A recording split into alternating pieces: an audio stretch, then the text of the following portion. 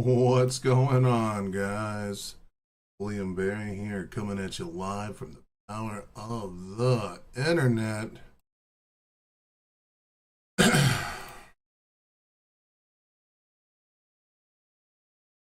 So we're gonna get right into it, buddy. Just right into it, right off the rip. Do you think most school shooters were white men? Oh, headset's off. That might help. That might help a little bit. Oh, light's red, so that means battery's gonna be dying. What's going on, man? Destiny's got some big cojones. Myron Gaines and a bunch of other political content creators have canceled their tours. Destiny is showing the fuck up not too far away from where Charlie Kirk got shot, a couple states over, while saying some divisive stuff online. Destiny doesn't fuck around. Anyway, guys, we're going to go ahead and get into this. I'm cracking up my energy drink. We are starting our morning. Sorry I was a little late. I took a little time to do the dishes this morning. I was reading comments on my Hey Ren song by Waynerd or Love Healing or whatever. And a lot of people were a few people were pretty unhappy with that one. Which is wild, but it is what it is. I predicted it, saw it coming, I called it before it happened. It's all part of the narrative, dude. Yeah, there's the narrative. It's all part of the narrative, and you know it. Go ahead, preach. We're interested You right know now. it. Go ahead. They said that the guy that shot Charlie was a Republican. Can you answer me He this? wasn't. If trans people are such effective assassins, why did we kick them all out of the military? Looking at this one right. That is a really good question. If trans people are such talented assassins, why are we removing them from the internet? Like, we could use them to take out people like Bin Laden did, you know what I mean? Or even though he's already been taken out, but that was kind of a dated reference there. Let's go with red. Let's be a little grumpy this morning, you know what I'm saying? That's what we're gonna do. We're gonna go with a little bit of red. Anyway. And then while this guy's trying to debate Destiny, he's talking shit about someone in the audience. Like, what the fuck is this, dude? What is this man, a child? Can you answer He me this? wasn't. If trans people are such effective assassins, why did we kick them all out of the military? Looking at this one right here, I want to get this thing a gun. Dude, get the out of here. Get this loser out of here. Are you serious? Why are you pointing out people in the audience and bullying people? Are you serious? At the aftermath of this event, Charlie Kirk has almost become a martyr for the right. You think that the killing... Charlie Kirk is a martyr if you have no fucking cognitive capabilities. Charlie Kirk was not... Oh, man. Charlie Kirk has the inability to, facilitate proper change because he used incredibly divisive rhetoric. And I'm not going to sit here and say that, he deserves the bullet that hit him. I would never make that claim. I'm the guy who would say it's not okay to punch a Nazi. You know, I'm not going to make the claim that it's okay to assault someone for their political opinions. I'm the guy that says we need to meet on the battlefield of ideas. That being said, Charlie Kirk didn't do that. Charlie Kirk didn't show up to actual debates with professors or intelligent individuals. He showed up to debate with people with no media training while he had a fuck ton of it. Anytime he stepped out of that arena, other than when it's against Hassan Piker, he absolutely got dog walked every single time. And then of course, when he goes to Cambridge, he looks like a fucking fool because students there actually get proper education. Holy fuck, dude. Of conservatives and the fear of conservatives to be killed is going to turn down the temperature of their leaders. But I was just at the vigil, and I'll tell you what, the temperature has only risen. So why do you think that the temperature is going to go down for leaders like Donald Trump? Because Donald Trump, whether you like him or not, whether you fucking hate him or not, the man is an effective leader for his party. What Donald Trump says typically happens. Look how many people stopped giving a shit about Epstein. You know what I'm saying? Look how many people have moved on from the Epstein files because Donald Trump kept pushing them to do so. They gave him pushback. They stood against him for a while, but then crickets. And now probably the Epstein stuff will never be released. Donald Trump completely dodged that. It's fucking wild. So, like, yes, Donald Trump has sway over his political party because it's no longer Republicans, it's MAGA. That, I saw you at the plaza speaking about earlier, are clearly not turning down their rhetoric at all. Yeah, I mean, I don't think the rhetoric is going to turn down because I don't think Donald Trump has any desire to turn it down. I think the left has been disavowing violence and calling for a decrease in the rhetoric for like. Now, if you want to have a conversation about members of the left saying morally immoral, reprehensible things, that's fine. Like, so many people of the left, like, the everyday watcher, the people who subscribe to like NPR, I'd probably say they probably say unhinged shit on the internet. But I mean, so does MAGA. But right now we're having a conversation about the political leaders, the thought leaders, the people that champion themselves as like the people who move movements. And if you consistently look throughout the last 20 years, Democrats have by and large condemned almost all violence. You might get like one radical every once in a while, but then if you were to contrast that to the MAGA side, the thought leaders of MAGA for the last 20 years, from Rush Limbaugh, Glenn Beck, Tucker Carlson, Bill O'Reilly, from the leaders like Paul Ryan to Trump to at one point Mitt Romney, all of these people have said terrible things. Now, Mitt Romney grew the fuck up a little after he lost to Obama. And, he said some pretty, cool things throughout the remainder of his career. But, like, so much of the political divisiveness has come from the right. They use fear-mongering. Hello, big man. What's going on? They use fear-mongering to, like, control people. It's not cool. Just watch any Fox News segment. Just Fox News. Like that's all you got to do. Fox News perpetuated the lie that the election was stolen. They lost a lawsuit over it. Fox News had to fire their most successful TV host for blatantly lying about January 6th, lying about the former election, while we have leaked text messages from that same person saying that he hates Donald Trump and all this other bullshit, but now he stands behind him at every possible turn.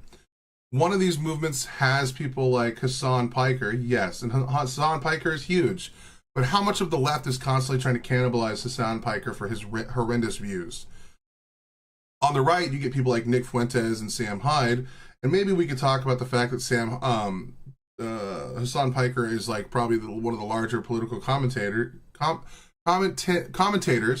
for the left especially. But, I mean, if you just want to use that excuse, we could just look to Asmongold. Asmongold has done fucking terrible things and said terrible things about the other side. So, like, using Hassan Piker is no longer going to be an effective bludgeon because Asmongold is bigger than Hassan Piker by, like, 2 times. Like, Jesus. Like the past decade, and for some reason Republicans seem completely and utterly unwilling to do it. For everybody that's saying bullshit right now, I welcome you to go look at Joe Biden's Twitter to see what Kamala Harris has said, see what Barack Obama has said, and then you can go ahead and post me what Donald Trump has said in response to everything, which is just a call for more violence basically on the right. So I understand what you were saying earlier. You were saying that the left doesn't have a need to disavow, like that should be on the conservatives. But I feel like I think everybody should disavow, to be clear. Everybody should disavow. That's why I'm here. That's why I'm speaking with you. That's great, but what about the president? But what I'm getting at, it's not about the president. It's not about the leadership. It's about you promoting this violence, saying that. So why is it up to the left to continually be the ones to disavow when we don't see that coming from the other side?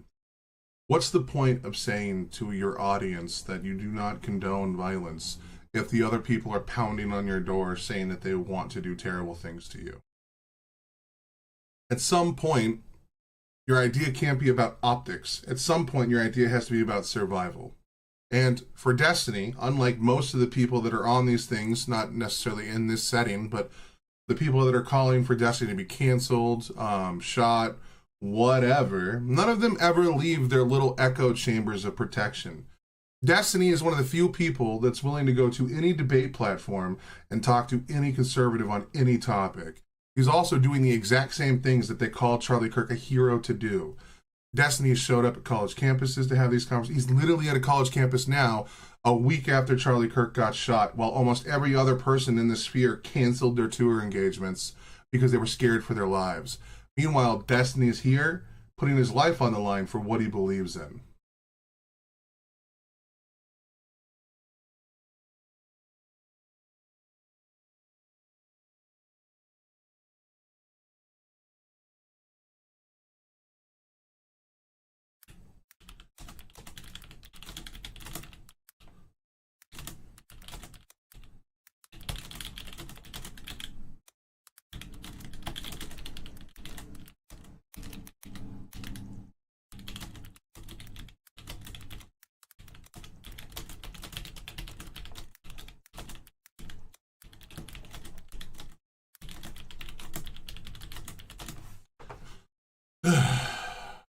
My God, these people have no critical thinking either. This is crazy. Conservatives need to be afraid of dying at events. When Destiny says conservatives need to be afraid of dying, he's saying that they need to not feel safe saying horrendous shit. If I walk into someone's house without any invitation, the threat of death should probably be present on my mind. If I'm going to go rob a bank, I should be afraid. What's going on, Matt? I should be afraid that I'm about to get shot by the police. If I'm at a bar and I'm pulling my gun out, can't stay long, have to get a broken tooth fixed. Fuck yeah, dude. Tooth pain fucking suck. If I have a gun out, the only reason that gun should be out is because I'm afraid for my life. Like, if one party is afraid and the other party isn't, why? Is it because they're the ones spreading all of the fucking terrible division and terrible rhetoric, and they're the ones amping up doing Dead Wax tomorrow? Yes, I am. I won't be a stream. I'll just do a full video and watch it.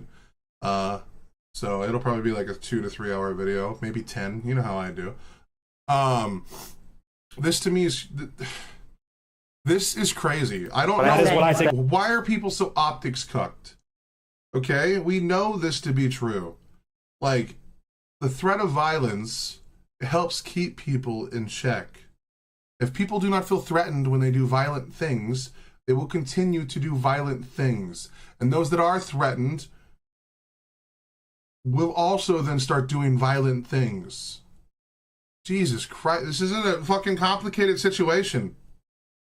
The issue with. It has nothing to do with conservatives. Oh, God. I don't know every song on the set list. I know I've done them all, though, other than Illest of Our Time. So I'm going to finish the stream an hour early today so I could do Illest of Our Time as an actual video and upload it. Because doing written songs, if they're like actual written songs, the Content ID picks those up incredibly quickly. Because of, I don't know what program or team he uses, but like that team he uses, they're incredibly effective at like nabbing the Content ID right then and there, and it just nukes the stream, and then the video gets stuck in limbo, you know? Violent conflict for political beliefs in the United States is not good for anybody. I feel like that here exists on the left. Nobody wants to see the violence. For some reason, it feels like the right feels like they're invincible and that they can go out and say the craziest things and invite like all of the conflict that Donald Trump is still pushing. You can say it. I mean, just look at what Donald Trump says. I invite somebody up here to tell me how Donald Trump has disavowed violence without blaming Biden or the left. When you come up here, no one's going to have anything to say because he hasn't done it. It's absolutely insane to me. So I don't know if the feeling is just that the right is inviting conflict. They don't think it's a big deal. I can't tell. I genuinely can't tell. Thanks. What's up, Z? Pastor Biden. Yep. I mean, I think the temperature that I'm gathering, and while, as a conservative, I don't follow the demagogues on the right. You don't follow the leader of your party, the political party? They're not my party. I'm a conservative, but I'm also registered as an independent. And the thing that I kind of want. Okay, but if you voted for them, they are your party in power now. And you are responsible for the vote that you casted. Okay? Like, hold on. What the fuck are we talking about? They are your party. If I were to look through your Twitter, I wonder how many fucking times you've like quote tweeted or like responded or used Happy Friday, Nikki, or used their talking points to justify one of your points. Like, I call out the left all the time, and I'm barely on the left. You know what I mean? That's it. I'm barely on the left, and yet I call it out all the time. I am left-leaning on a handful of topics, some a little further left, some a little more center, and then on a handful of topics, I'm right-leaning.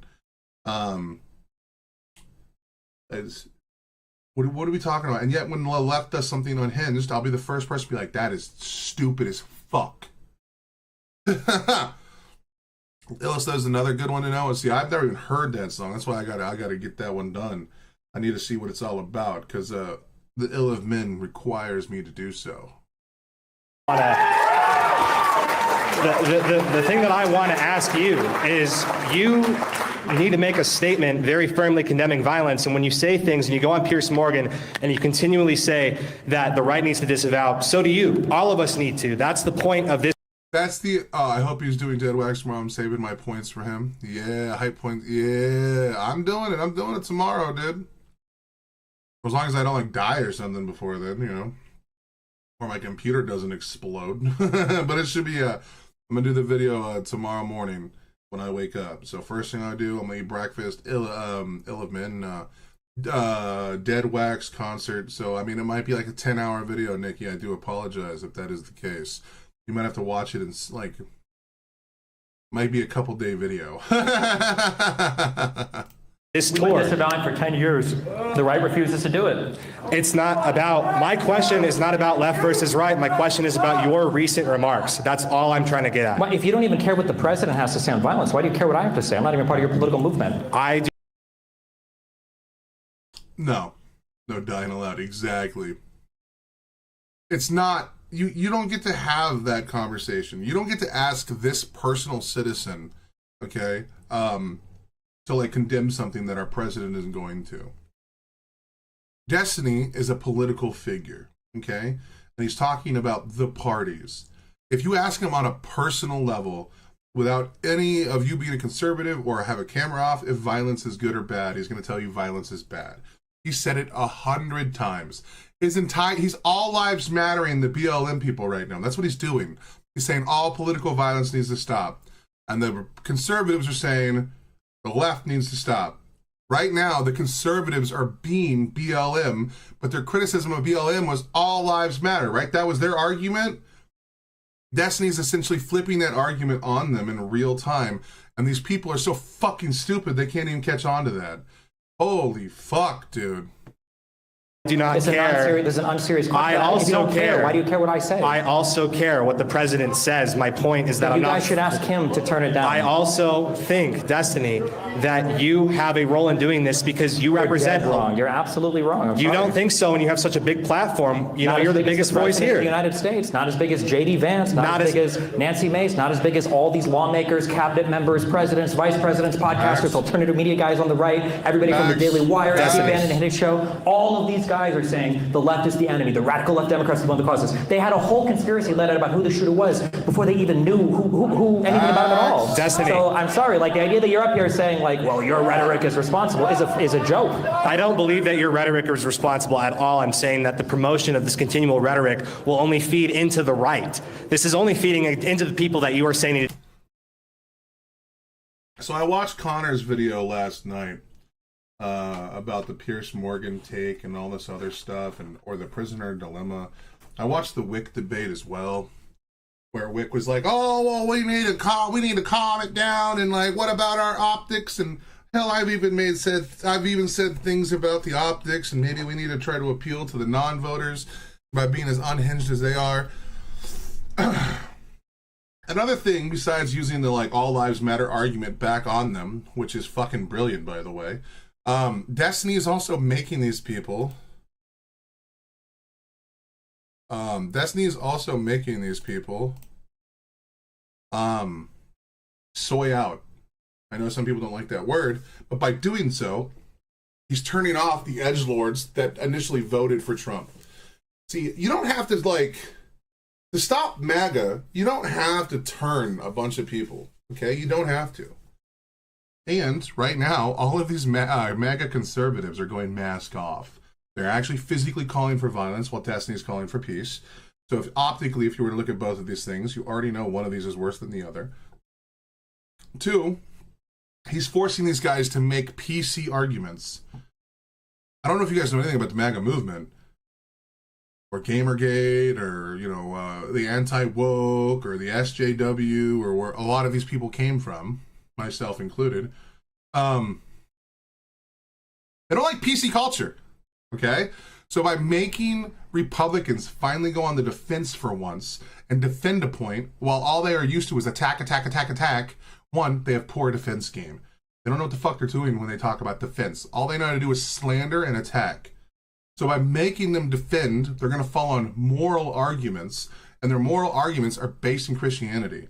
And their moral arguments are going to be based on, what about the feelings? What about the kids? And think about, they're going to start doing the same PC arguments they complained about that the left was doing when the left was in power. He's flipping all of their arguments back to them and is making them look like they're the ones trying to cancel people. They're the ones trying to censor people. They're the ones trying to shut down conversation.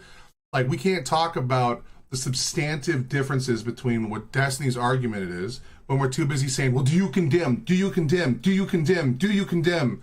I could listen to Destiny all night, and you are now a close second. Dude, Destiny is, I've been a huge fan for about 4 years. So by doing these things, right, by calling these things out in real time, Destiny is now flipping their arguments on them. And anyone that's not on MAGA who heard those arguments for the past 5-8 years are going to go, wait a second, this isn't right. You don't have to stop all of the conservative movement. You just have to hurt 5 to 10% of the movement. And by doing so, you can at least drum down support for their side, at least electorally. And that's all that Destiny cares about. He doesn't give a fuck if people like him. He doesn't give a fuck if these Republicans leave here and think, whoa, Destiny's such a cool guy.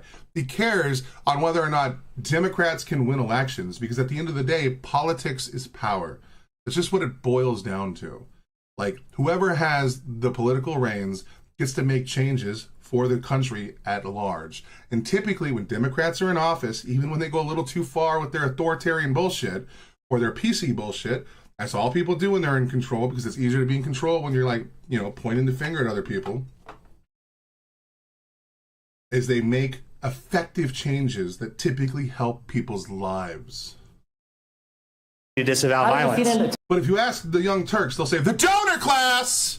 Fuck Anna Kasparian and Shane Cougar. Only feed into the right. This is only feeding into the people that you are saying need to disavow violence. I want everybody in this country to disavow violence. How does that feed into the right? I was at the rally. No, can you explain? When I say I want everybody in this country to be able to disavow violence, how does that feed into the right? When you say that conservatives need to be afraid of dying at events that turn down the temperature. I said that everybody should have a healthy fear of political violence. We shouldn't want it to happen. So then say everybody. He does say everybody, you absolute troglodyte fuck. You should have said that. We've said this for over a decade, but you guys don't hear it. Then you're not connected to reality. I'm not connected to reality. You're not connected to reality. Master butt. How many BLM rioters did Joe Biden pardon? Exactly. How many J6ers did Donald Trump pardon? A lot. And some of those rioters that he pardoned were violent criminals that attacked police officers, okay? He pardoned Dominic Pazul, the guy who broke into the Capitol building. I think it was Dominic Pazul, I think that was what his name was. A member of the Proud Boys who broke into the Capitol building with a riot shield that he stole from a cop after beating the cop nearly to death, okay? And then after that, he got pepper sprayed upon entering the building. We also had 3 other cops that got the living shit beat out of them, and one of them ended up in the hospital and then later died of what they called natural injuries or whatever. He died of a stroke. But I mean, anyone can say that like the beating could have caused the stroke. Anyone could say that you know, the pepper spray that someone maced him, who actually went to jail for macing him because it put him in the hospital, could say that maybe he died because of that, or he might have just been too healthy to be on the force to begin with. None of that is really relevant. The thing is that no Republican should be defending people that go assault cops when you're supposed to be the Blue Lives Matters guys. And on top of that, they're also defending people that go against due process. What the fuck are we talking about? Due process is incredibly important. It's like kind of written into our Constitution, and these people are supposed to be the constitutionalist. Something's not right here. It's almost like they use a fake veil of all these political beliefs. And then when they're in a position of power, they just forget them. They forget them. Meanwhile, I've had the same views for about 10 years, and I've been at war with the radical left and the radical right, and I've called out the left during Trump's presidency, and I've called out the right during... I'm not changing my opinions. People like Bill Maher aren't changing their opinions. People like Destiny aren't changing their opinions. When these people are still in office, they're the same.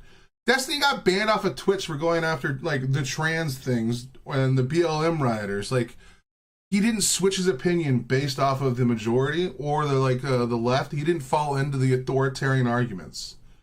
He called it out, regardless.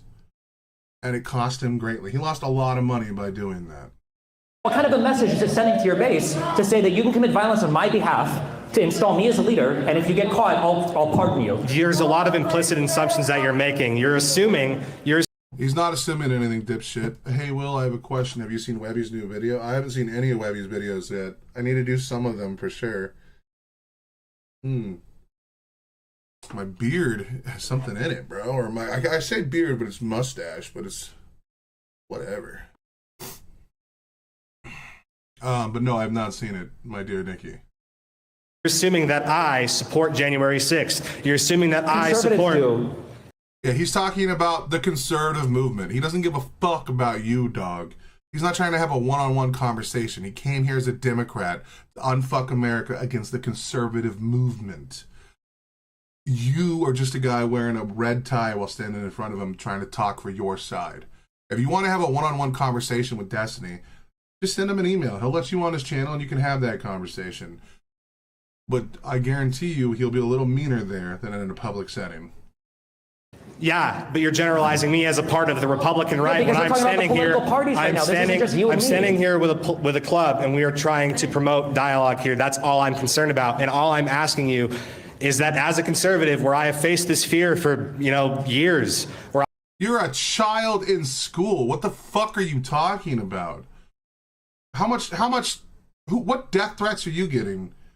Like, I've gotten quite a few death threats in my day, and I'd still say that I'm not getting a lot of death threats. Like, people say unhinged shit on the internet. That's just kind of the way it goes. But like, if you spend any time on Twitter, yeah, you're gonna get some unhinged shit. You know what I mean? I've had people on the far left say that they want to call me out as like a chaser, fucking disgusting, transphobe, Nazi. And I've had people on the far right call me, what is it?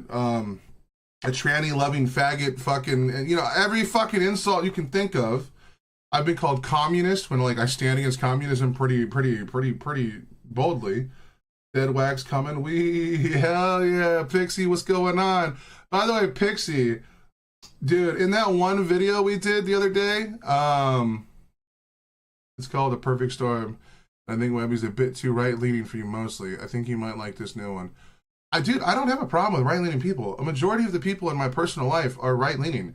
My parents are both Republican. My two best friends in Canada are Republican. The people I worked with for a bunch of time were Republican. And dude, sometimes they say shit where I'm like, no. Actually, another person I play a lot of League of Legends with is Republican. The other person I play League of Legends with is a hardcore libertarian that voted Trump. Like, no. Like, I can hang out with people across the political aisle with no fucking detriment. It's when they start talking politics, they don't like what I say. Because I'll be like, that's not true. And I'll bring up facts, or I'll start Googling shit while I'm talking to them. I'm like, bro, are you just reading mainstream news? I'm like, nah, dude. There's a problem here. But honestly, if you were to ask me who I'd rather be around, it'd probably be conservative people. Conservative people typically like what's the word I'm looking at? Like in my own personal life, if I had to like do a work thing with someone, I would hope they're conservative, because I'm not, and I have the same problems that all creatives have. I start going like, what if we just start fucking around with the rules a little? And they're like, why don't we just finish the job they asked us to do? And I'm like, okay. Like, I kind of need a conservative counterbalance when I'm doing stuff, bro, or else I just go on tangents for days. I've also... I was going to say, though, hope you're doing well, shithead. Hey, I am, bro. Not me. I was gonna say, hi, what were you gonna say? Yeah. So we know we did that like Vineyard song or whatever, and like I said like 2 critical things in it. My God, dude, the comments right now, there's about 5 of them that are just like, dude, that's got a pretty high dislike ratio. No one liked my reaction to that one, dude, because I was like, I don't like this line, and they're like, oh, dude, it's crazy, Pixie. So you got me in a little trouble with the Renegades. I'm just gonna put that out. But it's okay. I stand on business. I stand on business. But again, massive respect for our boy Destiny here. This is so gangster. Also dealt with threats of violence.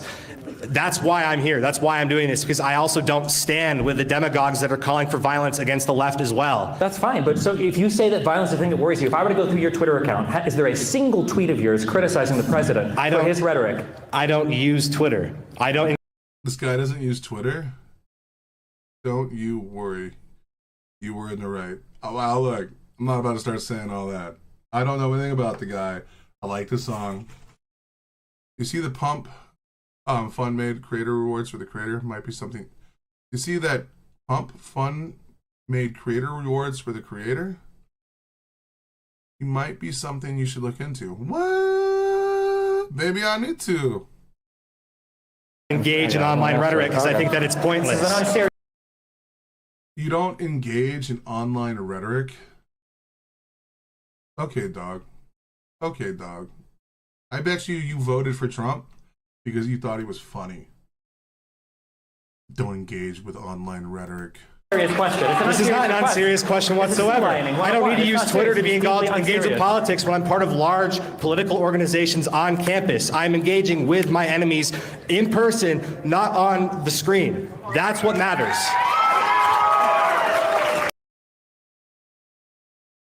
Excuse me. One, Destiny is here doing the same thing, okay? That's why he's standing right here.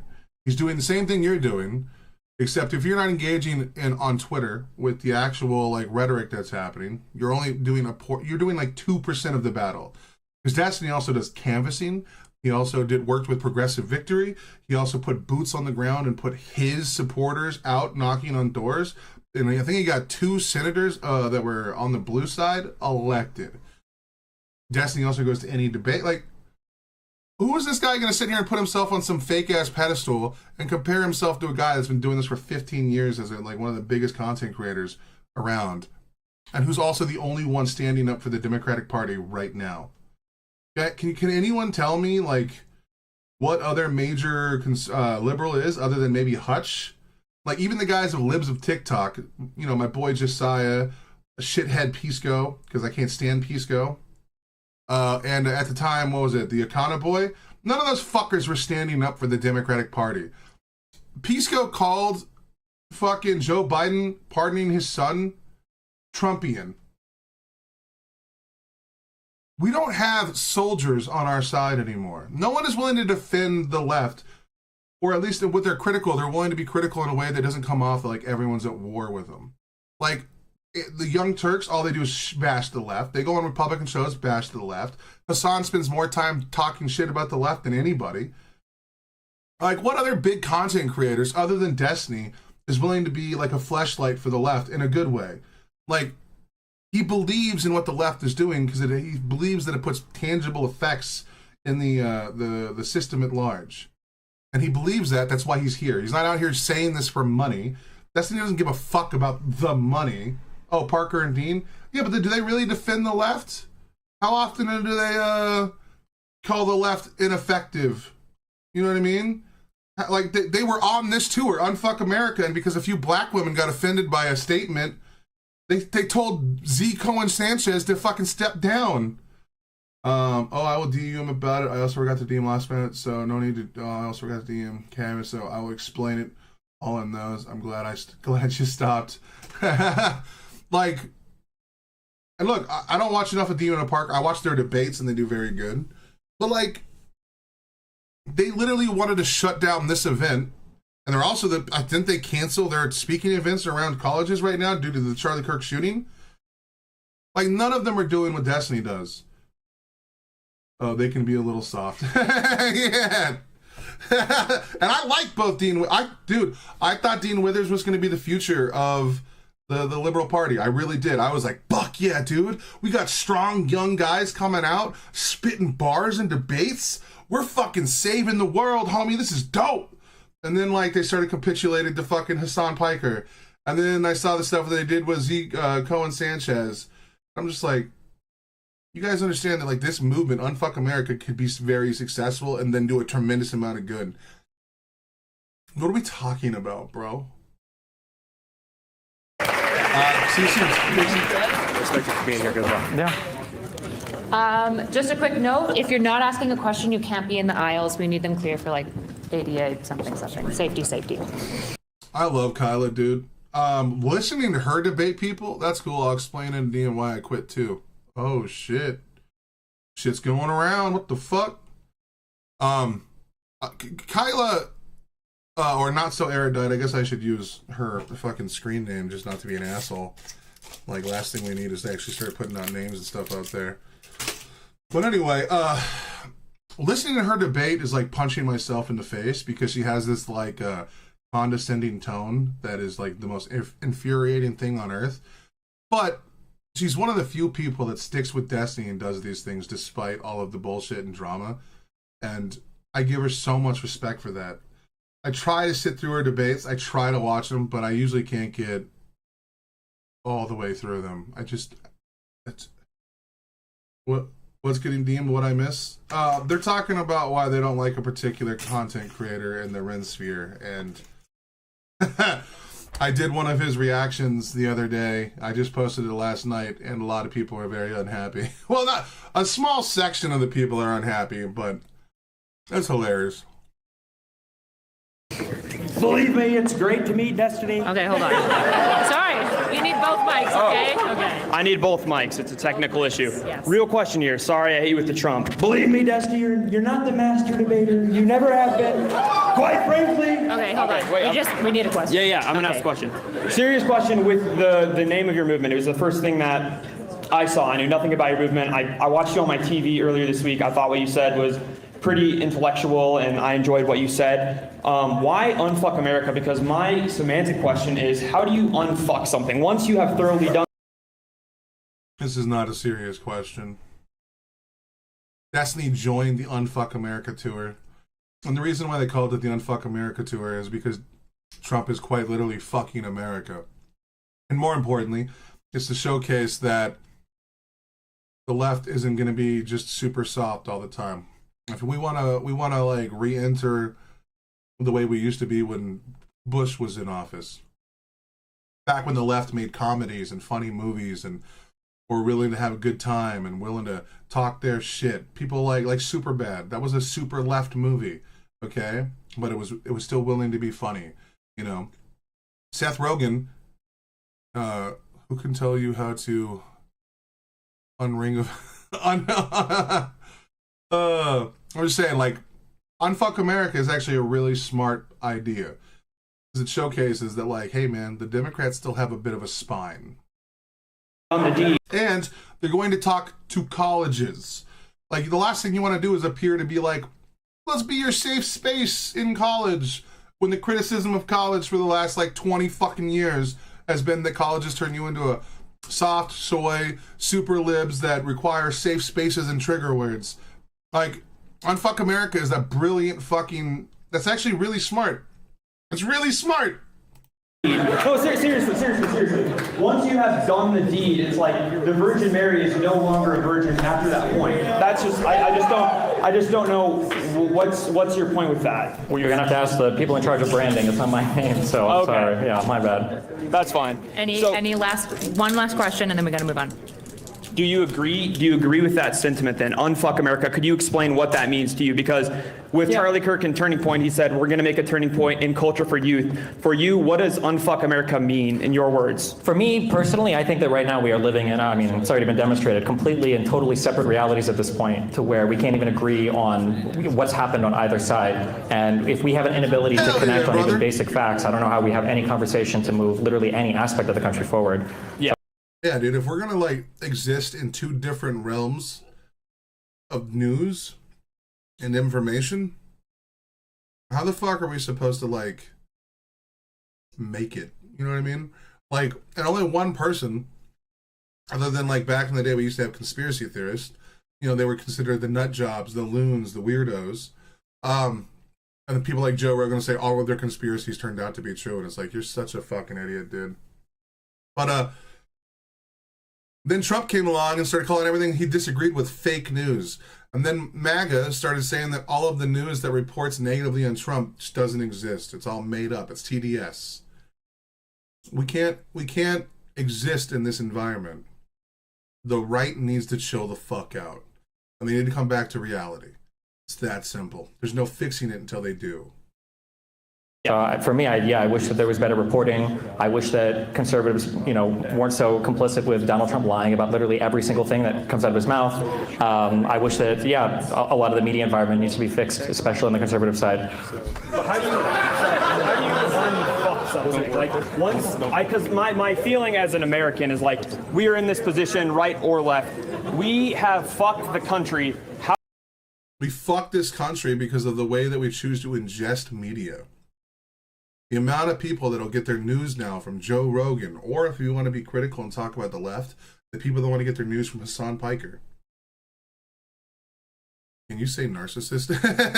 Hell yeah.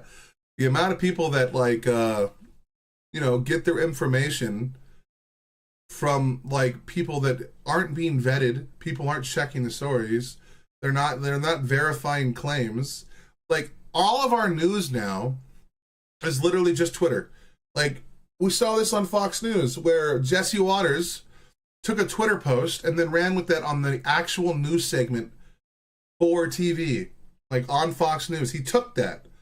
And it was a troll thing that Destiny posted about him being banned on Twitch, which happened 3 fucking years ago. No one at the Fox News media conglomerate fact-checked this. No one even Googled Destiny's name to find out what the fuck was going on. Like, how is this our media diet? Like, even Fox News now is just reporting on Twitter posts. Like, what the fuck happened? We used to have standards. Now, I know that the left were the first ones to start doing this shit, especially with things like the Kavanaugh kid or COVID or their nonstop war with Trump and his first thing. His first run, that's what made me start cozying up to Trump a little bit until 2020 when he like tried to insurrect the government. Like, at some point, the left has to take some responsibility for that, and I think it does. Like, we saw this with COVID. People were scared, so they just said like crazy shit. Rachel Maddow, like, the vaccine will stop you from getting COVID. That was wrong. The way they treated Joe Rogan was wrong, especially when they put like a different filter on him. All of that was wrong. I could call it out. I could say it's disgusting. There's a reason why these people lost a lot of viewerships. Like, Brian Seltzer lost his job. Like, the viewership of people like Stephen Colbert and Jimmy Kimmel at the time, like, plummeted. Like, you can do that. It's all gravy, baby. But now the right is doing it way worse. What are we talking about, man? How do we unfuck it besides a culture war? And I don't know if you know Curtis Yarvin. He's an obscure. I'm so jealous you got to Canada. Things are so dangerous here. I got out at the right time, bro. I got out like a week before or 2 weeks before Kirk got shot. And bro, I say some unhinged shit when I'm playing video games with the boys. I feel bad because like I wouldn't say I'm putting on a mask or anything, right? When I first get news, it doesn't filter through my super ego, right? It doesn't filter through like my cognitive thinking, and I go like, oh yeah, that's bad. You know, but like when I first heard about Charlie Kirk, and then like I started like going to Twitter and stuff, my girlfriend and my girlfriend was sitting next to me. I was in a Discord with two of my friends, and I started reading all the shit that the far right has been saying. And I consider people like far right, like Matt Walsh now, and you know, Steven Crowder and all these guys. Dude, I started saying some horrendous shit. I was like, man, these motherfuckers, dude, the bullet should have been for them or something like that. You know what I mean? Now, obviously, once I have time to like think my way through the situation and think about like how bad violence is, you know, when I'm not being reactionary, I can have a pretty decent take on things. But the you know, when I finally have messages getting filtered, no, dude, I have that shit off, dude. I have no restrictions on comments at all, and it still restricts comments. I don't fucking understand. That's crazy. Maybe I just need to do this off of somewhere other than YouTube. I don't know, dude. I'd be banned on Twitch though, because I'd talk out against Hamas and stuff, and that's a stupid thing that sounds like something I would do. Yeah, dude. Dude, I'm not gonna say I'm a saint, bro. When I have my reactionary moments, like they're not good, you know. So I mean, if someone heard one of those reactionary moments in like a fit of rage, my ass is gonna get blasted, bro. Or if you get me stuck in debate mode, the more I've learned about Charlie Kirk the past few days, the less empathy I feel. Exactly, dude. I'm not, well, I mean, I wasn't very empathetic to it at all, but I'm a little different than most people. I don't, maybe I'm a sociopath or whatever, but if like people have no effect or tangible effect on my life in like a real setting, I don't care. In fact, I get myself in a lot of trouble, especially when I was much younger. When like a celebrity would die, I would go on YouTube, or not YouTube, but Facebook, and I would mock the people that were going to make posts about that.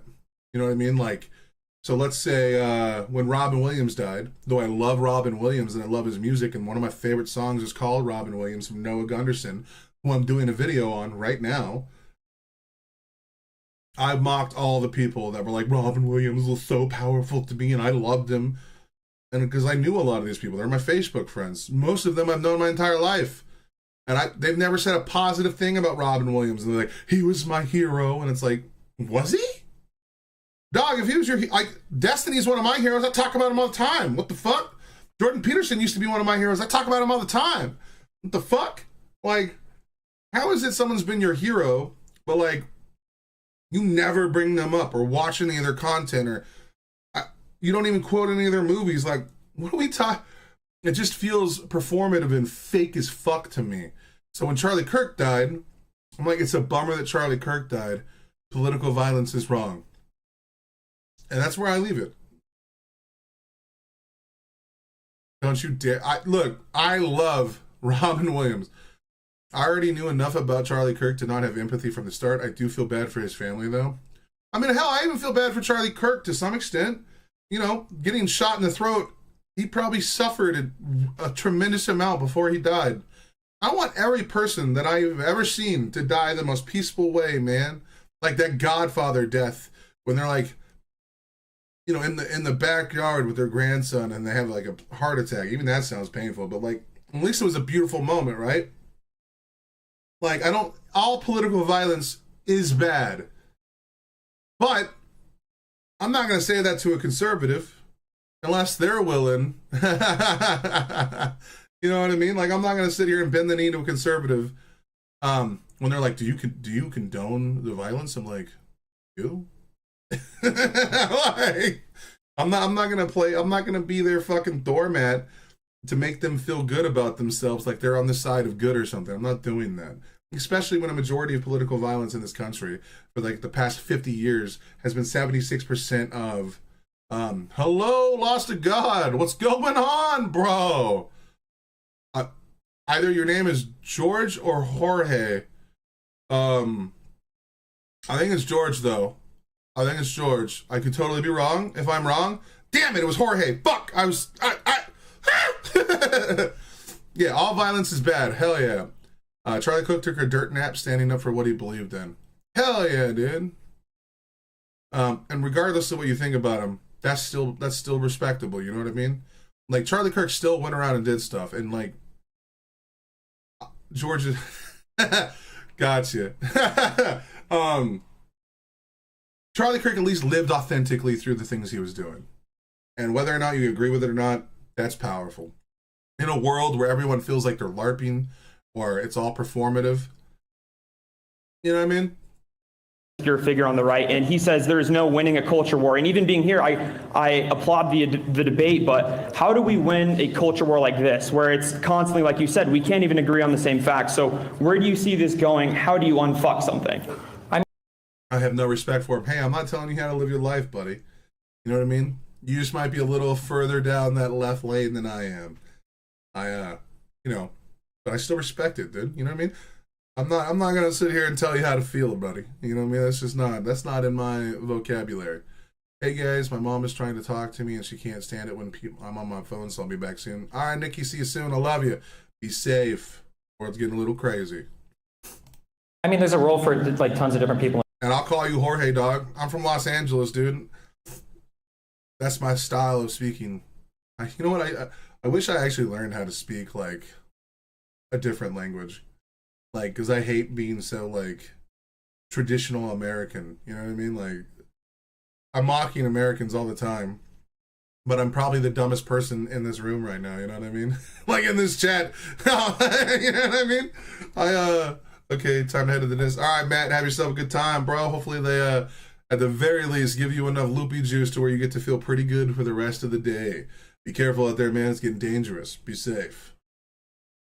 Involved. I mean, it might be advocating for a politician you believe in at some local level, state level, federal level. It might be a guy who makes video essays. It might be people that run political clubs on campuses. But I mean, at some point, people in America are going to have to make like better decisions and decisions with more integrity about what it means to be involved in politics. That it's more than just a hobby or a game, or that it's more than just sniping headlines, or that it's more than just telling whatever lies the most convenient on your side.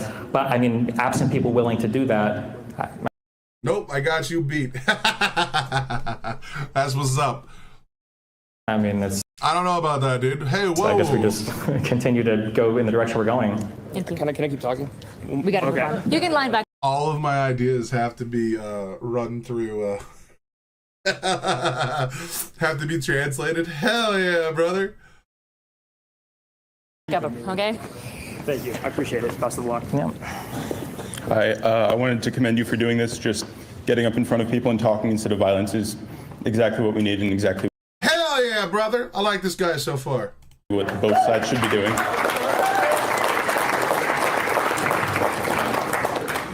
My question was about, sorry, something you said earlier this week on the Piers Morgan show. You said, if you wanted Charlie Kirk to be alive, Donald Trump shouldn't have been president for a second term. Why would you say that, and what did you mean by that? 'Cause that, bro, it's so easy to tell what he's saying. Okay, so all right, we're gonna just walk this down both sides, okay? Because it's not that fucking difficult. Okay, if you are a super mega conservative and you think that the left is fully responsible for Charlie Kirk getting shot, do you think that the left is going to be more unhinged with Donald Trump in office or out of office? Well, okay, you probably think he's going to be more unhinged with Donald Trump in the office. Because if Kamala Harris won, we would have had all the power. We would be enacting the plans that we had in play. Okay, so if your logic is that the left is primarily the ones creating violence, by having Donald Trump in the office, the likelihood that a left-leaning person to commit violence would dramatically increase. Right? Because if the left is in office and the things aren't getting done the way the left wants, their attack would be more likely to be on a member of the left. If that's your line of thinking, okay? Now, if your line of thinking is that Donald Trump single-handedly has been raising the political tensions for the past 15 years, like I do, I can only handle so much politics, plus I got a notification of a Ren reaction. Hey, have yourself a good time, bro. I gotta mix it up a little bit because music gets me my stream kicked down. And I love politics, I ain't gonna lie. But if you think that Donald Trump has been somebody that's been like perpetuating violence through violent rhetoric, evil fucking statements, and he's literally famous for making nicknames for the people that he run against. You know, he called Kamala Harris a Marxist, Leninist, fucking Nazi, communist, fucking authoritarian, fascist. Like, you could, every insult under the book, that's what he called Kamala Harris during the campaign trail. Okay, so I mean, and then you're like, well, they call us Nazis. I'm like, you guys do it too. Dude, Glenn Beck, when I was in my like fucking teens, was calling people communist. Rush Limbaugh called almost every Democrat under the sun a communist. You know what I mean? Like, communism has killed more people than fucking Hitler did, dude. Okay? What are we talking about? The difference is the left, when you call them a communist, they're just going to own the title. And that's what the right should have done with the word Nazi or fascist. Not Nazi, but fascist. You know, you're a fascist. Be like, hell yeah, I am, brother. I'm going to get shit done. You know, whatever. Just own it. It loses its political effectiveness when you own it. Calling someone on the left a communist doesn't mean shit to them. It means shit to me because I'm not a fucking communist. But some of them are communists and they don't really give a fuck what you call them. Some of them just want to make you suffer, bro. But like, what a stupid fucking... You can't act like a not see then and get mad when people say it. Yeah, dude. Because I think Donald Trump is constantly using the most violent and the most extreme rhetoric possible. I don't understand how you can continually support somebody who, you know, laughs about people dying in boats in Venezuela, who laughs about bombing Iran, you know, even though we're supposed to be the country of no new wars. A guy who, like, at every opportunity he has to take a different path, he continues to make statements basically encouraging violence. On Fox and Friends, they... When we took out that one guy, I can't remember who it was, Alaboud Abadagi, I don't know how to say his name, bro. But like when he gave a speech about that, like Shane Gillis even talks about it in his stand-up special about how it's favorite. That's why he calls his stand-up special The Beautiful Dogs. He's like, they went through the wall, the big beautiful dogs, and you're like, what the fuck are we doing? We just took a man's life. Can we show some fucking grace while we're doing that? Like when Obama did drone strikes or whatever, and he killed like leaders of parties, he would come out and be like, America, my name is Barack Obama, your president. We executed a drone strike on, and you know, like he's at least playing the part of the president. He'd be like, we were precise with our reasoning. These aren't the same thing, and to act like they are is fucking insane, dude. What is happening? What happened to America, dude? I lived there for so long. Asked him twice if he would disavow violence, and he can't do it without blaming the left or talking about Joe Biden, who makes jokes about invading other countries, who calls all Democrats radical leftist lunatics, who plays games with FEMA, who won't, you know, even have the basic... Oh my God, I forgot about FEMA, dude. What the fuck? The fact that he was literally telling people like Gavin Newsom, we're not going to give you funding unless you're willing to play ball with my political agenda. It's like, you know, most presidents don't do that. If a state gets hit, you're the president, right? Your job is to take care of all of the people in that state as long as all of the people in America. This has nothing to do with your political ideology. This isn't the game. When people are dying, it's not time to play politics. It's time to, like, do your job. And the fact that he can't even come out and be like, violence is bad. We need to cool down the temperature. The fact that during January 6th, it took him like 4 hours or 3 hours to come out and be like, the violence is bad, please stop. He couldn't even do it then. He had to come out and be like, I know you guys are patriots. I love you all. You know, like, but it's time to go home. Did you hear what Brian Kiley said? And he had very little pushback so far. Oh, God, no. All right. I have not. What is it? Control C for copy? I think it is. What did this lunatic say?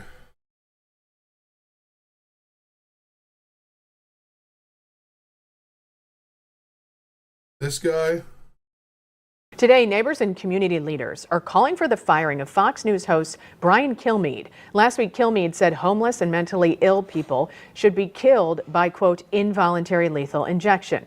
The comments came while he and other hosts were discussing the death of a Ukrainian refugee killed by an unhoused man in North Carolina.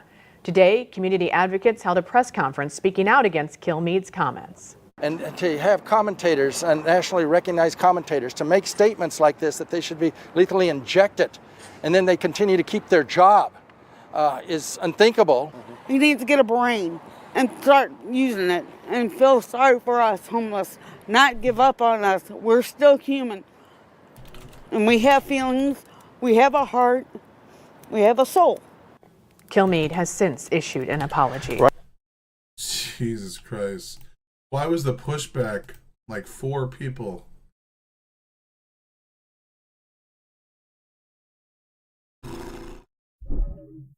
Okay. America is fucked. You know, Asmongold said the same thing in a post on Twitter. Right after Charlie Kirk's shooting, Asmongold came out and said, I would look it up, but my Twitter's full of adult actresses, so I'm not about to do that. But you guys can do your own research on this one. Maybe he deleted it. A lame apology at that. Yeah, that's bullshit. Asmongold said, and I quote, that's it? Yeah, exactly. Meanwhile, we fired Jimmy Kimmel for like banal comments. And then another guy saying things that like, this is what Charlie Kirk said. Yeah, we are fucked. Asmongold, the biggest political streamer, okay, said that if we were to take 10% of the mentally ill, unwell people out of schools and put them in the coal mines, the world would be a better place.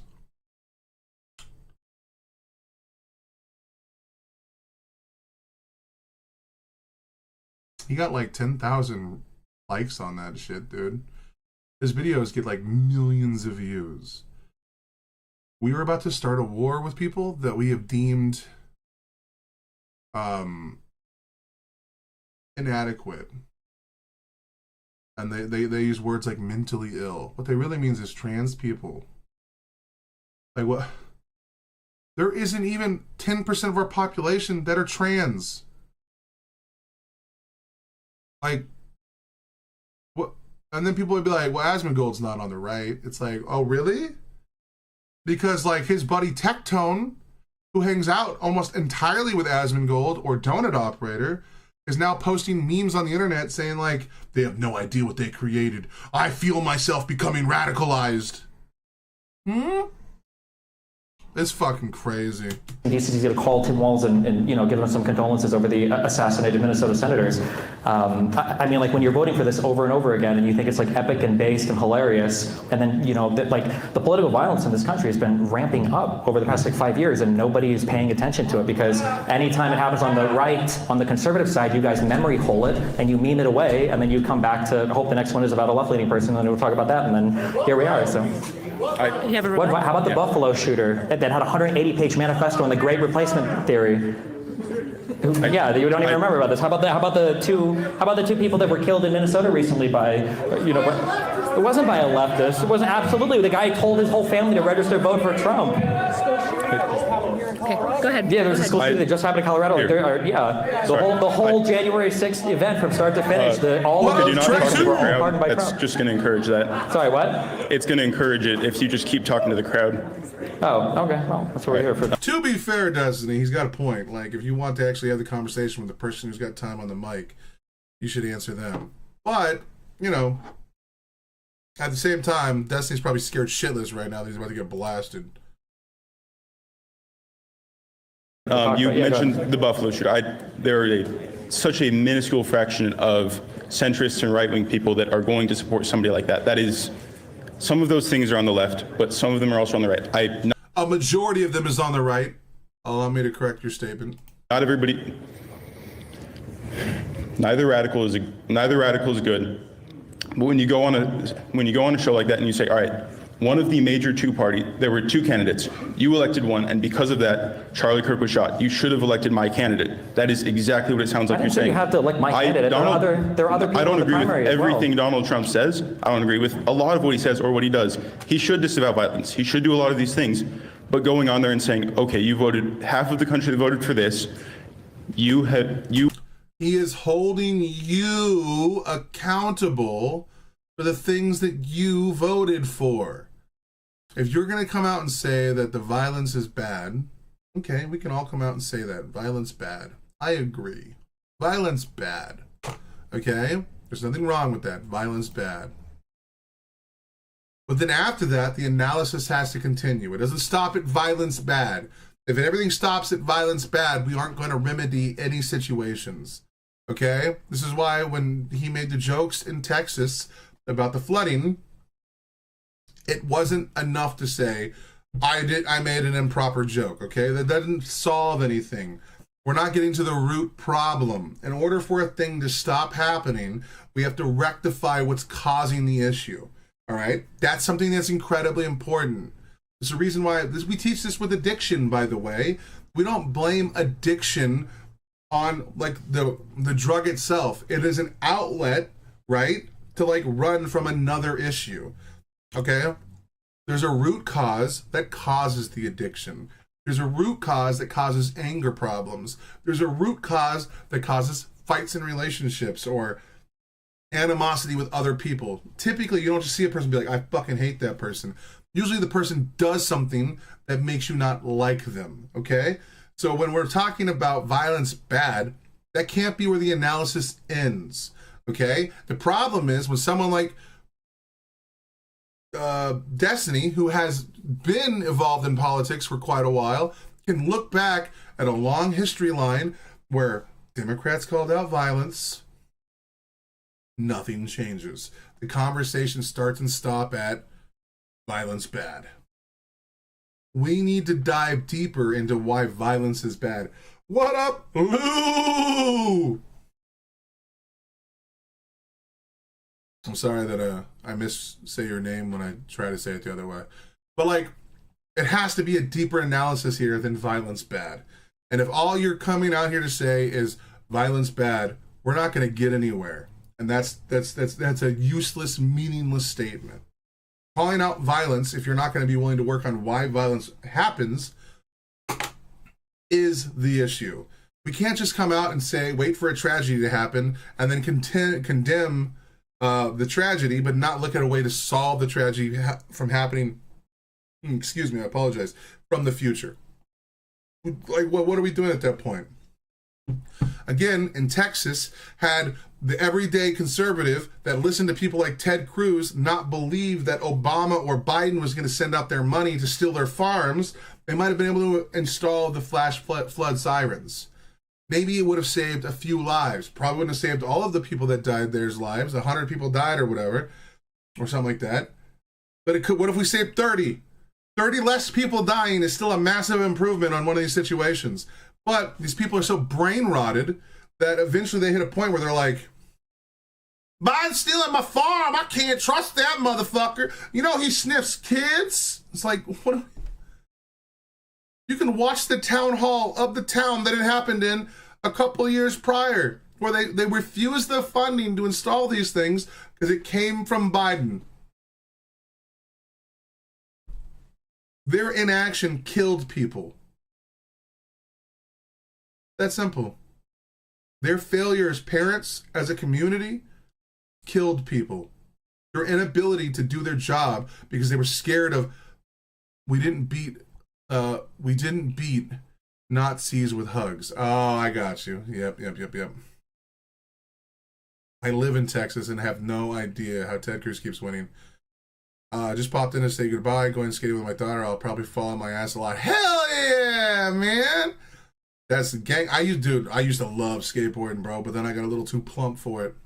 But if you ever want to see a fat man, at least do the little fucking, I forget what it's called. But my favorite thing is to do like the walk, bro, on it. Ah, dude, that shit was gangsta as fuck. Yeah, dude, I don't get it, bro. I don't get it. But then all these people come out and be like, well, your comments were mean. A lot of these people died of that flash flood was mean. How about that? Okay? How about that conversation? Why aren't we having that? Why do all we care about is the virtue signal bullshit? Why aren't we going to have a conversation about the policies that were enacted that failed to fucking save human lives? Why is it that the conversation starts and stops at, I don't like the way you said that, or the event was bad? We need to dive deeper. Holy fuck. We are roller skating. Oh, yeah. I don't look good in roller skates, bro. That's not my style, bro. My fat ass isn't meant to do the splits. And on roller skates, it happens way too often. That camp received exemptions for several years. Those bunkhouses shouldn't have been there. Exactly, dude. That is a failure of the Republican Party and a failure to maintain a safe society for their constituents and their citizens and their people. Like, what the fuck is... Well, let's go attack Destiny because he made jokes about the porn ban. Okay, boys. You are the reason Charlie died. You should have not voted for the side of the party. That's exactly what it sounds like on national television. I mean, I'm sorry if that's offensive, but at some point when we grow up, we have to realize that politics isn't just a game. It's offensive. You're offensive. I'd pay to see you skate? Hell yeah, brother. Maybe I'll do that, bro. There's a skate park here in town, bro. I'll go buy some rollerblades. Or at least skateboard. I could probably... I think I'd get down. I'd give me a little banana board, one of those little tiny ones that I can't even stand on anymore. That'd be fucking hilarious, bro. Do it for the Vine. And also, again, it's so dope that Destiny's flipping all of these guys' arguments on their side, okay? So essentially, Destiny is using the All Lives Matters arguments against people that were for the All Lives Matter argument. All political violence is bad, and they're like, well, no, you need to call out just the left. He's using their argument against them. It's fucking glorious. And also, he's now getting to attribute to them being snowflakes and triggered, which is like one of their main talking points. He can now point to the finger at numerous situations where they try to do cancel culture, where they're demanding people lose their job. You know what I mean? Like, Destiny is finally putting Republicans on the defense. And this is good. They don't get to do attack nonstop. And all the little soy boys that I love, like Hutch and Mr. Wick from Wick TV, and hell, even Connor Counterpoints. I love them. I love him, even though he's a Republican. I love that son of a bitch. And I would tangle beards with him. I was supposed to have a conversation with him because I'm starting to find this happens a lot. I'll reach out to a content creator and they'll be like, hell yeah, man, I'll definitely work with you. And then like months later, they don't ever respond again. It happened with Uncle Ray, and it's going to happen. It happened with Counterpoints. And it's like, fuck. Okay, well, thanks, man. But they get the optic L or win, you know what I mean? Like, they get to make it look like they're willing to work with a small content creator.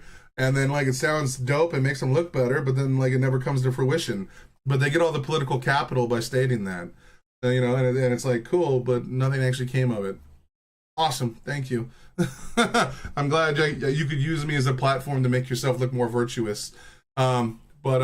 You know, thanks for never responding to any of the messages I sent. That's crazy. That's cool. I like that. You're upset about it, and you should be, but when you vote for people, you're voting for very real things to happen. People getting deported from the country isn't a joke. Doing terrorists that are destroying parts of our economy isn't a joke.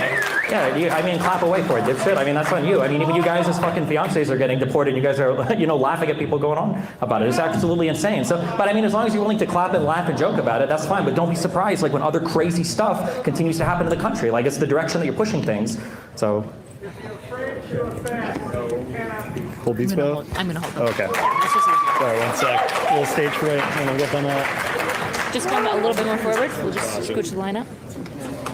So real quick, I just wanted to ask, this is kind of the same thing as the last one, so I'll try to be brief, but you know, I saw some comments from you saying that, you know, in regards to, you know, events like the Charlie Kirk shooting, that conservatives should be afraid to go to such events.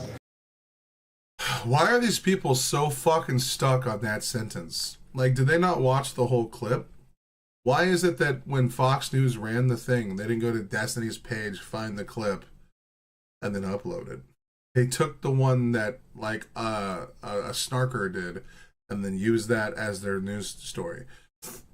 Destiny quite clearly said, as someone who goes to these events, he's scared for his life. Because he's being put in the crosshairs, and there's nothing wrong with that.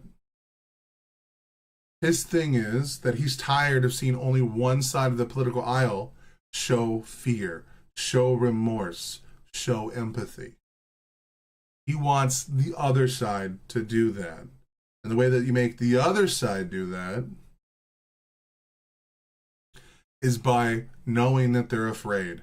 Jordan Peterson used to talk about this before, that the reason why men can usually get along so well, by and large, is because there's the threat of violence. I might feel awkward doing it, but try reaching out to Uncle Ray again. He has a track record of actually working with small town creators, but he had a tough time recently. Oh yeah, probably. You know, I probably won't. You know, not a knock on Uncle Ray, but you know, I sent him my message, and then like he responded once, and then I sent him another message, and then it just got left unread. I'll probably just leave it at the wayside. I'll still watch his content. I'll still respect what he's doing, you know. But I'm not gonna beg to be on anyone's thing, dude. It's just not gonna happen. And then after Connor kind of left me ghosted too, I'm not gonna reach out again. Like, it's just that simple, you know what I mean? Like, I do reaction content. What am I? If you say wild shit about the public, then you should fear being in said public. Yes, that's such a cool way to say that. Ricardo, I just need you to take over my show, please. I will watch you. Can you just start streaming in my stead? Because, like, I feel like you would be able to, like, put out what I'm trying to say. You know what I'm saying? Dude, I still have Unk gets a lot more. Oh, yeah, dude. Yeah. Yeah.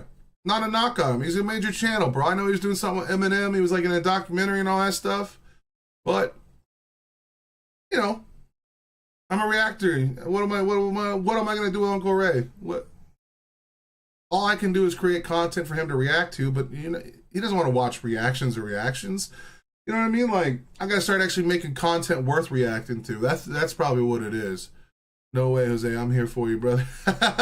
Uncle Ray had to take a break for his own issue. I don't think he would want to leave you hanging. I think you two would make a cool content. Yeah, I just don't. Yeah, that's what I'm saying. He's in the Stand movie. Yeah, he was busy, you know. And I got mad respect for him. I don't know what we would do. What we're gonna do, a two-way react on something.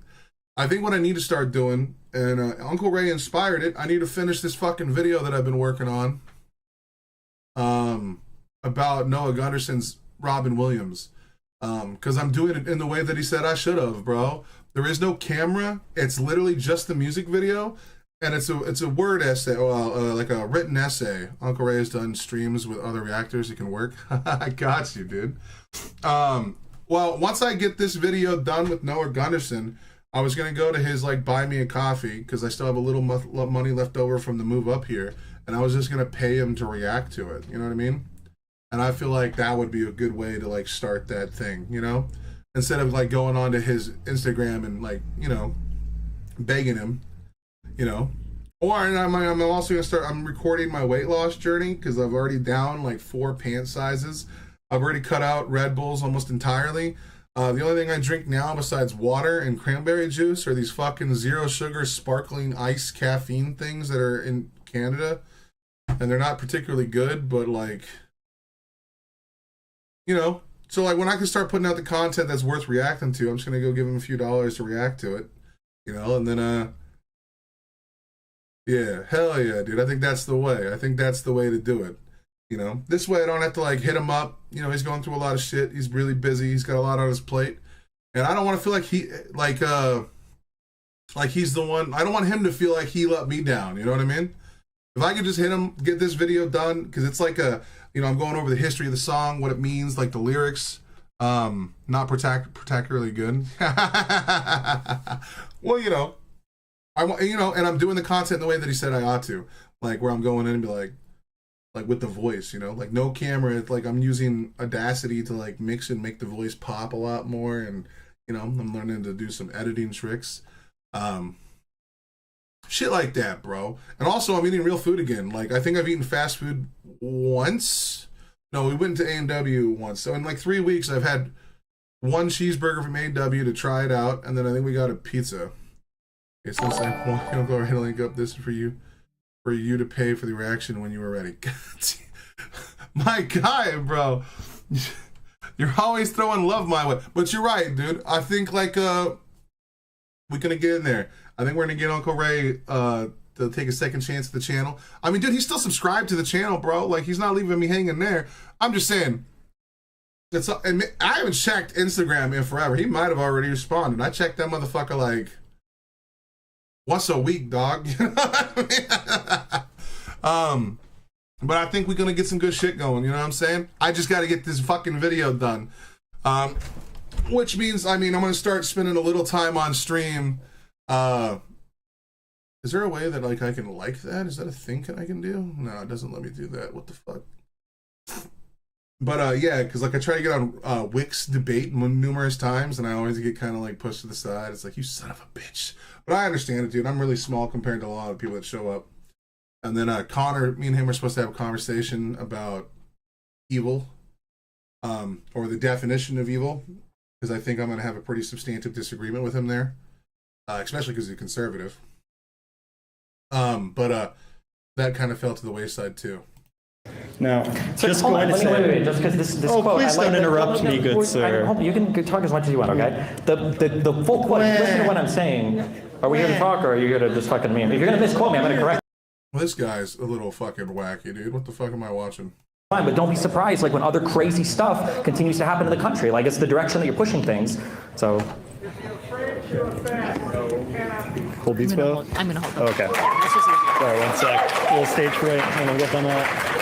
Just come a little bit more forward. We'll just scooch the line up. So real quick, I just wanted to ask, this is kind of the same thing as the last one, so I'll try to be brief, but you know, I saw some comments from you saying that, you know, in regards to, you know, events like the Charlie Kirk shooting, that conservatives should be afraid to go to such events. Now, Sir, just hold going on, to say... wait, just because this Oh, quote... please don't interrupt me, good sir. You can talk as much as you want, okay? The full quote, listen to what I'm saying. Are we here to talk, or are you here to just fucking me? If you're going to misquote me, I'm going to correct you, right? I think, thank you, yes. Let me speak, thank you. What I'm saying is that I'm gonna get everybody, I promise. Sir, I don't make 30-second videos. I don't know if you saw Jesse Waters, okay? Can we have, can I have my one-on-one conversation? Shut the fuck up! Can I have my one-on-one conversation, please? I don't understand what's happening. Like, this guy came up to ask questions, but he didn't come up to ask questions. He just came up to like make memes. Like, what's happening? Let me speak, thank you. What I'm saying is that I'm gonna get everybody, I promise. Sir. No, this happened last night. I saw the stream going. I didn't watch. I think I watched like 2 minutes of it just because I wanted to make sure my boy was alive. But then I clicked off of it because like I'll just watch the video tomorrow. I don't make 30-second videos. I don't know if you saw Jesse Waters, okay? Can we have, can I have my one-on-one conversation? Shut the fuck up! Can I have my one-on-one conversation, please? Let me have my one-on-one conversation, okay? What I said was... Hold on. Hey, I want the speaker. I want to honor his time. So I need you guys to just, if you want to talk to Steven, just come up in the line, okay? I want to honor the speaker's time. All I'm saying is that everybody should be... The guy was misquoting him. The guy on stage wouldn't let that slide. Exactly, dude. But yeah, but like... What? Why do that? You know what I mean? Like, you know this guy, Destiny's not going to let you misquote him. He's going to correct the record right then and there if you're going to just lie. Like, what the fuck? Rate of political violence. It's not good. Nobody should share it on you. I'm sorry, I was speaking, you know. It must have been hard to tell because you were talking. But now... Yeah, this man is just memeing. Yeah, but what... If what you're saying isn't true, it needs to be interrupted. Like this whole idea that we have to show like some level of fake kindness to people that are just lying. Like you don't have the right to speak when you are lying, okay? This is supposed to be people shouting, shut the fuck up. Yeah, like if you want to come up to a debate, one, there are 2 ways that you have to do this, okay? There are 2 things you have to do. In a debate, you need to have, by and large, a good faith approach to the conversation, okay? In a good debate, You're supposed to respond to what they're saying, and then you're supposed to respond with a counterfactual or a counter statement. Just that's how it's supposed to work. Now, if you come out and the first thing you say is a fucking lie, this guy has an obligation to correct the record, especially before you finish what you're saying. You don't let someone spew bullshit for no reason. These people are so brain dead when it comes to this idea of freedom of speech that we need to just sit there and bend the knee to misinformation or lies. If you're going to come to a debate, you need to come to a debate to somewhat prepared to have an actual conversation. He hopped to get his trap question out before he was stopped. The guy on stage is too smart to let him. It's petty points scoring, not debating. Exactly, dude. What this dude is doing is just, this is our political environment now, what this guy's doing. This is how MAGA operates. They never, like, even Charlie Kirk did this. Got to run to Starbucks. Hell yeah, buddy. Get that shit, dog. Do they have a peppermint hot chocolate? Because if so, like, god dang. Anyway, sorry, I apologize. These motherfuckers, this is how they operate. Like Charlie Kirk, if you back him into a corner, he'll ask you the same question. What is a woman? You know, instead of like talking about what you're bringing to the table. Because see, he's using what is a woman as a quick gotcha to like signal, yep, meme debating rather than actual debate. Exactly. They use that as a form to signal to their audience that you're a person that shouldn't be taken seriously. If you're saying to your audience that you're the person you're talking to shouldn't be taken seriously, why would the person you're talking to even sit through the debate? Like, you've already poisoned the well at that point. There's no moving forward now. There is no conversation worth having. And the reason why people like this gentleman or Charlie Kirk or people on the right do that is because their whole strategy is attack, attack, attack, attack, attack, attack, attack. So many attacks that you cannot defend them all. And then some people will be like, well, he didn't answer this portion of it, so it must be true. And then you're like, okay, dude. All right, settle down, settle down. I'm not that funny. Now, in regard to those comments which I just mentioned, I guess first, how is that unfucking America? Second, that seems like a horrible thing to say. I love it. So again, Destiny strategies are actually really, and I've never seen anyone else, because I've watched a few people talk about what's happening with Destiny right now in the political environment since he went on Piers Morgan. I watched Connor do it. I watched Hutch do it. We watched The Amazing Atheist do it on stream yesterday morning. And all of these people are saying optically he's taking L's. I disagree. Mr. Wick in their debate said it. And, you know, a bunch of people whom I respect are coming after Destiny right now, asking him to chill the fuck out. And I disagree with that. I still think that we should still call out violence even before Trump. I don't give a shit. I'll do that. But Destiny is being our strongest soldier right now. And by that, I mean, one, he's showing up to public events, doesn't give a fuck. He's risking his life, doesn't give a fuck. Especially when he's the one like going out on these stages and everyone's saying that like he's ratcheting up political tensions by saying he wants the president to call it down first. That's all he's saying, by the way. But it's so cool because now Destiny is now turning all of their arguments on themselves. What does a woman answer is a word used by dickheads to pretend they have a point. Would that work? So all these people are the same people that think that all of BLM was the left. I'm sorry. If you think all of BLM was the left, not the right time to chill, they just want to blame us. Exactly, dude. Exactly. Everyone who thinks that all of BLM was the left are insane. Now, a lot of bad things happened during BLM. There was a lot of violence. I think 300 to 600 people were actually charged with crimes. We had Chop and Chaz where people took over sections of the city. Like, all of these are bad. And some of it was perpetuated by the left. People like Antifa did things. Not all of it was crimes of political affiliation. Being against a black man being killed by the police is not necessarily a left issue. Okay, the left would like to own that issue because that's a gangster side to have, because we can all agree that people shouldn't be killed for the color of their skin. Unless you can't agree with that, and then you're not a serious person. I'm sorry. We know that there's no difference between a black man and a white man, or a Mexican man and a white man, or, none of these things should determine how we view a person under any lens, okay? At the end of the day, if you cut them open, they bleed the same color, okay? Any day of the week, they're essentially the same person. Your skin color does not change your way of thinking. BLM was two things, a concept and a corrupt organization. The concept was great, the corrupt organization undermined it. Exactly, dude. Well, the same thing happened with Gamergate.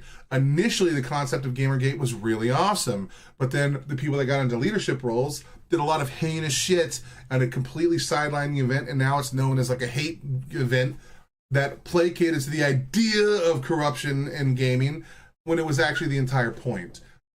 I only know that because I was on the ground floor, and I was talking about these things long before a bunch of the douchebags got in, okay? Anyway, I shouldn't always bring up Gamergate. I know it makes some people uncomfortable. Something that needs to be said is that a lot of the violence that happened was called out, and people were persecuted and went to jail, and none of them were pardoned. There are still people right now in a jail cell for the things they did, during BLM. BLM was not necessarily an entirely left thing. Now, there were a lot of members of the left that participated in some of the bad things, and those people got called out. We all bleed red, and we all eventually become nothing but bones, etc. You said it was. You said it as I was typing. Exactly, dude. At the end of the day, we're people, and this has always been my biggest criticism of the men's rights movements or feminism. Okay. At the end of the day, I believe that we're human, and we need to work on human issues. And ultimately, we need to get to the point where we're not just working on American issues. We need to work on world issues. And again, that's what soft power attempted to do, that Donald Trump essentially canceled. At the end of the day, we are people. And people, no matter what your political affiliation are, need one another. Conservatives and Republicans offer great things to Democrats and liberals. Now, you could take the fringes of both sides and say that they could be probably dog walked off their side, and I would agree with you. But to sit here and say that one side is the one causing all the violence is kind of true, but we're talking about the wrong side. The left, by and large, is less violent than the right. Now, one is slightly more radical, in my opinion, which is the left, because in order to change something, right, in order to change a thing, you are already doing something more radical than by keeping the status quo. But that doesn't mean unhinged, super, you know what I mean? We're just talking about purely simple, simplistic views of a change versus keeping something the same. A change is going to be a little more radical than towing the line. So Democrats are always going to be slightly more radical, but for some reason, Republicans are more violent. And that's the problem. And third, was it worth getting fired from Twitch? Oh my God. This dude is such a fucking moron. That's why we're trying to scrap the number. They were, yeah, dude, didn't they initially had to remove it from their website. The White House posted the statistics thinking that would prove that the left is more violent, and then eventually they had to take it off the website because it actually showed the opposite. It's like so crazy when you watch all these people like Republicans go in and be like, Grok, who am I most like in history? You know, they'll pop up and be like, Hitler. Bro, I asked Grok who I was most like in history. You know what they told me? Voltaire, or I can't remember his name. Voltaire, yeah, dude. One of the great Enlightenment thinkers. And I'm like, fuck yeah, bro! That's what I'm talking about! Because I also try to use humor a lot in my posts and shit. But yeah, dude. Come on, bro. I ain't getting no Hitler when I search my shit. What's up, baby?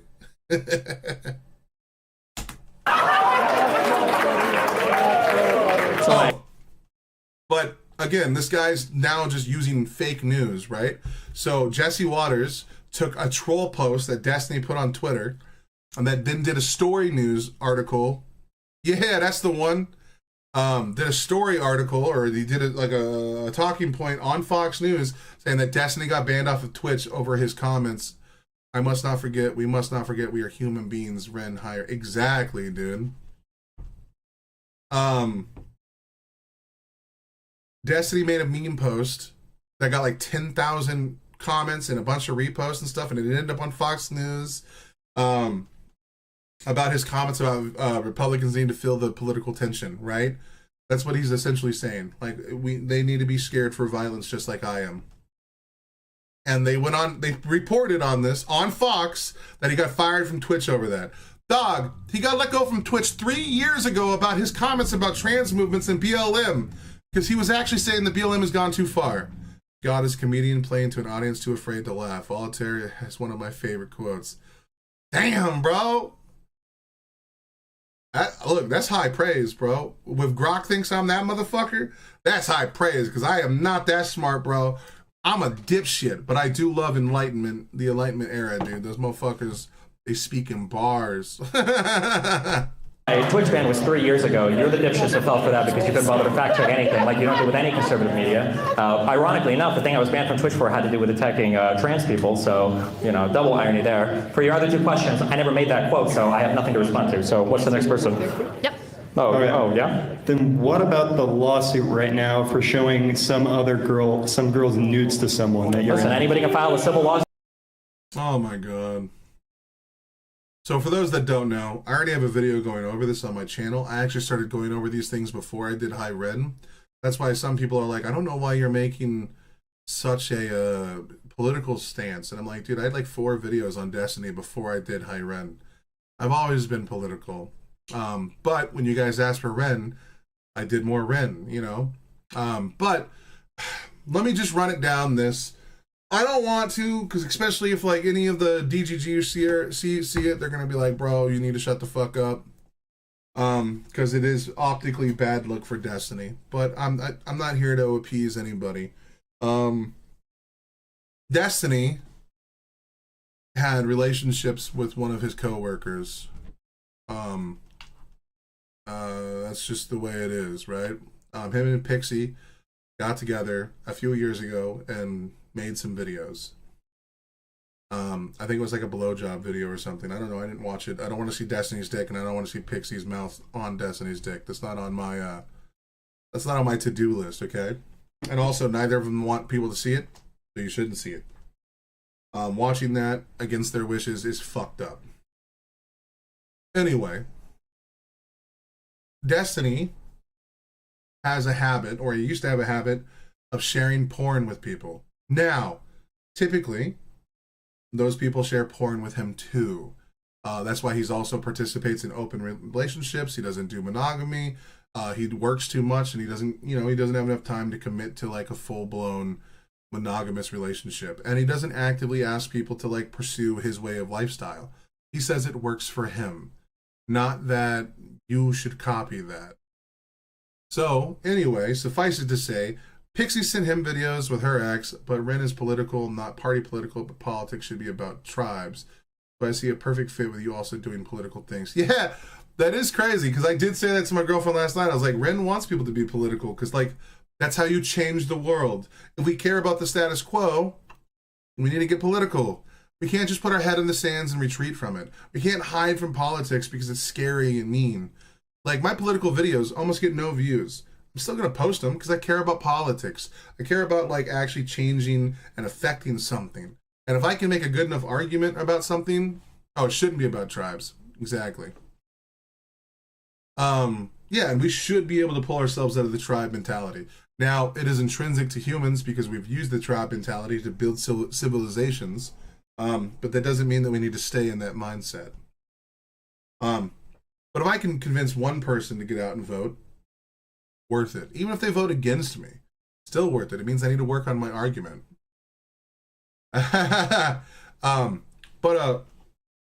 So anyway, Pixie shared a lot of videos with Destiny and back and forth, and then, you know, Destiny a couple years later shared his video collection with a girl named Rose or something like that. And her boyfriend found access to all that a year or so later and then leaked it all to the internet after bribing and trying to extort Destiny. So the entire internet is trying to say Destiny is now someone who is like a serial rapist, despite the fact that like Pixie lied a lot in her actual, her Substack about it. Like the court cases are not going a lot in her favor. Like, so Pixie is suing him for $15 million because someone else leaked Destiny's content. But she's trying to go after him under a Florida statute that she's not even part of anymore, because all of this happened before the statute existed. So she has no real case, and she keeps trying to build one. Now, you can call out Destiny's behavior for showing one of her videos. Right now, we don't have enough evidence to suggest that Destiny showed it without consent other than her word. But even in the court case, when the judge asked if Pixie was sending around nudes and videos to people, she had to say yes. And it shows some level of this is something that she's already doing. Now, again, we'll have to wait until the court case finishes to find out exactly what happens. But if you're following the case, it does look like Destiny is starting to get a lot more absolved of the crimes that he's been conflated with, because a lot of the people will just say that he's a sex pest, that he goes around and, tries to convince women to post nudes and stuff like that. And now they're trying to say that Rose is underage when I don't think the evidence suggests that otherwise, or else he'd be in jail right now. You had people make hit video after hit video, and there's a whole bunch of slop content around that. So in order to come out and use this, an allegation without evidence in a country where innocent until proven guilty, these MAGA people have no fucking soul. Now, if it's true that Destiny was going out and harassing and doing terrible things to women, then yeah, obviously we need to call that out, but we at least need to be, my problem is we need to be honest when we call things out. Again, I can always use Israel-Palestine as this, about genocide and the labels and all that stuff. We can call stuff out without having to call him a rapist. Okay? I don't, what are we doing? We don't have to call, you can say what Destiny did was really bad and scumfucky. Problem solved. You don't have to look up to Destiny as a moral arbiter for what you should do in your own personal life. You can like his argumentation. Death of the author, dude. There are authors out there who say, people love Harry Potter despite the fact that, J.K. Rowling is a goddamn TERF that says terrible shit towards women or trans women. Doesn't change the fact that Harry Potter might be awesome for individuals. I don't like Harry Potter, but I was already old enough, past that when it came out, I was like, this is fucking childish and it's not for me. That doesn't mean it's not a good story. It doesn't mean that it's, it's not dope. It's just not for me, For any reason, what about the lawsuit where your president was held civilly liable for raping a woman? Oh, we gotta go back. I have nothing to respond to, so what's the next person? Yep.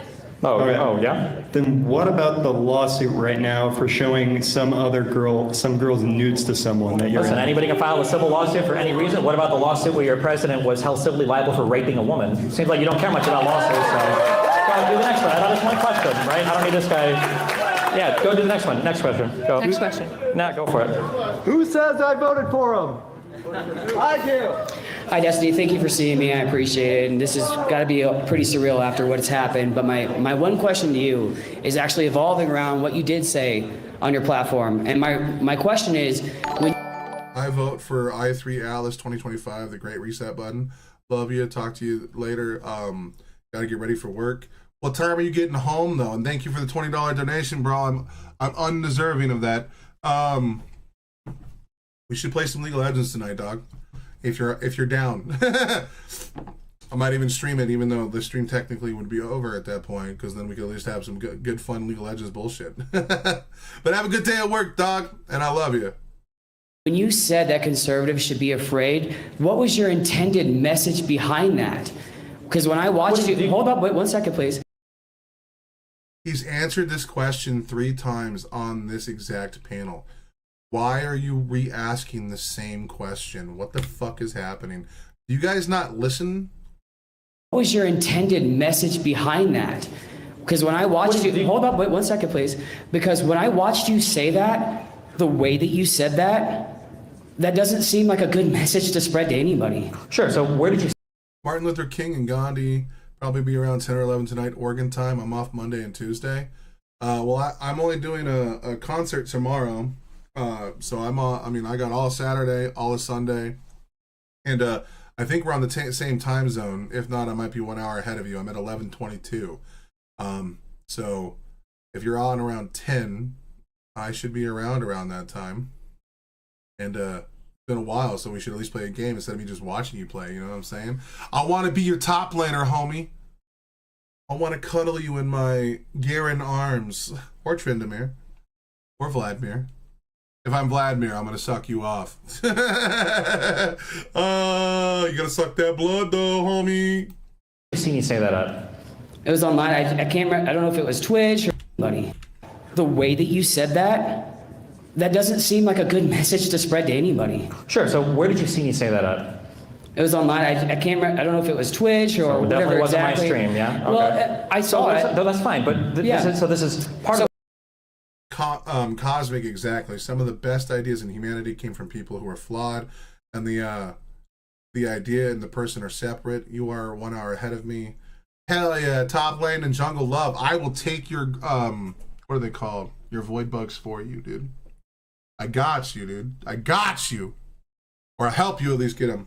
I'll shove the fuck out of that lane, and we'll meet right there, and we'll touch purple things together while listening to Boys to Men. So why did you say conservatives should be afraid? I saw the full context. It wasn't snipped. You said that word for. If you saw the full context, you don't need to answer the question. Because in the full context, he gives you that. So you didn't see the full context. You saw a clip on Fox News or on Twitter. You have no idea what the fuck you're talking about. Word. Why do you think I said it? I want to ask you. That's why I'm. He's answered this question 3 times.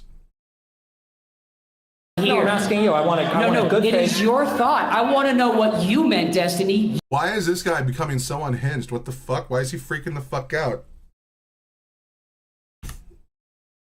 I'm here. No, I'm asking you. I want a good faith. It is your thought. I want to know what you meant, Destiny. You made the statement, not I. I'm asking for clarity. But you were also so what's going to happen, okay?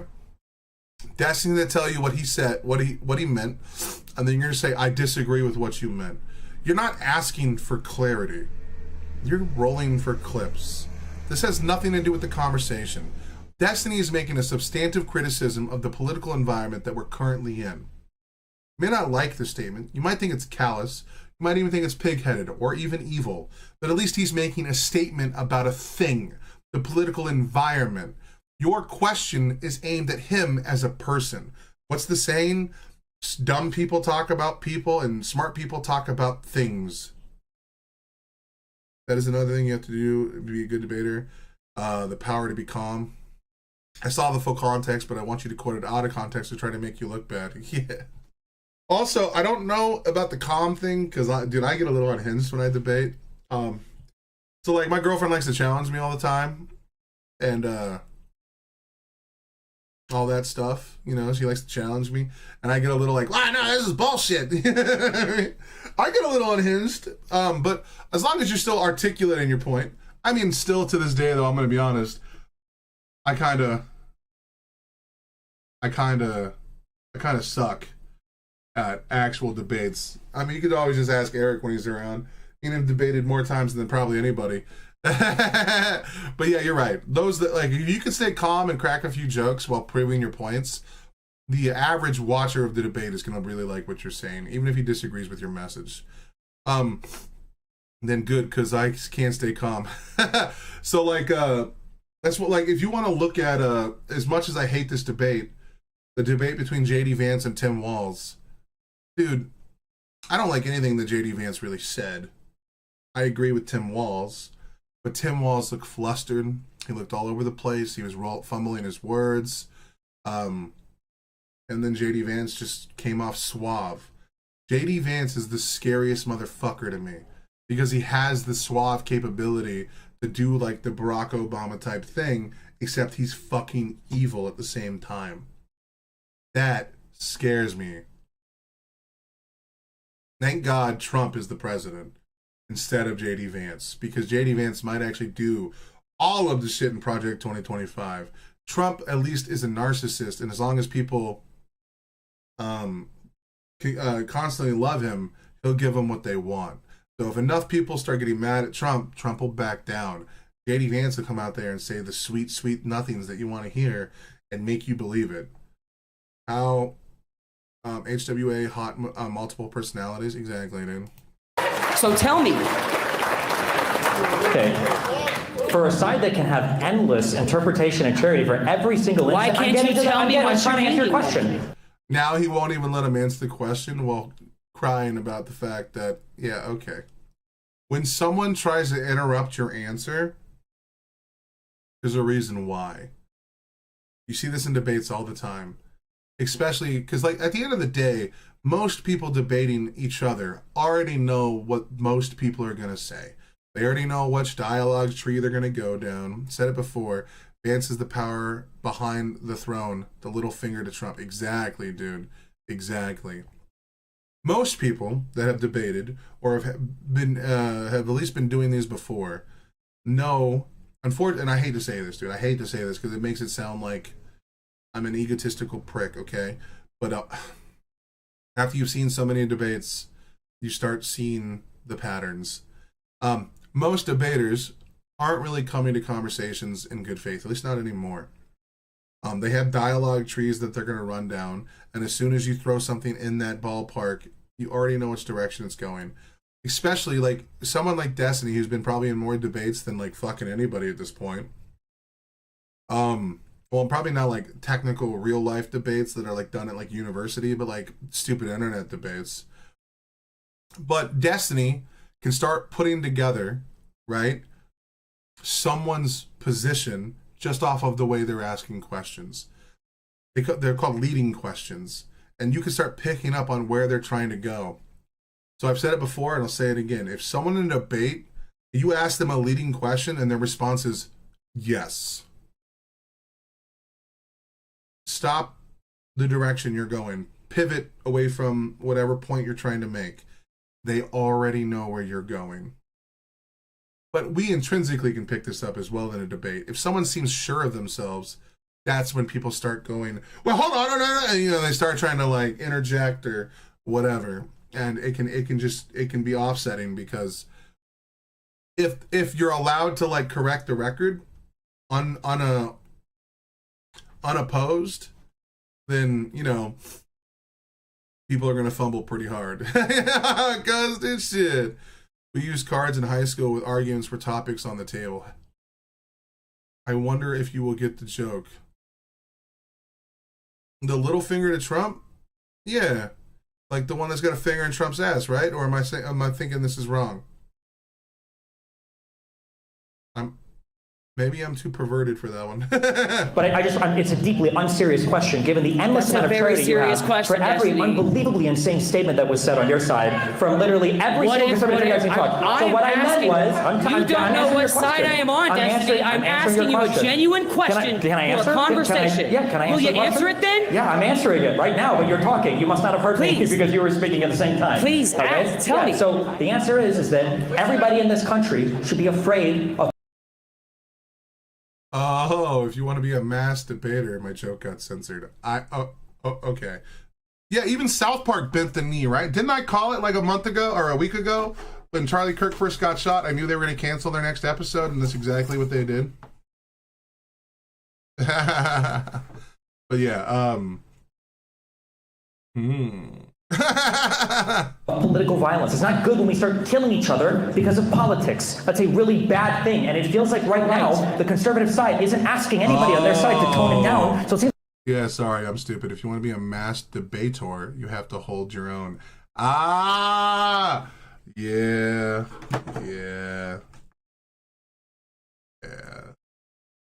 I'm not cool with that. Look, dude. Those that are really good at debate are really good at holding their own. Because typically, in order to be good at debate, you got to be able to...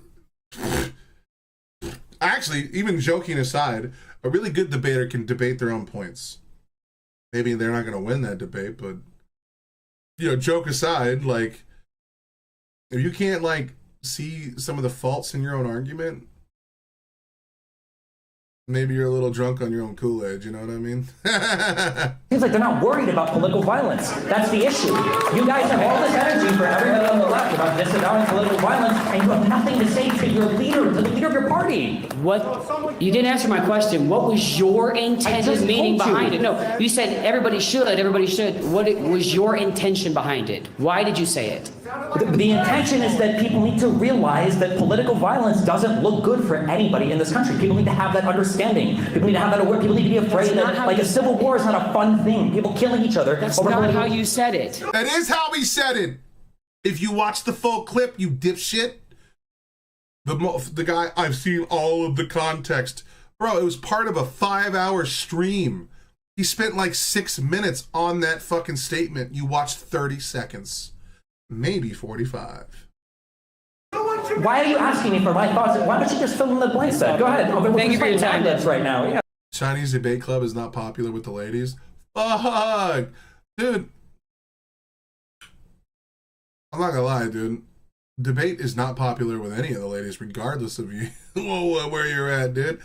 You know, it's not like the days of old when like you walk and be like, yeah, I debate. Like, dude, the debate class has always been filled with dorks. You know, sci-fi geeks also. Exactly, dude. But like, I fucking love it. I don't care, dude. Debating is so fucking fun. Especially when it's going right, dude. You know, I love the clashing of ideas. Dude, I'll debate someone and take the side I don't even agree with just to see how they think the way through the situation. You know how many times one of my buddies will say something I agree with and I'm like, well, why'd you say that? Where's that coming from? What motivated that? And then we'll just go into like a 30-minute conversation. Bro, I'm called the contrarian in my friend group because I'm willing to like debate something. And also, I feel like I learn more about it when I debate someone because someone might be able to give me a different perspective that I didn't have before. Now, usually it doesn't happen, but when it does, you're like, whoa, I didn't think of that. Yeah, you go ahead and post it yourself. Deeply unserious.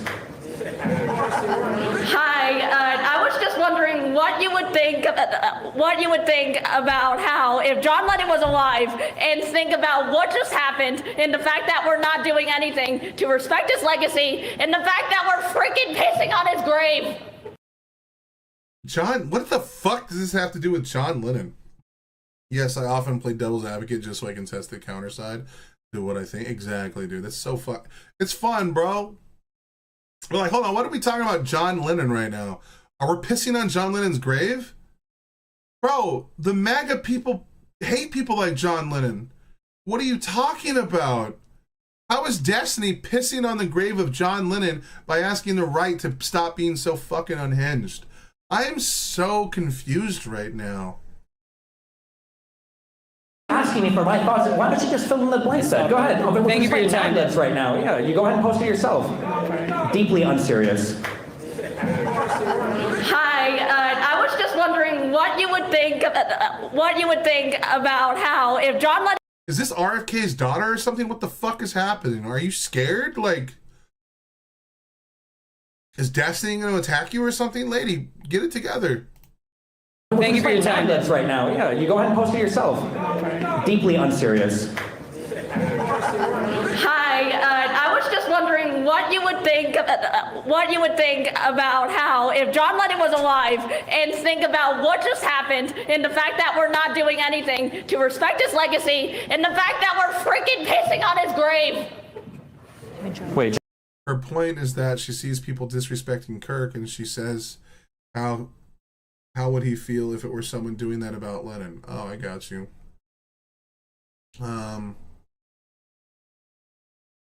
gives a shit? You know what I mean?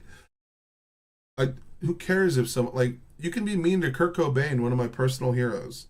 You can say that you think his politics are dog shit. People's ideas, whether they're alive or not, have the right to be criticized. And like John Lennon's idea of Imagine, though it is a beautiful sentiment, there are some criticisms you could throw at it all day. Just a person. Exactly, dude. Exactly. John Lennon? Yes. He was an activist. Well, I hated the Beatles. I don't have anything good to say from I'm sorry. I don't know. I hated the Beatles. I don't know about that one.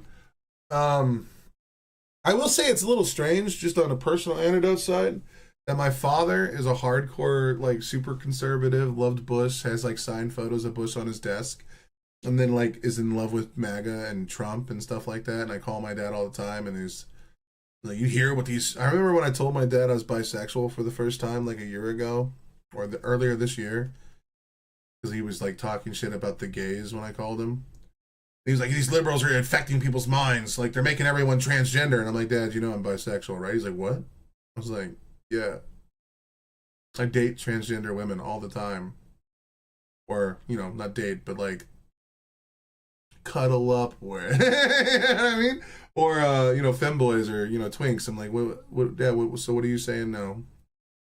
He's like, well, I you know, and then my mom got on the phone and it was like acting like it was the end of the world. And I was like, Mom, you caught me jerking it to fucking femboys when I was like 15. What are you talking about? You used to yell at me all the time because my PSP had a femboy on it when I was a kid in high school. Like, what are we talking about? Why are you pretending like these things never happened? Like, what the fuck, dude? No, it's just weird that like my dad is like the biggest Beatles fans. He has like one wall dedicated to the Beatles in our house, or his house, and then the other wall dedicated to like Republican Party. And I'm like, what the fuck? How did you become this guy after being a hippie in the 50s, 60s, and 70s? How did you become a Republican? I need to know how this worked. Where the disconnect is. Like, that's like punk bands coming out and being for Trump. It's like, what? The people that hated Bush are like super in bed with Trump. I don't understand how that happened.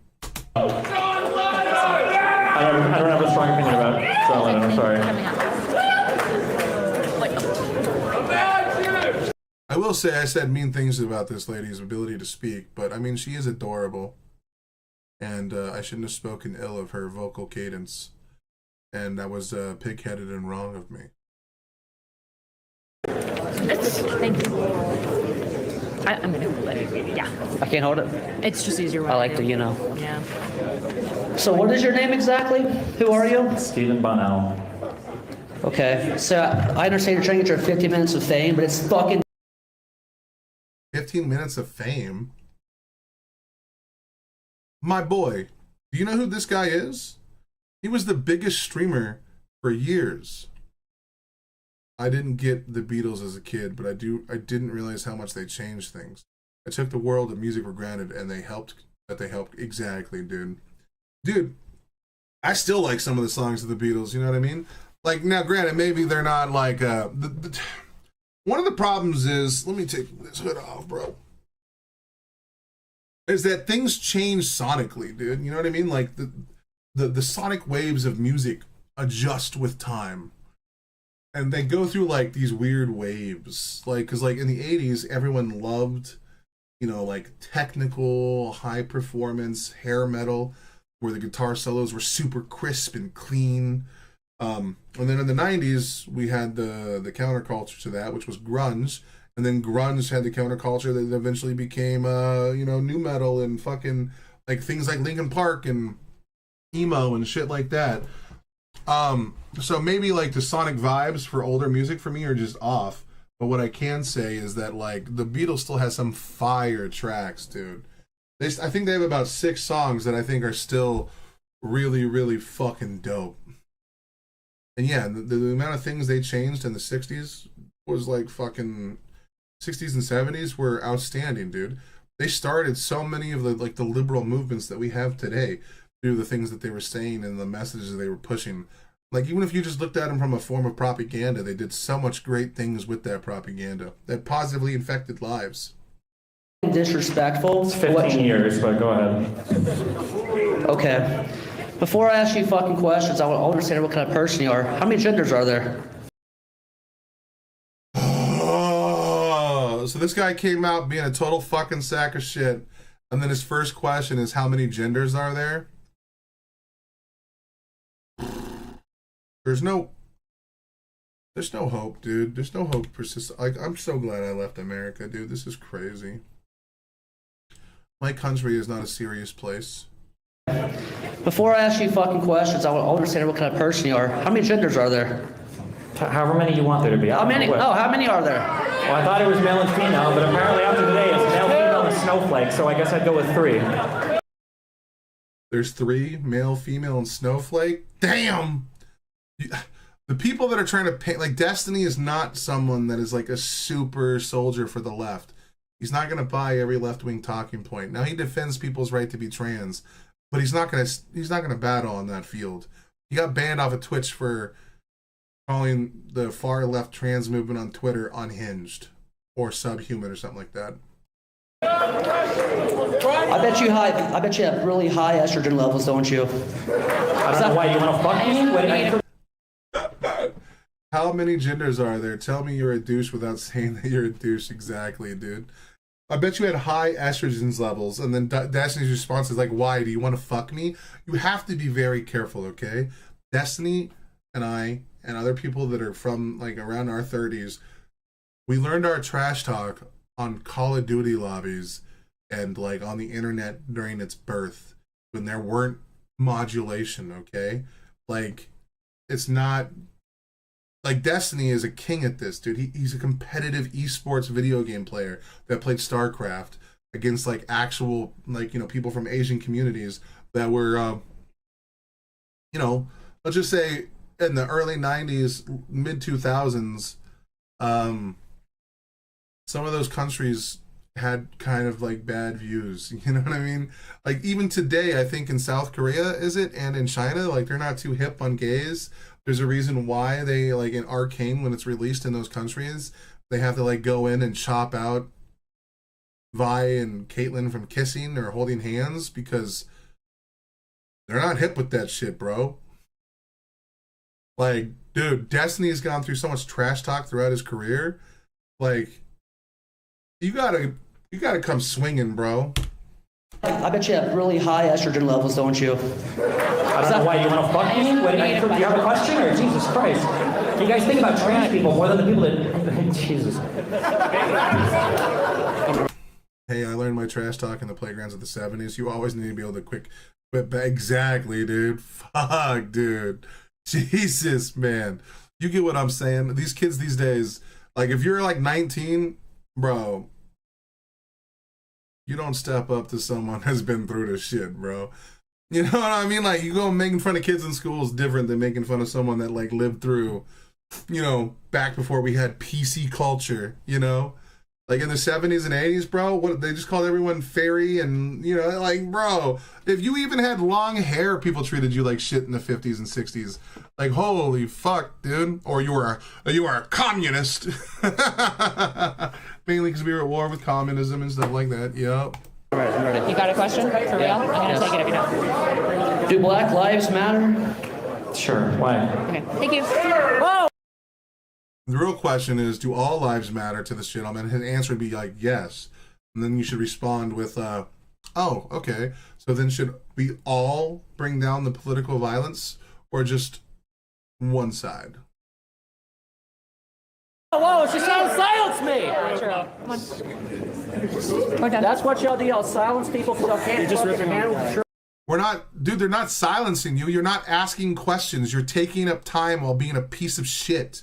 Like, you were doing the same thing you used to complain that happened to Jordan Peterson, Milo Yiannopoulos, or even Bill Maher went to, like, places like Berkeley where people would come into the room and scream and chant over when anytime they would talk. Or people that would, like, picket fence or come out and do terrible shit right outside of venues. Like, one of the most badass moments in Jordan Peterson's career, other than his Kathy Newman conversation or that GQ debate, was that enough people pulled enough fire alarms when he was at a debate or he was at a conference or a talk as college students or at a college that they had to take the venue outside, and without a microphone, without a system, Jordan Peterson screamed at the top of his lungs to 150 people in the audience, and he didn't let himself get silenced by the radical left bullshit. That is awesome. And yet you would stand up and, like, probably applaud that, but then you're going to participate in the same bullshit you complained about. You are fucking vile. Who's silencing? Jimmy Kimmel just got kicked off ABC because... Hell yeah! Ain't no one silencing MAGA right now, bro. They might have got silenced a few years ago when they would say racist jokes at fucking work, but you know what? There's probably a reason for that. Private entities have the reason to, like, want to have hospitable work environment for all people that fucking work there. There's a difference between an employer disciplining you for having terrible fucking rhetoric in a work environment when your job is to go there to do a fucking job and not post your political opinions. Mind you, now people are literally getting fired for reporting on the fucking news. These are not the same thing, and your side is participating in actual evil, vile things that you defend, that you used to be critical of. Fuck you.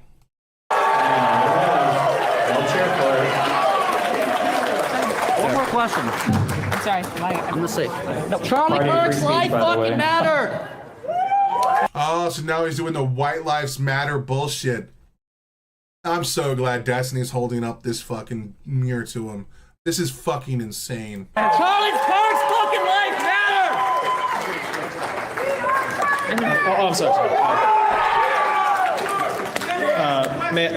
Can I just request for this question, just no heckling, because I just want to have like a real conversation here. Like, I'm not here to attack anyone, or if they say I'm right or anyone's wrong. I'm trying to just bring. I like this guy. Hopefully, so far, watch him say the most morally reprehensible thing yet. I thought the right was against canceling. Yeah, dude. That's what they say, and then as soon as they get in power, they change the script. Because it's all just a means to gather people from the center.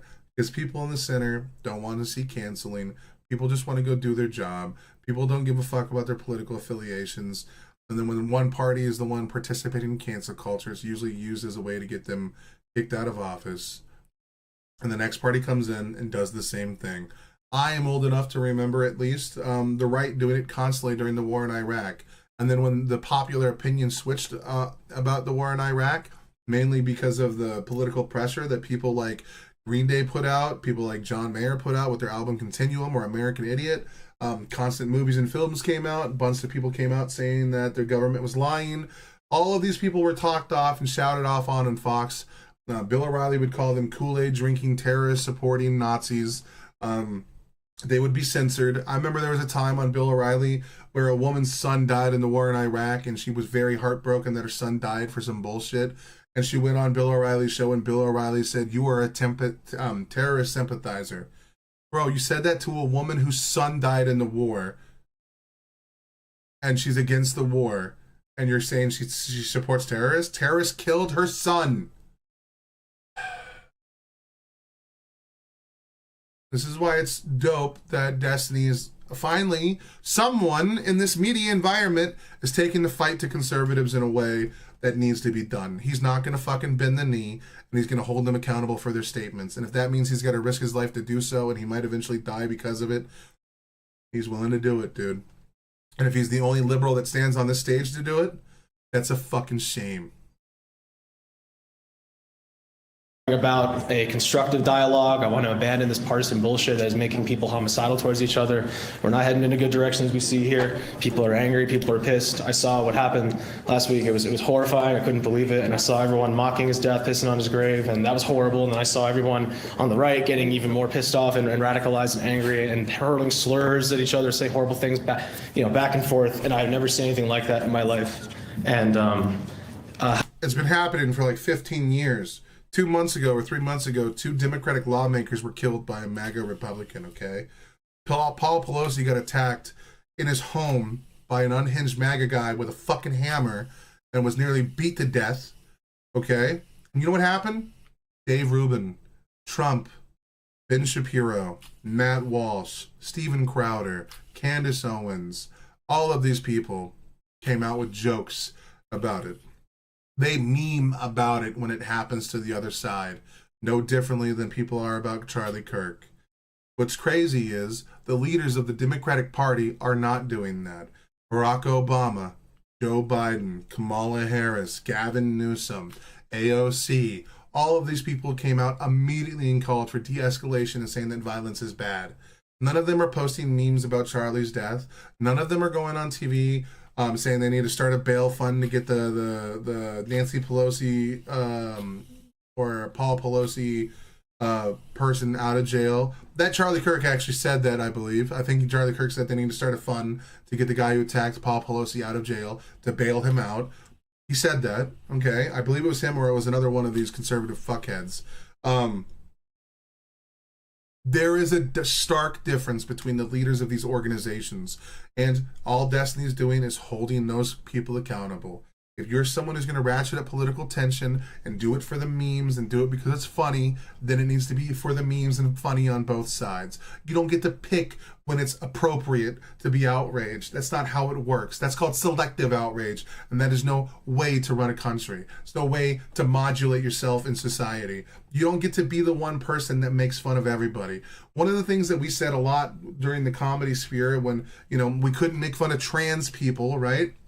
Because if you made fun of trans people like Dave Chappelle used to do, he would get death threats and he'd get treated like shit. And then you would always hear people like Dave Chappelle come out and say things like, if you make fun of a certain community and you start getting a lot of pressure for it, that's the community you need to mock, okay? So a bunch of people came out, like Joe Rogan and all these other comedians came out to mock trans people because it was easy fucking stuff, and a lot of people got behind it. But now if you dare make fun of the Trump administration or MAGA or any of these other people within this voting bloc or the leaders of this party, you get canceled, you get kicked off the air. I wonder if they still hold that same argument against them. These same people that used to chant and praise that argument against trans people, it's the same argument. Those that are in power, if you can't criticize them and they come after you, we call that authoritarian. You need to speak truth to power. You can't just punch down, okay? You have to be able to punch up too. And the left, for a long time, stopped people from doing that. And these people got radicalized because of that. But now they're participating in the same bullshit that they used to stand against. And it's fucking ridiculous. How do we just have formed that peaceful dialogue? How do we get through this, bro? Because we're on the verge of a civil war. I wouldn't have come here otherwise. I'm fucking scared. I came here all the way from Florida. I want to get through this. I mean, nobody likes cancer, but I mean, like, the right has to be willing to take accountability for things and to, like, I agree. disavow We all have violence to in society. condemn all political violence across the spectrum. We can't, so you are all lives mattering us, bro. We do all need to calm down political rhetoric. 100%. But what do you do when one party refuses to do that? If every Democrat comes out and, you know, every leader of that Democratic Party comes out and condemns it, and the leader of the Republican Party won't, what does that say? At some point, you have to think about your own survivability in this environment. It's going to be really hard to change anything since the one person in power here makes the most jokes and horrid insults, and now is not trying to shut anyone up who, yep, I would say you should never punch down. It's always undermining, and what it is worse, not funny. Yeah, I mean, I agree with that like 99%, but I think we should all be able to mock each other, regardless of your status. Now, should we mock those on the top? Obviously, you know, but that also creates the environment that, like, it's okay to constantly make fun of white guys, and unfortunately, white guys are a majority of the electorate, at least in this country. And then they feel victimized because it's okay to make fun of white people, and they think it's not okay to be white, and they're trying to breed out their I think we should be able to make fun of everybody if whatever that group of person, if a group of people are doing something a little wacky, we should be able to call it out. Now, we should be able to go harder on those in power, 100%. Maybe we should be a little lighter with our criticisms. Okay, punch your peers, that's fine. Yeah, exactly. You know, but yeah, it's, no. These people are fucking unserious, dude, so far. We've been doing that, though. That's been doing that for the past decade. We all have to. Everyone. It's not, you can't. It's the both sides thing just doesn't work anymore. It's like a boat rowing with one paddle. Like the left can row harder and harder, but we're still gonna go around in circles until the right is willing. Fucking true. If we were in a rowboat and only one person was rowing, we're just gonna go in circles and get nothing done. While political violence increases, the left has to do its job and hold the right accountable. And if that means things are gonna get worse until they do, I don't know what to say, dude. I don't know how else you can package this. There's nothing more you can say other than, like, at some point the right has to do its job. And presidents have been satirized and made fun of forever, at least in the USA. Shaking my exactly, dude. Except when Trump's in office, if you do it, he's gonna sue you. Willing to actually come out and say, hey, everybody, including us, everybody needs to tone it down. I'm not even saying to say to themselves personally, like, everybody has to do it. Donald Trump cannot condemn violence in this country without also talking about the radical left and Joe Biden. He can't do it. Agreed, and I wish he would stop that rhetoric, even though I understand that, and, you know, there's a lot of left-wing, like, radicals and right-wing radicalism. I see it online, and the truth is, I think that there's, like, a lot of left and right-wing fringes, right, that are comprised of, like... Yeah, okay. It's easy to point to the radicals of each movement and say they're both bad, because that's a common sense take. But what percentage of each party is radical? That's the question we really need to answer. So 10% of the Democratic Party consider themselves communist. The other 10% call themselves socialist. 80% of our side are either libertarians or sock Dems that believe in or not libertarians, but liberals and sock Dems, okay? 80% of our side are not radical. And I would even say half of the socialists are not radical. Half of socialists are just sock Dems that are a little further on the political spectrum. There's a percentage of the socialists that are probably closer to communist. And then when you get to communist, I'm not going to jump in on defend that. It's just not going to happen. I'm never going to be that guy. But then, okay, let's go look at the numbers of Republicans. 80% of the Republican base believes that the last election was stolen, or 2020 election was stolen from them.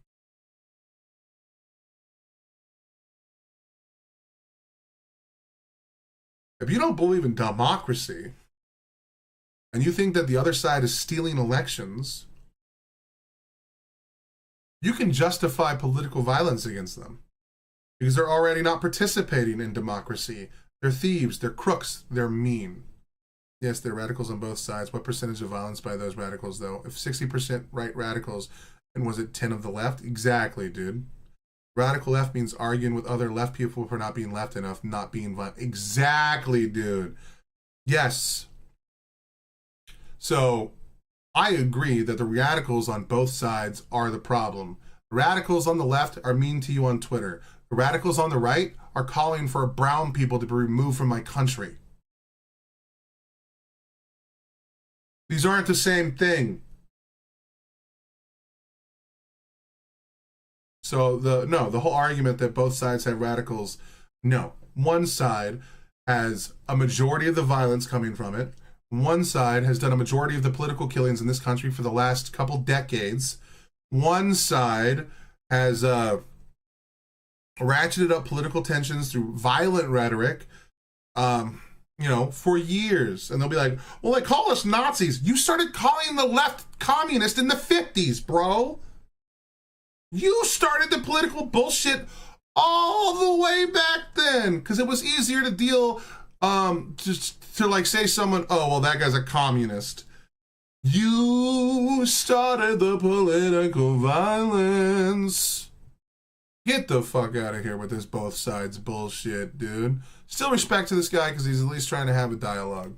Minors and shit, and I think they just get like really like radicalized, and they see the other fringes, right? They see the other side, and they like radicalize each other, and they start believing that like everyone on the right of their spectrum is like that, and you start getting these like radicalized kids doing this shit. I agree with what he's saying. Problem is his analysis isn't going much further than that. If you watch someone like Hassan Piker, there's a chance you're going to get radicalized. Hassan says some horrendous shit all the time, even if you can understand where he's coming from. Through Hassan's eyes, the left, or America, is an imperialist country that goes around and steals natural resources from other countries. His analysis stops at the fact that we have our boots on someone else's ground. And he's not wrong that we go after someone else's natural resources. That's true. Because some countries have an abundance of a resource that doesn't mean that much to them, but they also want access to other things that America has in abundance. It's called bartering and trading. Now, sometimes that country gets a raw deal over a course of time. And America is not too kind to countries when they want something. Yeah, this guy's clearly fed up with the path to civil war. That is a good start. Hell yeah, brother. I want, especially because the fucking ideologues on the right are still the same one as before. Yeah, sorry, I'm going on a lot of side quests today. I can't help myself. Which, if I remember correctly, I have a token song that I'm gonna do tonight for the final one for the stream, and then I'm gonna also then when I finish the stream go do Illest of Our Time as a video. Fuck. Okay, so if you were to... I forgot what I was saying. My brain doesn't work. like we just saw last week, like murdering Charlie Kirk, bro. I think it's a real conversation that needs to be had. I just want to. Yeah, but the problem is we have to have an honest conversation about it. The reality is, like, when there was supposedly a threat from Iran to assassinate Trump, Biden increased his Secret Service detail. Okay. After the assassination attempt against Trump, which was by a registered Republican, Joe Biden didn't make it political. He allotted even more security to Donald Trump, and he told everybody in the United States they needed to call. That's true. I forgot about that. When Donald Trump nearly got assassinated, and that Corey fella took the bullet because he was, vibing. They like to romanticize Side Quest or My Life. Exactly.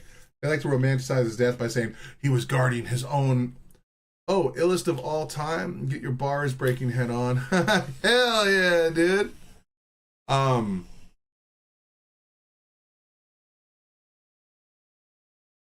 When that assassination attempt almost happened, Biden increased Trump's Secret Service personnel.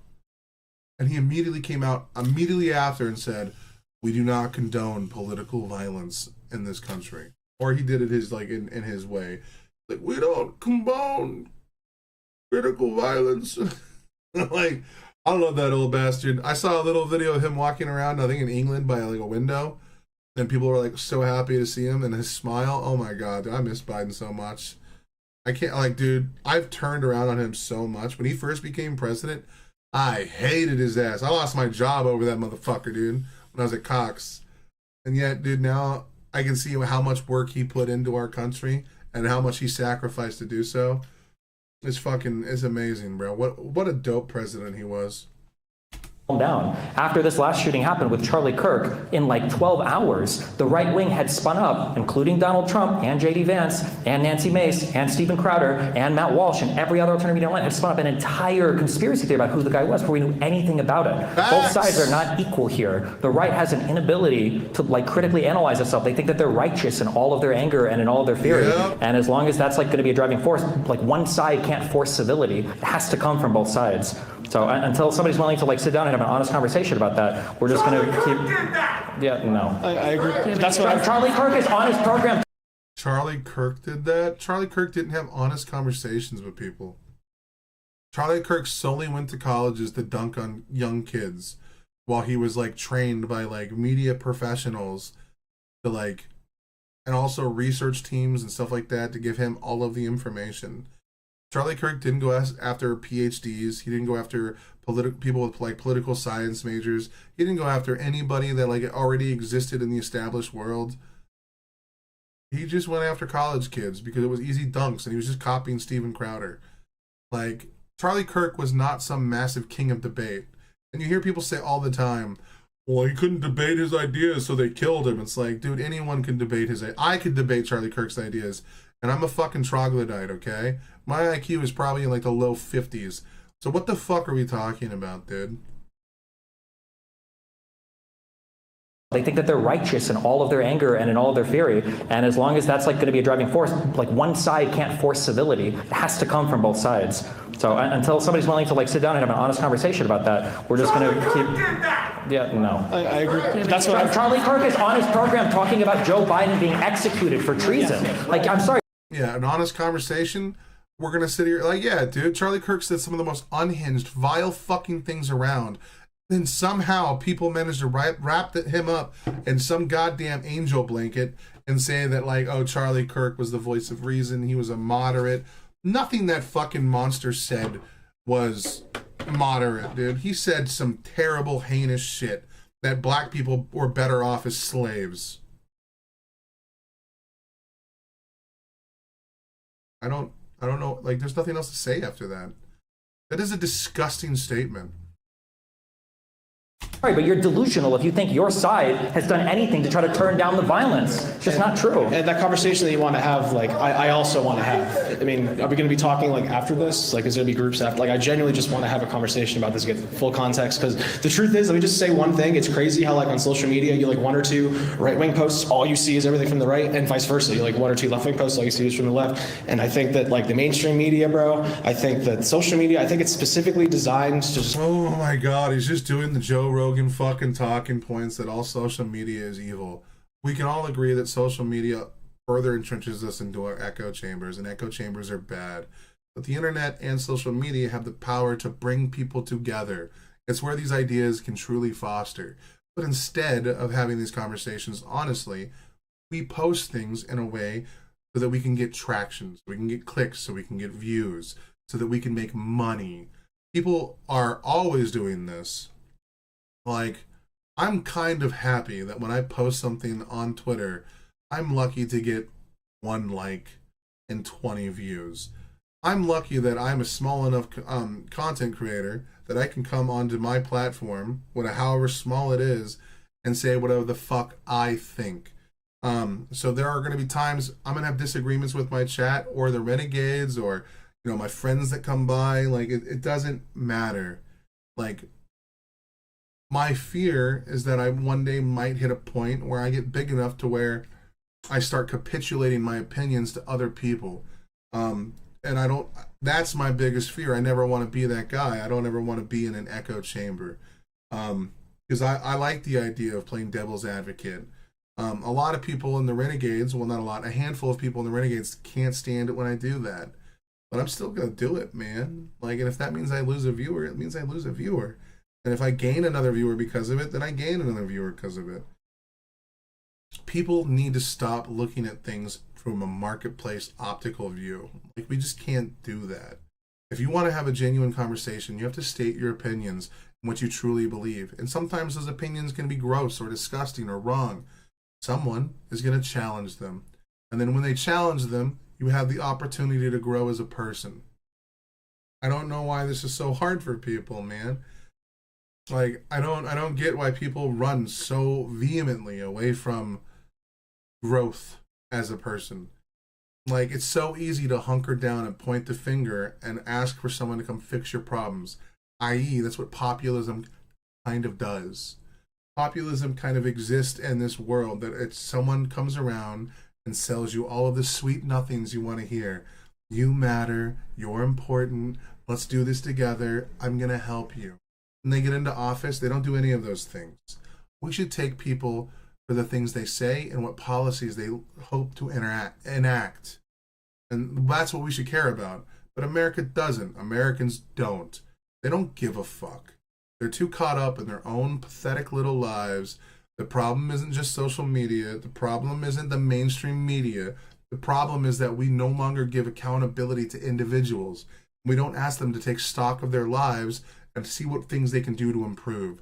It boggles my mind that someone like Jordan Peterson, who used to come out and say, I don't give a fuck about your rights, let's talk about responsibility. The people that followed that man are now at the Daily Wire screaming about the left not condemning enough violence. Where's the responsibility here, dipshits? Like, this was your thing. This was your big gambit. We got behind this as a movement, right?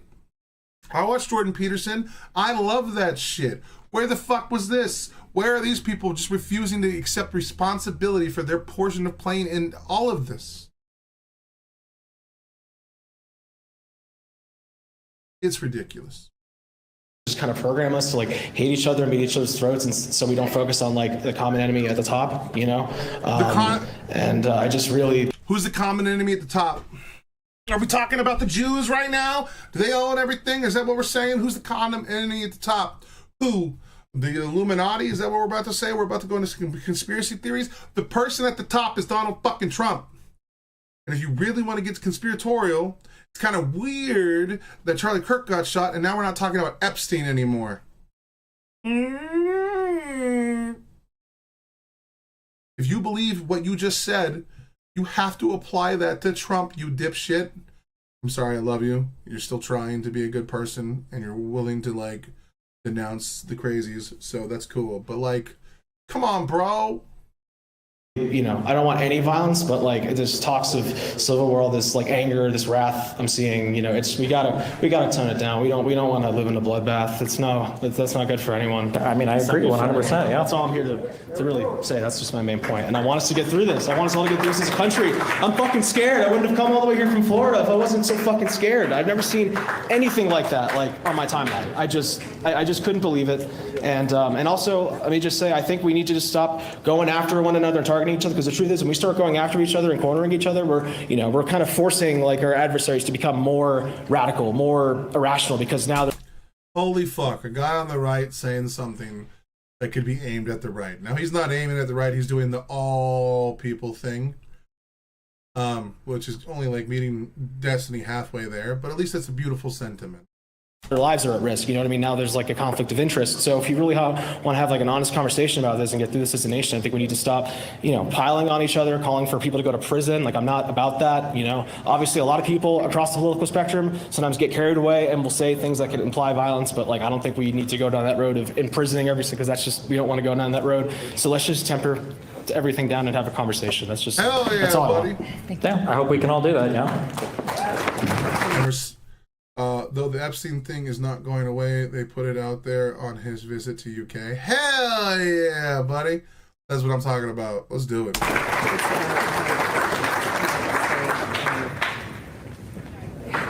just going to say it. It's about that I wanted to understand. Can I take it a second? I'm just ready to... Oh, well, I wanted to say I'm proud to... I'm not scared. I'm proud to be an American. I'm really grateful that you're here to have this conversation. And I think that you're right. I think that we're living in two different realities. Release the Epstein files now? Fuck yeah, they will never, but fuck yeah.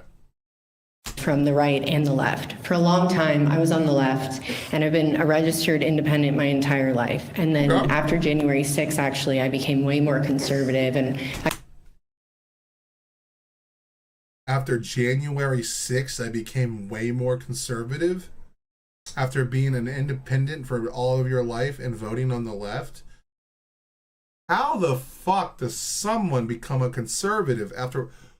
Dude, after January 6th, I remember making a Facebook post laughing, and I was like, well, we'll never see the Republicans in power ever again. These dumb fucks ruin their chances to ever hold political office. What kind of dipshits attack the Capitol and try to insurrect the government?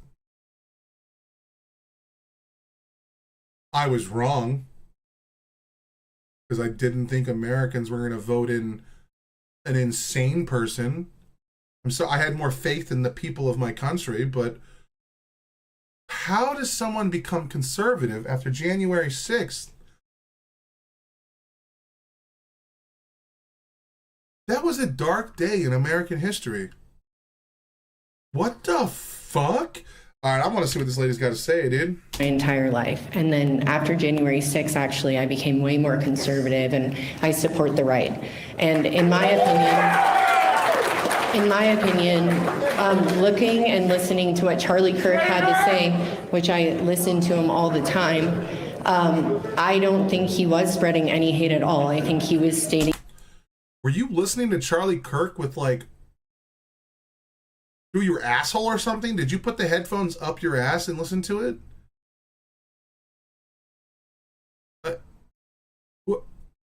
You clearly did not use your ears if you were listening to Charlie Kirk and you don't think he was saying violent things. What the fuck? Killing the president for treason, or having him executed for treason when he has committed no crime of treason, is pretty fucking violent. And that's something that Trump advocated for, or not Trump, Kirk advocated for. Where were these headphones you were using? Because they clearly weren't on your fucking ears. Were you too busy slicking to him or something instead of fucking listening to his message? You can't goon and listen to fucking news at the same time. Your brain isn't going to function properly while you're doing that. Take your fingers out of your twat, lady, and actually use your ears. What the fuck are you saying? The truth that Jesus is the way, the truth, and the life. Oh, so you became a fucking Christian...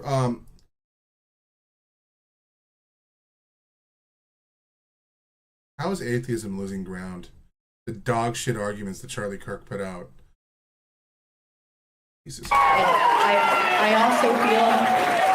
also feel that Donald Trump did in fact condemn this violence inside of his initial address when Charlie Kirk was first shot, or whenever he was pronounced dead, and then he addressed the nation. He said that there's no room for political violence on either side. Now, No, he didn't. No, he didn't. He came out and said, the radical leftists, they're trying to kill us. How is that condemning political violence? Do you not understand what words are? How are you in a college campus right now? What the fuck? Are you a student or are you a teacher? If you're a teacher, this is even fucking scarier, bro. Certainly, just like as we know, Charlie Kirk was starting to see the truth and opening his eyes. We don't support. Charlie Kirk was starting to open his eyes. Are you about to use the talking points that someone like Candace Owens is saying, that Charlie Kirk was going to turn against the establishment because the Jews run the world?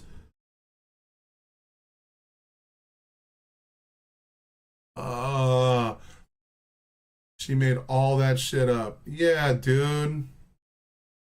You know what? DEI was a problem. I'm gonna say it. All this diversity shit is toxic. You know why? Alex Jones brought Candace Owens on his show, not because of the things she had to say, because of the color of her skin. I remember when he introduced her on InfoWars. This motherfucker said, a young conservative is coming in here and is gonna help us dismantle the black narrative. That's a thing. That's a thing that happened. Okay? I was joking, Ricardo, about DEI. I was tying it into Candace Owens. That's my joke, that Candace Owens was the first official DEI hire by the Republican Party. Wrong! Look, I like to use MAGA arguments against them, okay? That's just the way it goes. I actually really like DEI when it's used well. But they use Candace Owens, her skin color, against her own people. Low-key crush on Candace. Oh no, buddy, Ricardo. How, dude? She married one of the Tate's best friends. I bet you that motherfucker helped traffic those kids. Like, goddamn it, bro. I respect it though. She does have nice looking skin, and her hair does look fabulous. But the things she says are so ghoulish that it. I mean, she did win Anti-Semite of the Year. Trump, and we do see him as probably compromised. I mean, the majority of people who supported him do see this, but that doesn't. Trump is compromised? To who? The Jews?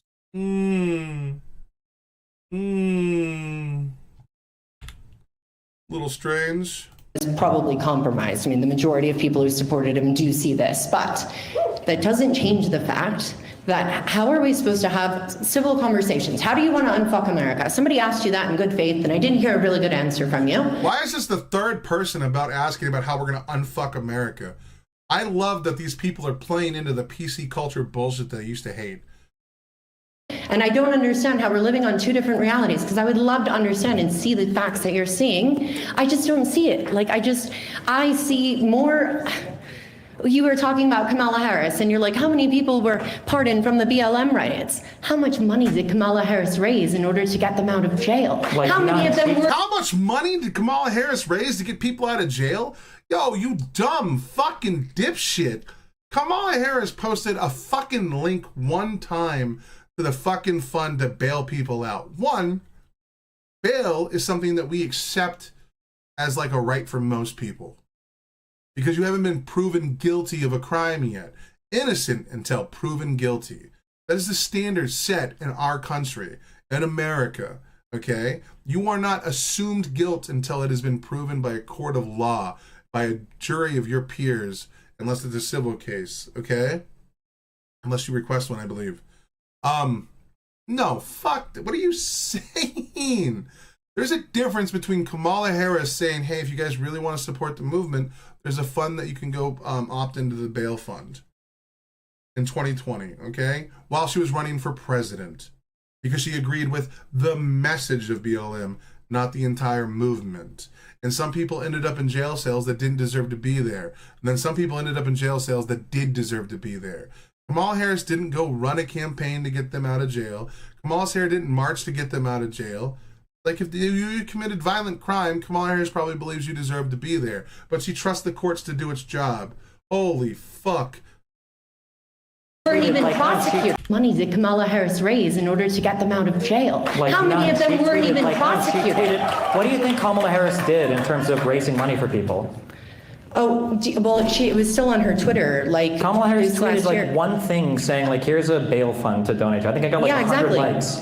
Well, no, but you're sitting here talking about how it's important for Donald Trump to use his platform There's to nothing wrong whatever. with Listen, but Kamala Harris used hers to get people. You are so logically bankrupt that I don't think you're equipped to even put on your own shoes.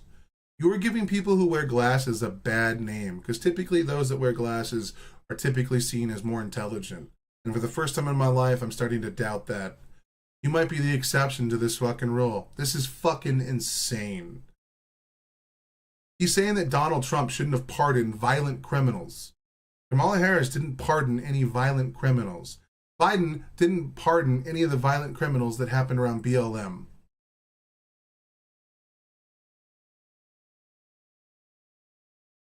These are not the same thing, and to act like they are is insanity.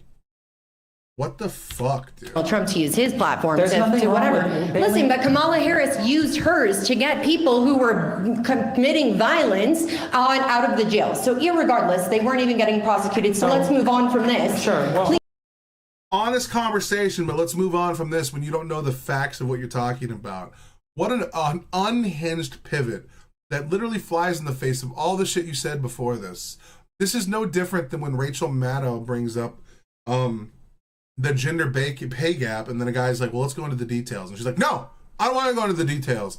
The same thing that all of the people probably in this audience said was unhinged and dishonest and disgusting. Like, these people do not understand the hypocrisy of the things that they're saying. This is insane. Please tell me how we're going to unfuck. Go ahead. Well, yeah, so number one, a lot of people did get prosecuted related to BLM riots. Number one. Number two, there's nothing wrong with a bail fund. If somebody wants to raise money to bail people out, that's fine. Number three, if you want to talk about horrific statements related to bail funds, Charlie Kirk was literally saying that people should get to a bail for the guy that attacked Paul Pelosi, and then it'd be funny to... Yes, he did. Ooh, I'm so glad it was him and I didn't misquote that. Thank you, Destiny. I know Cosmic Pixie gave me a little like, yeah, he did it, but it's cool that I have now another level of verification, so I don't seem as unhinged. Thank you, thank you, thank you. To bail him out of jail and ask him a bunch of questions, which was infinitely more disgusting than just tweeting a link to a bail fund from Kamala Harris's account. Okay, whatever. If you want to say that... Whatever? Excuse me, by the way. How dare you, madam? How dare you, madam? Whatever.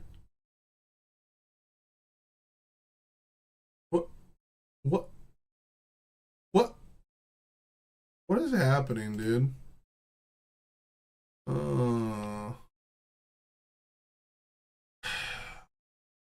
You cannot converse people that when they are presented with a counterfactual, the response is whatever, or let's move on from this.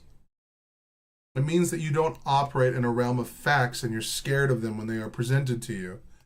What the fuck? That's worse. That's okay. That's for you to see it. But how am I supposed to... For you to see it? No, you were literally saying that we live in two different realms. How do we get to the same realm? You have to fucking come to the facts.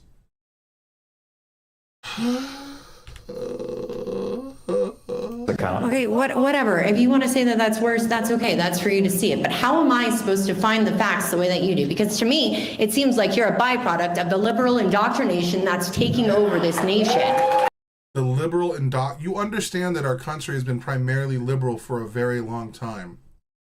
You understand that even though Abraham Lincoln was a conservative, he was a liberal conservative. You understand that, like, the political spectrum just isn't left, right? You understand that liberal and libertarians are just in the center of the political aisle, right? You understand that, right? And that the further you move down one side, then you get different affutations or different descriptors for what your political stance is. So you can be a liberal conservative. There are people that are fiscal conservatives, but when it comes to like social policies, they're liberal. You understand that, right? Like, you can have a layered, nuanced opinion about things. Liberal indoctrination, what are you talking about? Hold on. Okay, you know what? Let's just do this.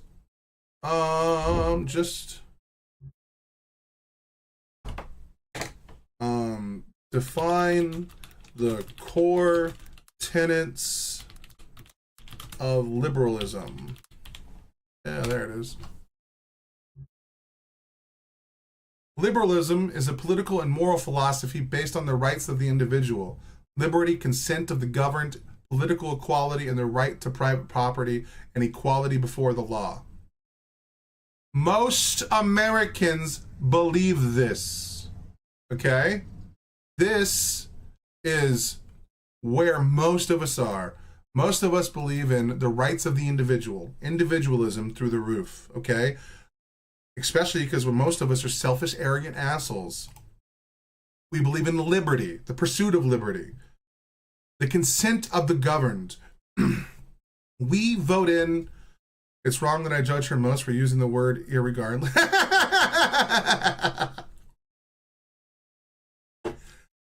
Well, yes, because I probably will use that word one of these days because I use improper English. Consent of the governed is what we do when we participate in a democracy. We are giving the police the power that they have over us, and we give them the authority to ticket us, to question us, all of these things, okay? We also do the same thing with our governor. We also do the same thing with our senators and congressmen, and the same thing with our president, whom we vote into office, okay? That's crazy. We believe in political equality, okay? That's something that's really important, that regardless of your political affiliation, that we have the right to participate in elections. We have the right to voice our opinions when it comes to the political, and we have the right to, like, match each other on the battlefield of ideas. The right to private property. This is something that's really important, especially to conservatives. This is their whole "don't tread on me" bullshit, okay? Where do you think they got it from? Libertarians and liberals believe in private property. That is a very important, this is the one thing that socialists, well, far socialists and communists are against. This is the one thing that fascists are against, the right to private property. If you want to go start a business, you can. If you want to go buy a car, you can. If you want to go buy an Xbox, you can. Yep, we give consent to govern us. We the people, and the people are the power. Totally agree. Not just an American ideal. Exactly. We also believe in equality before the law. That started here in the UK. Well, I mean, a lot of the stuff that we took from the UK, we took from enlightened Aryan thinkers. Like, our entire constitution was written by deists, people that wanted to pull them, well, not entirely, but a bunch of people were Christian or deist or agnostic, and they wanted to pull themselves away from the authoritarian control of the Catholic Church because they saw firsthand how powerful and dangerous it was. That's one of the main things that we did. Equality before the law is a fundamental thing that we all agree with. We all believe that no matter how rich you are, no matter how powerful you are, you should be held accountable for the things that you do. Our laws should not only benefit those that have money to afford lawyers. These are things that liberal principles push. So if you're saying that the liberal idea is a dangerous one, lady, you're speaking out against all of these things. The problem is you don't know anything about any of this shit. You're just buying into whatever bullshit that the alternative media sphere, people like Joe Rogan, Tim Pool, Dave Rubin, all these dipshits that use their platform to just talk shit about liberalism. Let's take a look at what conservatism. They say that conservatism is individual freedom, limited government, the rule of law, peace through strength, fiscal responsibility, free markets, and human dignity. I don't believe in any of that shit is what they believe in. The rule of law is ridiculous. So they believe in a super small government, okay? They don't believe in proper representation. They believe that strength is a requirement, so might is right. Now, fiscal responsibility we can get behind. I'm all about free markets, human dignity is there, and individual freedom. Half of their movement is dog shit. Oh my God. And that was just a Google search. Unfortunately, America ceased to be a liberal country. It embraced extremist capitalism. So now wealth is right above the law. That is the issue. Money rules now and not the people. Exactly, dude. Exactly. Well, I mean, the problem is you'll never see it because most people, Charlie Kirk included, are too scared to have critical conversations about it. So He all you wasn't do is scared. you're He literally died to do so. How talking dare to college you? kids. Charlie Kirk would almost never have critical conversations. So what? Okay, let's just give it a little background for the Unfuck America tour. Okay, now I know a few of you, like Lou here, knows what it's about, but just for reference, so people don't understand or so we can understand where I'm coming from, and then we can see how much of a bitch Charlie Kirk really was. So Dean Withers has been begging Charlie Kirk for a debate forever. It's why he joined the Unfuck America tour. The Unfuck America tour is a response to the Turning Point Turning Point USA is a response to Turning Point USA. Okay, the way that it works is Charlie Kirk goes to these college campuses, gets all these people in. He's managed to create chapters all around the United States, pushing young conservatism to young voters.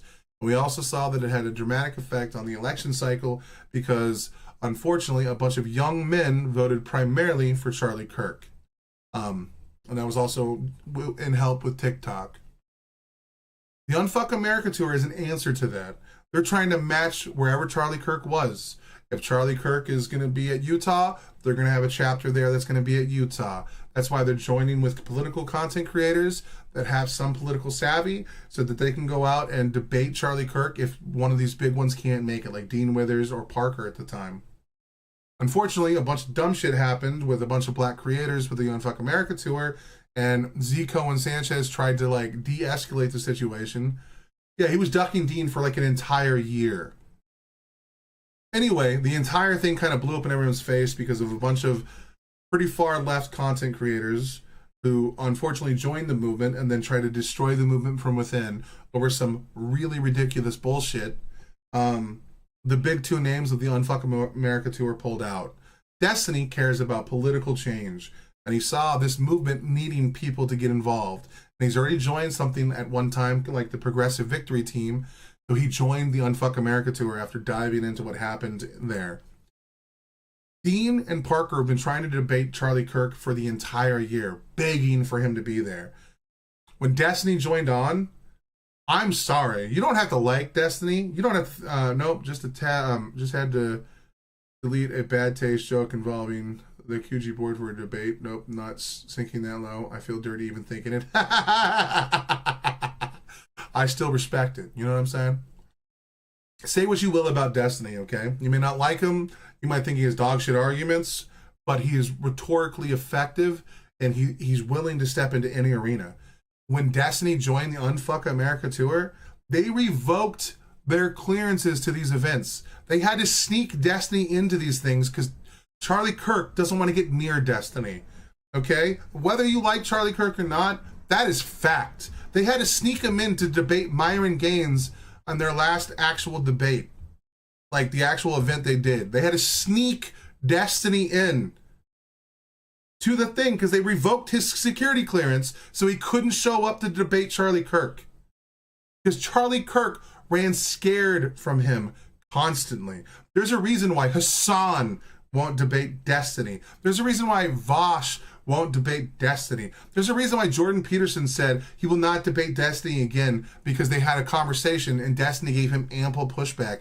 And I'm sorry, made him look like a fucking dunce. There's a reason why he had to play nice with Candace Owens when she showed up at his house after going to Fresh and Fit because their studios are relatively close. And Destiny had to like give her softball pussy questions because she almost walked the fuck out. There's a reason why. Have you ever watched the Pod Save America stuff? I have quite a bit. And for the most part, I think they're pretty good. I think every once in a while they say something where I'm like, But by and large, you know. But like, and I think Destiny's even got on the Pod Save America. But like, there's a reason why Charlie Kirk agreed to have a conversation with Hassan Piker again for the second time at Dartmouth. Okay? There's a reason why he's picking people who aren't good at debate. He wouldn't have debated Parker. He wouldn't have debated fucking Dean Withers. Say what you will about the fact that they soyed out about the fucking Unfuck America tour. That's fine. They're still really rhetorically very good and have a good command of the facts. Watching them debate when they're not fucking spazzing out about anxiety pins and like their safe spaces, they're pretty fucking good. Like, I don't think I could debate, if I wanted to have a MAGA debate and go in and pretend to be MAGA to debate Dean Withers, I think he'd destroy me, dude. The same thing about Parker. There's a reason why Charlie Kirk runs from actual debates, and there's a reason why when he went to Cambridge, he got fucking dog walked. Because I'm sorry, Cambridge University actually puts out decent students. You're not gonna go to fucking Utah, like community college, and debate there. Get the fuck out of here. What? Talking to college kids. Who are you talking to right now? Why don't you see any college kids aren't the only people that I talk to. Oh my gosh, this is the same talking point. Hold on. It's not you brought up the talking point. The talking point is Charlie Kirk is this master debater that shows up and debates ideas. He doesn't. He goes to college campuses and picks on young adults that have yet to form the entire frontal lobe of their fucking brain because the men don't fully develop until, what, 25? Sorry, delayed was BRB, but yes, thank you. Fucking irregardless has also got me. Not the same talking point. Heckler's in the back. Give me a second. I'm on a roll here. Give me a. She said she's on a roll? You haven't said one thing that means shit to anybody. How are these people so fucking delusional?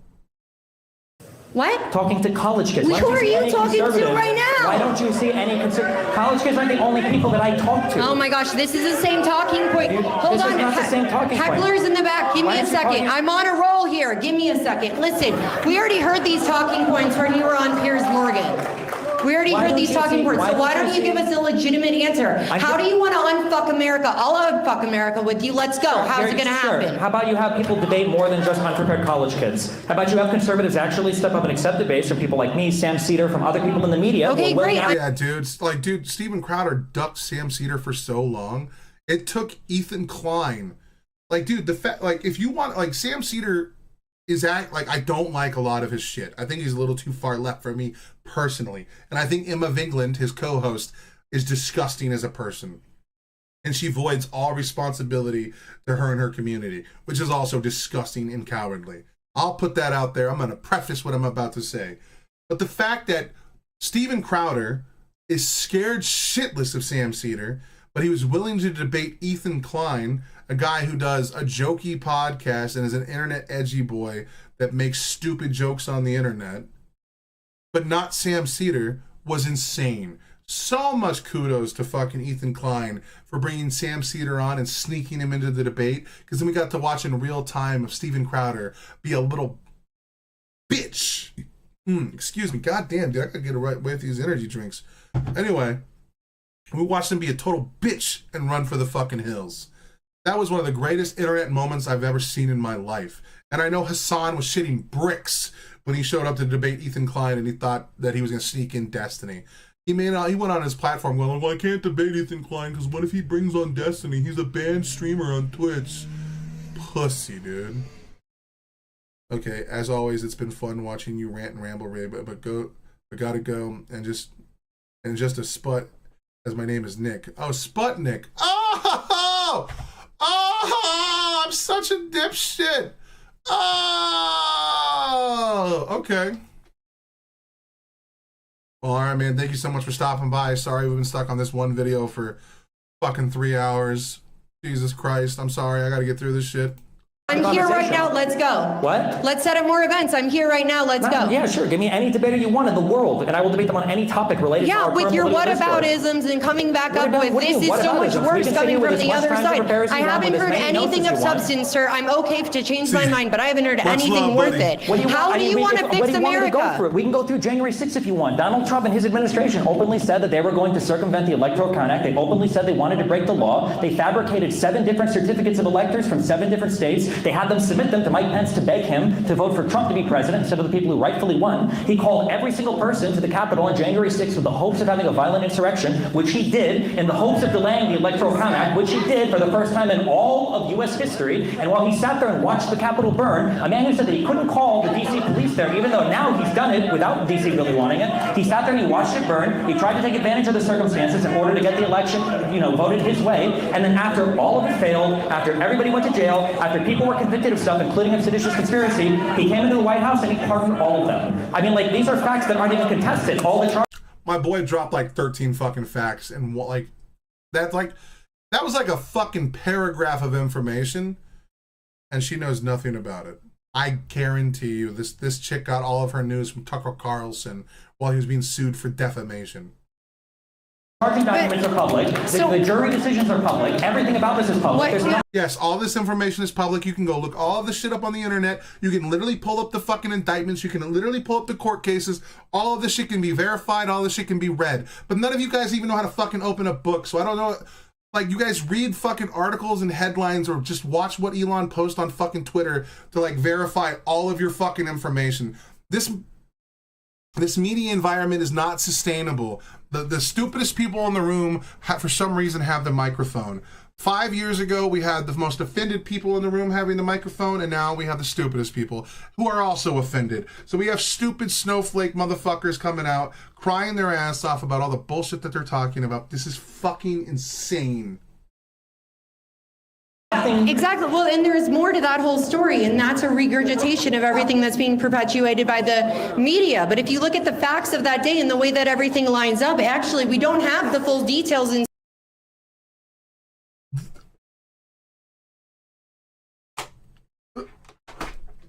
What the fuck is she saying? She's saying we don't have enough information? You understand, lady, that like the Proud Boys that were storming the building recorded themselves doing it. There's like Like WhatsApp app, and there's like fucking tweets, there's Discord messages. All of these things have been pulled because all of these things are recorded by all of the things that use them. The Oath Keepers and Proud Boys were not hiding the fact of what they were doing. The only reason why they started getting concerned about these things is because they were unsuccessful. They didn't actually successfully prevent getting Trump in office. So then they had to backtrack like a motherfucker. What the fuck, dude? Story. Those people were walking through as if it was a White House tour. Dominic, wait, hold on. Was his name Dominic Pazul? Hold on, I don't want to misquote because I said it earlier. Dominic Pazul. First Proud Boy in the Capitol. It may not be Pazul. Pazul's too gangster of a name.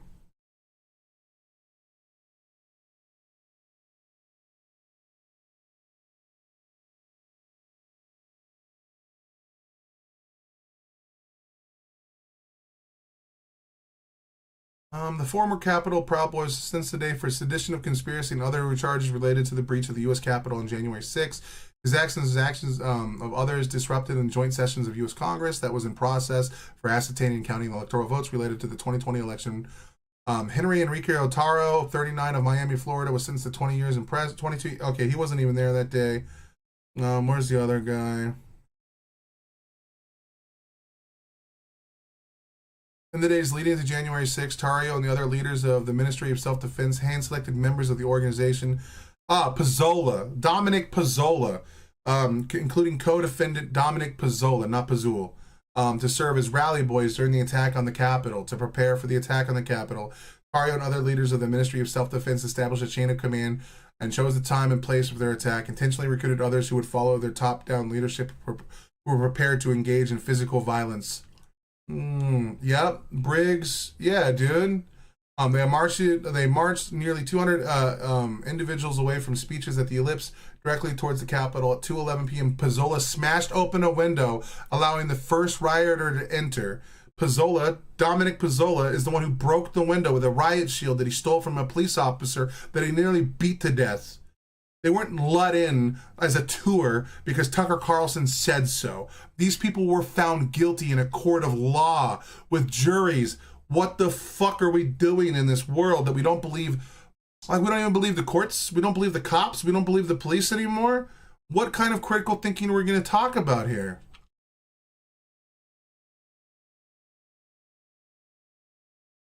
Okay, they were just let in. They were just doing a tour of the building. That's all it was. That's what Tucker Carlson says, and he is Jesus Christ. Have the full details in story. Those people were walking through as if it was a White House tour. I know a bunch of people that were there that day, and it wasn't an insurrection. That's a really bad insurrection if nobody had a gun. Why? It was a successful insurrection. They delayed the count of the vote. They delayed the certification of the vote for the first time in U.S. history. That was Was her argument because no one had a gun? It was an unsuccessful insurrection? You understand that the insurrection was successful, right? Like, it stopped the counting of the vote for like 3 to 4 hours. And then they had to continue late into the night. And while the insurrection was going on, Rudy Giuliani and Donald Trump were making calls to lawmakers saying, hey, well, it would be really bad if they get in there. Maybe you should listen to us. We can't go read the court cases of Donald Trump because, unfortunately, he went to the actual fucking Supreme Court and demanded, he doesn't even deny this, by the way, he demanded to the court that, well, I can't be held responsible because I'm the president of the United States at the time. And I was doing my official duty as the president. One, the official duty of the president is not to oversee the election. That is up to the individual states. Donald Trump didn't even need to be there. Part of his job was not even there. And I guess if you want to be one of the guys like, well, this was just one of the court proceedings and this was lawful. No. The recounts had already been done. All the court cases had been settled. None of this shit is involved. None of this shit is like part of like the like Al Gore wanting to have a recount and the Supreme Court voted against him.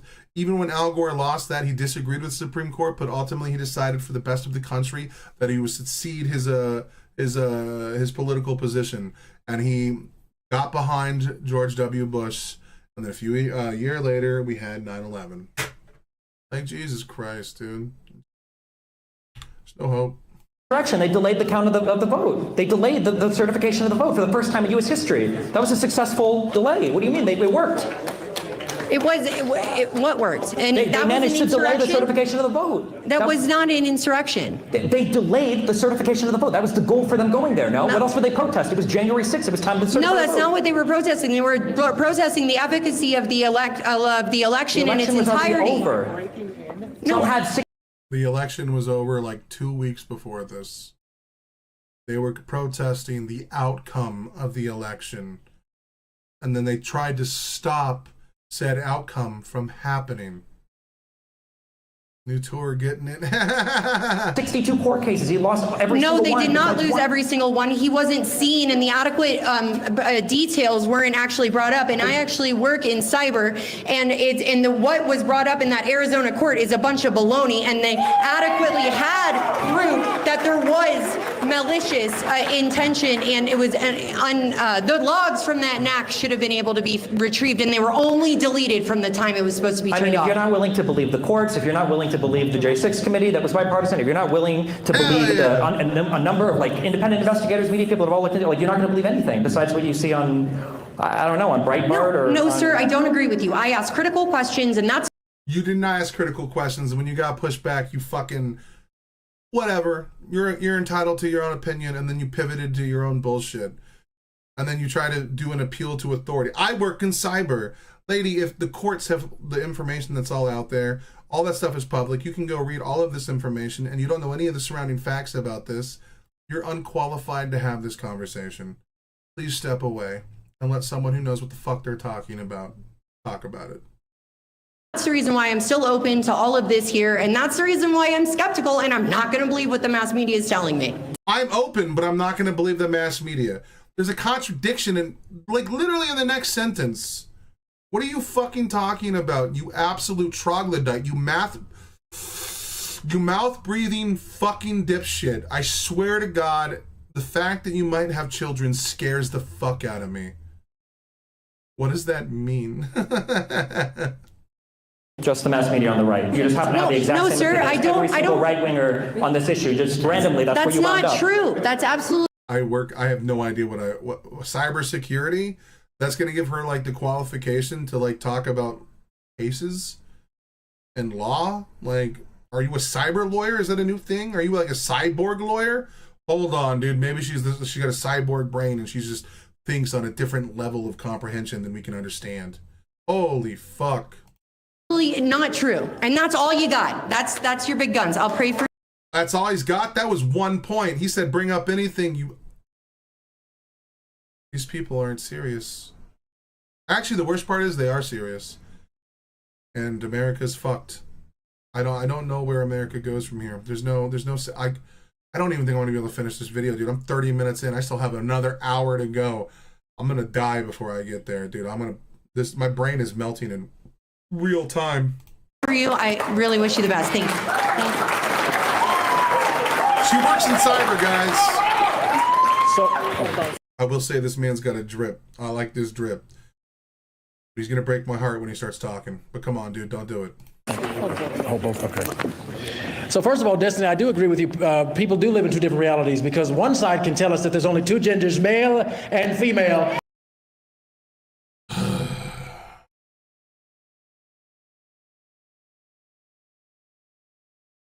We believe in two different worlds because you don't agree that trans people are trans people? Holy fuck, man.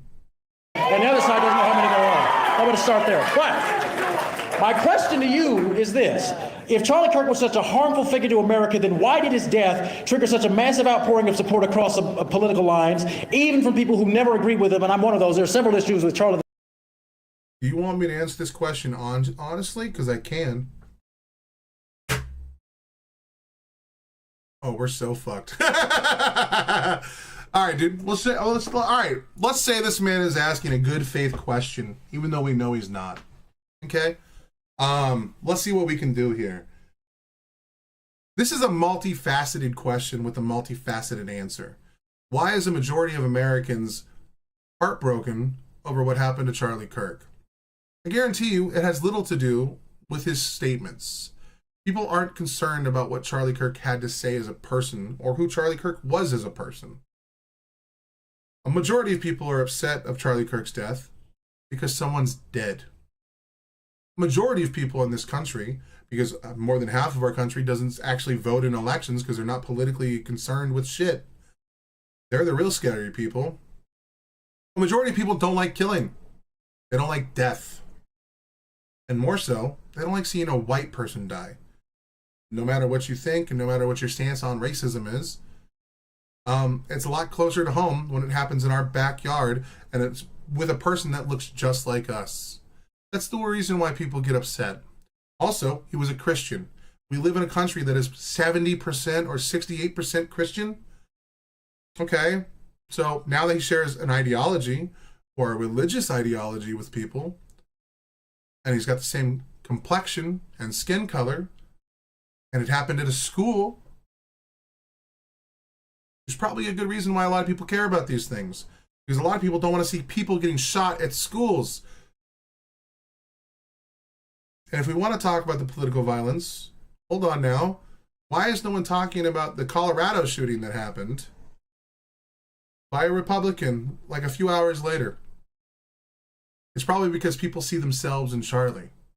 No matter how you see it, a large part of our demographic that vote, primarily vote, are white men. The reason why the Republican has a base at all. People can see themselves and empathize with the position of Charlie Kirk's wife and children. That doesn't mean that his messaging was good. Doesn't mean that a majority of Americans agree with what he had to say. Even if they do. The point is, hi, I don't know what I've walked in on, but I've had a beer, so I'm easy. Clara, you want to get the fuck out of here, dude. This is 3 hours on one debate. We're 30 minutes in. It's fucking unhinged. This is a week after Charlie Kirk got shot, 2 states over, or 3 states over, at another college campus. My boy is walking into the lion's den, and it's been unhinged. that I disagreed with, but doesn't that prove that he tapped into something real about the failures of our system that you are unwilling to acknowledge? Just because people are resonating with his death or are showing empathy for his death doesn't mean that he tapped into some failure of our country. And even if he did, it doesn't make it okay. Like a broken clock is still right twice a day. We were being made insane at the moment. No. So here's proof you were unwilling to acknowledge it. You went on Piers Morgan and said that you wouldn't disavow his death until the president of the United States did it first. Why would you care what a man you didn't even vote for have to say first before you Why would I not? Okay, one, because he cares about political power and he understands the prisoner's dilemma. At least I'm being made more insane at the moment. Teehee. I definitely am. It's definitely like how far gone Americans are is crazy. But why would we hold the president accountable more so than a fucking dipshit YouTuber like my boy Destiny here? And that's the same criticism I apply to myself. He's way smarter than I am, so I'm not just saying, like, he's just a guy, he's a fucking dumbass influencer that plays video games for fun. Why are we going to hold him to a standard above Donald Trump? I don't get it. Donald Trump is not only the leader of the Republican Party, but he's also the leader of the United States of America. I shall lurk while I cook. We should hold him to the highest standard because he is the most powerful person in the world at the moment. Because he's my president. No, you didn't vote for him, Destiny. You didn't vote for the man. Doesn't matter. He's still my president. So I wouldn't want Joe Biden to encourage violence against people on the right, which he didn't. But your I wouldn't want him argument to revoke security clearances or security details for people on the right, which he didn't. So why can't Donald Trump do the same for me? He's supposed to be president for all Americans. He did, no? The young lady that was just up here before me said that right after it happened, he said we need to not have political That's not violence. true. He said the radical left Democrats were the ones causing it. Well, the one that killed Charlie was a radical leftist. We don't know. All standards are above Donald. Fuck yes. We don't know if the guy who shot Donald Trump was on the left. Why are we going against the way our country works and we are assuming guilt to people without evidence? That's not how things are supposed to work. Know that? You have no idea. We don't know that. That's what came out. A radical leftist with no crazy chat history, with no evidence. The thing that came out was retracted, you absolute fucking unsavory moron that has no idea about how to fucking read news. Like, at this point, I think that we need to start sending people to like an actual camp every morning and they can be taught the actual facts of things every fucking day. It should be a mandatory thing that we have to watch, like a state-sponsored media thing. Like, holy fuck, how are these people so fucking dense? Like, we gave them the freedom to think for themselves, all of these Americans, and they can't. They don't use any fucking critical thought whatsoever. They see an article headline and they believe it. They don't care about retractions. They don't care about information. They don't care about the facts of the matter. Like, holy shit, man. How is it that Americans have so much freedom and yet they're the dumbest people in the fucking room anytime they walk into a room with anyone from another country? Why is that? Like, we have countries like the UK that has fucking an actual monarchy, and they can be critical when it comes time to be critical. They also can be like not super up their own ass, and they can use like irony, or they can use like self-deprecating humor. Like, it's never about them constantly. They can like pull themselves out of the environment they're in because they're not like people that think that they're secret millionaires waiting for their moment to shine. Like, what is happening in America that even these fucking adults in this room are so dense that they have no idea what the fuck they're talking about? Evidence of radicalization.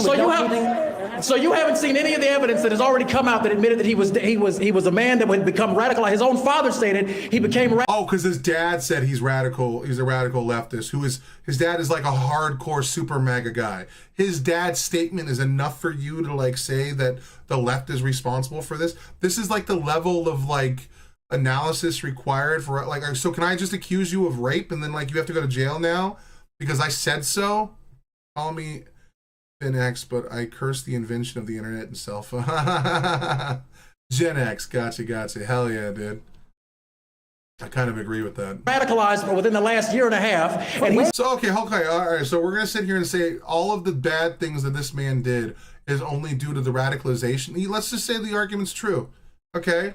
Let's just say everything you're saying is true, sir, for the sake of argument, okay? Let's say that when he went to college completely radicalized this man, and he was there for 6 months. That's all he did. He did 6 months of college. Meanwhile, he had 18 years of indoctrination by hardcore MAGA influence, or MAGA people. He grew up with his dad watching Charlie Kirk, Ben Shapiro, Matt Walsh. This man was far right, okay? And you're going to say the 6 months of radicalization by the Democrats or the college is enough to make him a killer, but not about the 18 years of an actual religion that thinks it's okay to fucking harm other people? Get the fuck, where is your like logic here? And if your religion is so powerful and so just and so correct, how is it that he could become radicalized in the first place? Like, he had Christ, he had Jesus in his life, he had God. How is it that like the poison of like the liberal arts institute called college was able to like pull him away from all of those like beautiful sentiments and thoughts that you think are like all morality is based off of? If your arguments of religion is so good, how the fuck was he radicalized in the first place? How did your God let that happen, actually? If this kid was a soldier of God and raised in a Republican home that you call normal, why wasn't he was able to be convinced in 6 months that everything he believed in was lie, and then he was also being able to be radicalized to the point where he'd shoot someone in the throat? Your argument sucks ass and doesn't make sense. If those 6 months are enough to condemn the entire left, what about the 18 years of his life that was on the right? Oh my God, they prevent God every day, all day. Pervert God, yep. Where did he come? Where are the logs that Trump has anything being radicalized anywhere? Where's a single radical statement this guy's made? First of all, don't look at Candace Owens. She's already started the investigation. Secondly, this is already public information. His father was. Oh my God, he watches Candace Owens. I need to buy a gun just so I have a way out when things get too crazy. Like, not for self-defense, but just for cleansing. Good morning, Mr. Barry and friends. Did I miss? No, Dead Wax will be tomorrow on the 20th. I'm going to do the whole concert, so probably going to be like a 10-hour video. And it'll be posted that same day. And that is my guarantee. Unless like I die or my computer explodes. Was the one that already turned him in, and his father stated this was happening. And what was the guy's name that he's dating? I forget the guy's name. Was it Lance Twiggs? Is that it, Lance Twiggs? He cooperated with police, and that was the man's boyfriend. And he stated that he noticed that. Hasn't it already come out that they weren't dating? Like, I don't. What world do we live in, dude? The title was becoming more. Oh, it's the 20th there? Oh, fuck. I gotta get used to this whole. I have a lot of UK people watching me, or like Australia people watching me. Like, I gotta get used to that shit. My apologies. I guess I should have said tomorrow, but there is no spell check. 10 hours, god damn. More and more radical as time was passing. Yes, he was raised in a Republican environment, but he drifted further and further to the left. So why can't you stand there and admit that there are radical leftists that want to see people like Charlie put in the ground? He's never said that there are no radical leftists. This man spends half of his time attacking the radical left. Like, these people know nothing that they talk about. They don't even know who they're talking to. This is insane. And by the way, you know what's so interesting? These are two different questions. If you're going to ask me to tell you that there are radical left people that would do violence in this country, of course there are. We've seen them before. I'm not going to sit here and deny that. That's obviously true. You would deny do you admit that there are radical right people that would do violence as well? There are absolutely radical white people, but that is not. Radical white people? No, he said right people, bro. Not the point, Destiny. You literally went on one of the largest platforms that we know of on Piers Morgan. And I said that I want to disavow violence and I want the president of the United States to do it. You shouldn't have to wait for a man you didn't vote for. When you guys don't do it, you have to have the other side do it. It can't be one side doing it. Why don't you understand that? When the president of the United States gets on television and disavows it immediately after it happens, that's not good enough. Disavow it, dude. Oh my God. Fox and Friends, they begged him to disavow 2 separate times and he couldn't do it. Who begged him to disavow? I don't know, whoever the names of the guys on Fox and Friends are. So you don't know it, but now you can. Oh, shut the fuck up, man. You didn't even know the boyfriend's name. And you would ask people in the audience to answer that fucking portion for you. You don't get to use that fucking argument here that, oh, he doesn't know the exact name of the dipshit on the Fox and Friends show that asked him to cool down political rhetoric, okay? No, what a shitty argument, especially when you didn't even know the name of one of the people that you're using as like a pillar of your argument. Shut the fuck up. They say Charlie Kirk's fans want revenge. What do we do? And you know what's so interesting as a black man? One thing I noticed about Charlie Kirk's death, there wasn't rioting in the streets like it was after George Floyd. That's the one thing that I noticed. As a black man, here we go with the fucking identity politics, which is so crazy because people like Candace Owens used to say, I'm conservative, not black. But then they use it every time they have the opportunity to bash people, which they make fun of the left for doing that. So it's all hypocrisy and fucking... About Charlie Kirk's death. And it's so interesting that you want to cherry pick and nitpick and use... Also, okay, let's just take his argument at face value and be good faith as possible. There's a reason why BLM did what it did. Because by and large, we're tired of seeing black men killed by police officers. And then I know that the retort could be, well, a majority of people that are killed by police officers aren't black men. But that's ignoring the fact that a majority of the black men that are being killed, they make up a smaller portion of our society. So for every one black male that's killed, I think the black individuals in our country make up 17% of our total fucking population. Okay, so if like they're being killed around the same rate or even double, like Americans or white males or, you know, whatever, make up like more than 50% of the electorate and 50% of the actual people in our country.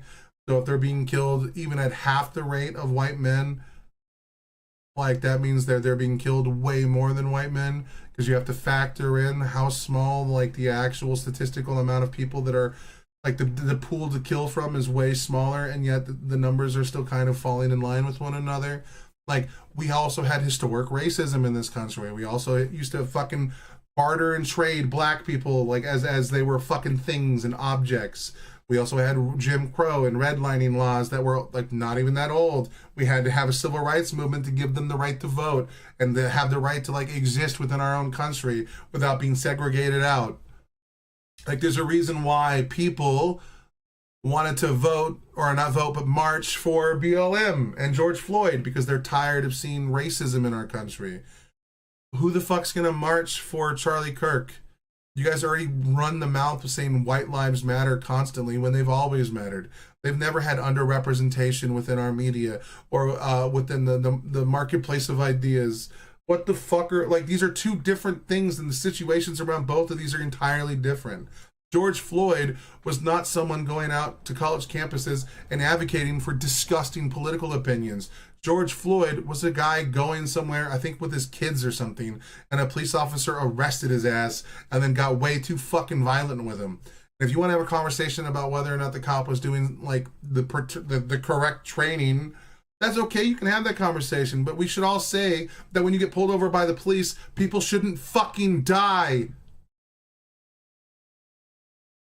Odd examples that benefit you, but you deliberately want to have blind vision to see that the radical left ideology that has been influencing this country for the past 20 years led to the death of Charlie Kirk. Why did the DOJ remove from their website the study on radical, politically inspired violence over the past decade? I have no knowledge. You don't know any. Yes, you guys never have knowledge of the stuff that your side does wrong. The DOJ removed that. Like, this is their whole thing. They come out, attack, and then when you do a counterfactual, they say they don't know.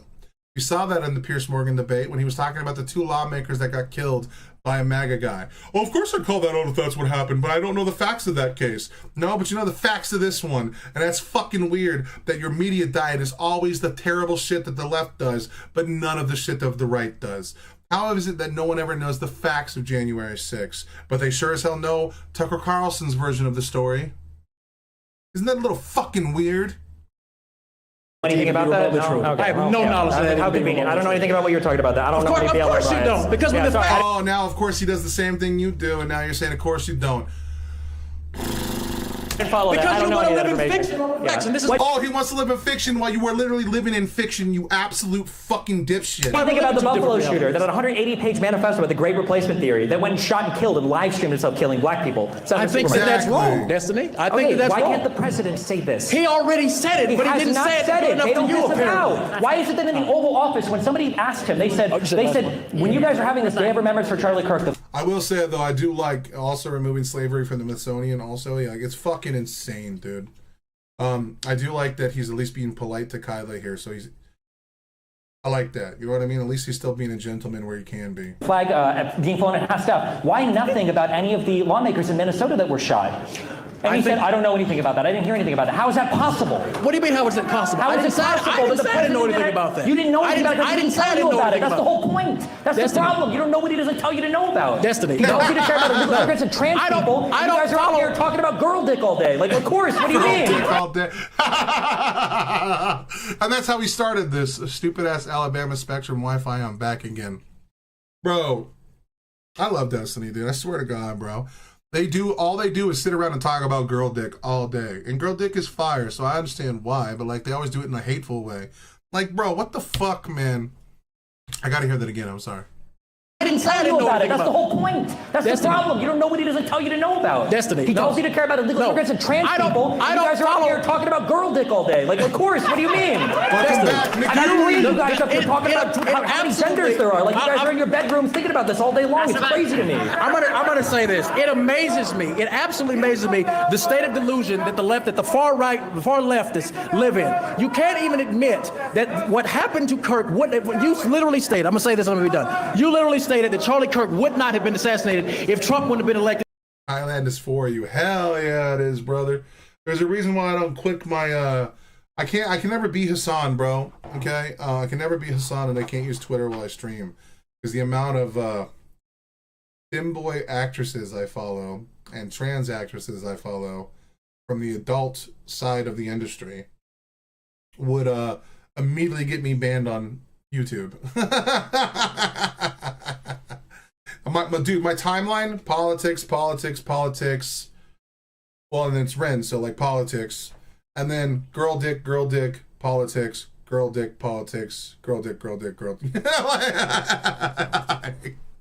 To a second term. If you don't think that's violent language, then I don't even know what the point is in How is talking. it? Is it violent language when Charlie Kirk said, I think that Biden should be executed for treason? He never said that? That's okay, yeah. You conveniently don't know anything when the right... He never said that. Girl dick is pretty much everywhere. Fuck yeah, dude, I'm going to Thailand. Well, I'm in a committed relationship now, so I can't really be doing that shit anymore. And man, I gotta be careful, because my poor girlfriend, one time she told me, she's like, how did we end up together if you like, every freaking day, at least it flickers if it's not completely good. Yeah, dude, Spectrum is terrifyingly bad. I feel bad for my girlfriend sometimes, because like, she probably looks at like my timeline. If like I haven't been on Twitter since I've been here, but you know, it's a bummer because like I did have a pretty how do I say this without coming off like super incel-y and super grotesque and whatever. Me and the opposite gender had a hard time getting along for a long time. And you know, I'm kind of jaded, pretty hardcore, with feminism as a whole. Now, granted, that's from like PTSD of like third wave feminism, because I do consider myself a feminist, but I'm like a second wave feminist. And then, you know, for like 10 years, I've been at war with like the far left super feminist, or like the radical feminist that think that all men are pigs, that all men are the problem, that they are the sole proprietors of everything that's wrong in every person's life, you know, or that like the statement you have to believe all women at all possible times, you can't ask for evidence or else you're a rape apologist and stuff like that. Bro, that has been like my life for a very long time. So, you know, and I'm being on things like Tinder for so long and looking like this, I can tell you that no women almost ever swiped left on the Wilbury experience. No one was signing up for that ride. You know what I'm saying? Like, and for good reason. You know, I gotta take poor care of myself. And men need to do a lot of things to like improve their life so that they can actually be, you know, effective in a female and male situation. So I know that my girlfriend has like this fear that like, or at least I have this fear that she has this fear. I don't know if she actually has it, but like, how do I say this? WBE? I don't know what that means. I'm sorry. Oh, yeah, the wheelbarrows. Yeah, dude. But, I know my fear is that like she doesn't think that I like love her because she's a woman. And it's like, that is not the case. Like, I love women. Women are amazing. Women don't typically love me. Like, you know, and, you know, I'm somewhat jaded, you know, and, that's why I like sitting through that one young lady that debated Charlie Kirk so well was really refreshing. I think that was really refreshing because I got to see a modern feminist come out and be in defense of like human issues instead of just men's issues. I think the left went a little too far at one point, and we're starting to see that regulate itself because women are starting to realize that like in order to get people to vote for the things you care about, you're going to need men. Women only make up half of the country. Like, and some of those women are Republicans. So like if women want things done in their favor, they're going to have to like play ball with men because men, you do need some men to vote in your favor. You know, political power is a real thing. And like in order to change the world, you can't just try to change one side of the equation. And it's cool to see more and more women stepping up to that plate and allowing men to like, you know, back in the day, you weren't allowed to talk about abortion if you had balls. You just weren't. If you were ostracized. You were kicked out of conversation. You were told, you're not a woman. You can't understand our plight. And it's like, you understand that people have empathy, right? And like, I want to defend you, but like, let's use like good argumentation here. But anyway, you know, so that my fear is that my girlfriend might always like have this like like, cause she says it all the time. Well, she said it last night. Like, how did we end up together? And I'm like, what do you mean? I don't know.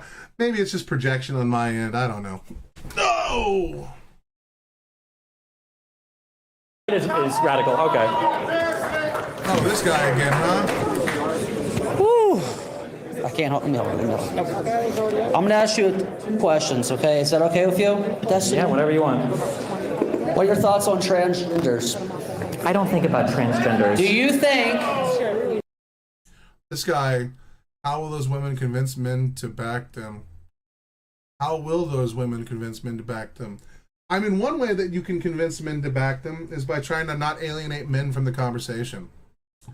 I did say some spicy stuff on Facebook after Trump got elected for the second time, and it was aimed at feminists. I think it said something like, well, there you get ladies go. We now lost the abortion argument on a grand stage, and all the times I was told that I wasn't allowed to have this conversation, well, men had it without you, and now you're losing the right. We have to stop pushing men out of these circles. Like, we got to stop ignoring men's issues. Again, that's something I talk about all the time, and I don't know what she's doing now. Maybe she's like a full-blown fucking turf monster evil person. But Christina Hoff Sommers, at one point, was a feminist. She was a second wave feminist that started seeing some of the data come out about boys in elementary school. What are they offering to the men? Not marriage, not babies. Well, I don't think you have to offer anything to men. You just can't alienate them from the conversation. You can't tell men that they don't get to participate in things because of their gender. Like, you can't use sexism as a way to end sexism. And people wonder why I'm terrified to even be interested in financial shape after 32 years ending over within 3 weeks. Yeah, dude, it's fucking crazy. But I don't think you need to offer like men anything other than a seat at the table when the conversation is being had. And I know that sounds crazy because men typically have a seat at the table, and there is a time where men need to shut the fuck up and let women talk. Especially when we're talking about lived experiences. Men don't need to participate in that. But if we're talking about abortion or dating rights, agree, but I don't think that's enough to convince them. I mean, it convinces me, and I'm a man. Like, I don't need women to give me pussy for me to, like, respect their political opinion. Just not the way that it works. I don't need a woman to like capitulate to my needs as a man in order for me to understand and empathize with their situation. I understand that a majority of women in this country are victimized by and large by men. Just that simple. And I understand that having women have the right to vote, understanding that women have the right to divorce someone if they're an asshole or a piece of shit, understanding that a woman should be able to make the choice that's best for her body. Like, those are all just normal things that we would all want as men if the situation was reversed. We just need to stop, like, or miscarriage, that was a big one in my life. Yeah, dude. I like to hope that I'm not special. I can't say that I know any men with that opinion. Unfortunately, men are big-ass children. I mean, I'm one of them. I play video games all the time. I'll debate with anybody about any topic constantly. Like, brother, I'm a gigantic child. But like the other men I know that are also big children, they get treated like shit by one girl and they turn that into a weapon against all women. If your issues is righteousness, you should accept allies. I know a lot of feminist men. I wouldn't say I know a lot of feminist men. Matter of fact, I don't think I know one. Like in person. Like, I don't know a single guy that's going to talk about women's issues. But I know a lot of men that if you like, you know, fathers that have daughters that are going to care about the well-being of their child and want their child to have the same equal opportunities. I wouldn't say that they're feminists. They're probably just good dads or good husbands. Like, I wouldn't want a woman that I'm with to be stuck with me. Like, if my girlfriend were to fall out of love with me tomorrow, I would want her to have the right to tell me to get the fuck out. She's not my property, and our relationship is something that we have to work on continuously. There are things in my life that I have to improve on every single day. And I don't think she has anything to improve on, but I bet you if you asked, she would probably say that she does. Like, we can empathize with people that are adjacent to us just by like the way that we want them to be treated. Like if I was a dad, I wouldn't want some Republican to tell my daughter what she could do with her body, especially if she was the victim of a heinous crime in the process. I don't think that's soy or soft to want my daughter to have the right to choose what she thinks is best for her life.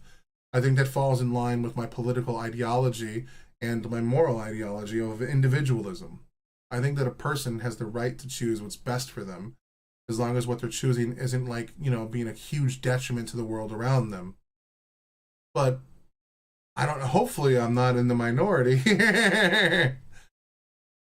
Do you think transgenders should be able to own guns?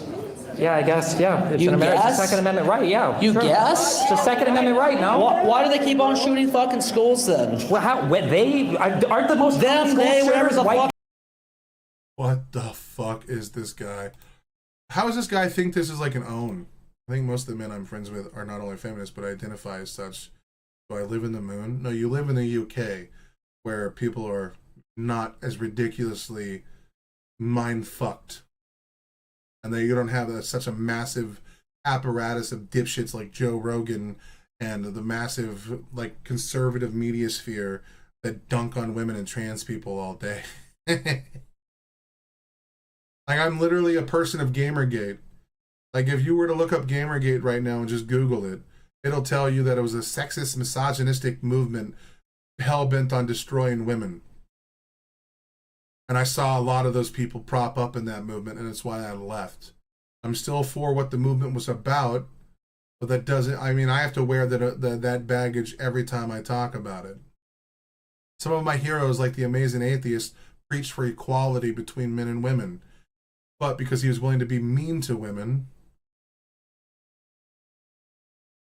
he was sexist, even though he was preaching for equality.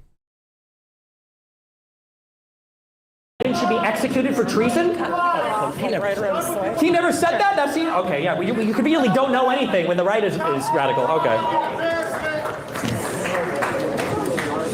Whew. I can't help me. I'm going to ask you questions, okay? Is that okay with you? You remember Gamergate? Yeah, dude. The initial cause for Gamergate, I stand behind a shit ton. Like the things that were happening between Zoe Quinn and her boyfriend, and the things that were happening between, like, you had people that would write articles and reviews. AFK phone is plugged in, BRB. You had people that were, like, getting, like, massive donations of, like, cruise tickets when they got a game to review.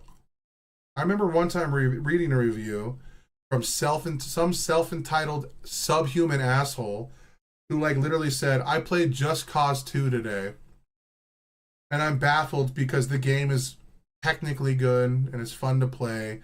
But as I sit here in my room listening to some fucking dipshit artist while like drinking my Pierre Noir fucking whatever fucking wine, I think about the people that are being killed in Palestine. And this was like 12 years ago.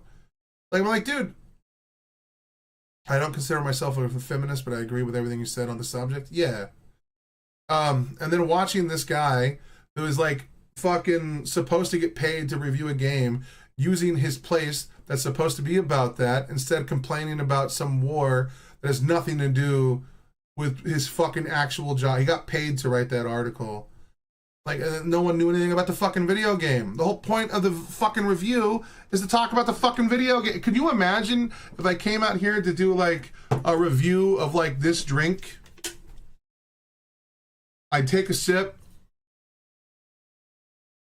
You know, my father never loved me enough when I was a kid. I can't really talk about this drink because I'm so heartbroken about the particular situation in my life, even though you're paying me thousands of dollars a month to do that. How about I use this platform now to talk to you about how much I don't love my father right now? Like, what the fuck would that do? That's insane to me. I'm sorry. Some men are hurting, but too often that pain gets redirected into blaming all women, especially after binging anti-women and anti-feminist YouTube. Exactly. I'm a feminist, but it's not my identity. Exactly. Yeah, and I remember like that was the conversation that needs to be had. Like, women are not to blame for all of the misfortunes. And now I'm leaving for the third time of this live, lol. On the same video too, bro. It's been going on way too long. 4 hours into a 35, like, holy fuck. I'm not gonna make it through this video. I gotta start doing some music here in a second. Fuck. Bro, there's no way that men are so ill-equipped or so immature that when they are not picked by a woman, it's the woman's fault. What happened? Then you switch to drinking water? I am. I drink primarily water, and I drink one of these a day. These are like these like super fucking zero sugar, 0 calories, 0 fucking B vitamins, all that shit. I don't, there's like French stuff all over this, bro. That's so like, what the fuck, dude? 0 carbs, 0 everything, dude. These are not good. Wow. Is this still the first video? Yeah, this is still the first video, bro. I have gone on tangents today, bro. My mind is all aflutter. But dude, it's been so unhinged. These people are so fucking dumb. Like, holy shit. Yeah, whatever you want. What are your thoughts on transgenders? I don't think about transgenders. Do you think transgenders should be able to own guns? Yeah, I guess, yeah. It's You it's a guess? Second Amendment right, yeah. You sure. guess? It's a Second Amendment right, no? Why do they keep on shooting fucking schools then? Well, aren't the most Them, they, whatever the white fuck guys? you want to call it. White Why men the should be disallowed fuck? from owning guns? Do you think that being transgender is a mental illness? I don't have an opinion Do on it you for this think- audience right now. Do you Who think? do you think most school shooters were white men? It's all part of the narrative, dude. Yeah, there's the narrative. It's is all you're not part of God, dude, I hate the fucking word narrative these days. Holy fuck. Ugh. Okay. the narrative, and you know it. Go ahead, preach. We're in church You right know now. it. Go ahead. They said that the guy that shot Charlie was a Republican. Can you answer He me this? wasn't. Trans people are such. We don't even know who the guy is yet. Why are you trying to speak as if you have factuals when all you have is conjecture, dude? Effective assassins. Why do we? I had a tooth fixed and cavity filled, ate lunch, and drove home. This will probably still be going on when I get back from bowling. I hope to God it's not, dude. I hope to fucking God it's not. Come on, the military. Looking at this one right here, I want to get this fucking thing a gun. Holy shit. He's literally talking shit to someone in the audience. Holy fuck, this guy is unhinged. This thing is a monster. This guy is not acting as a fucking human in the country. Like, one, he believes in the Second Amendment. He's wearing a shirt that says freedom, but he thinks that people that are transgender shouldn't have any freedom. He doesn't believe his own argument. Get the f*** out of here. Get this fucking loser out of here. Are you serious? Why are you pointing out people in the audience and bullying people? Are you serious?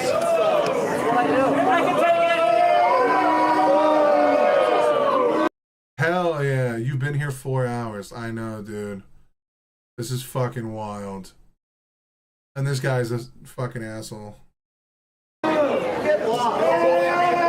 me. I'm up here, okay? Make fun of me, all right? Respect. Destiny's like, come after me. Stop going after the trans woman in the audience.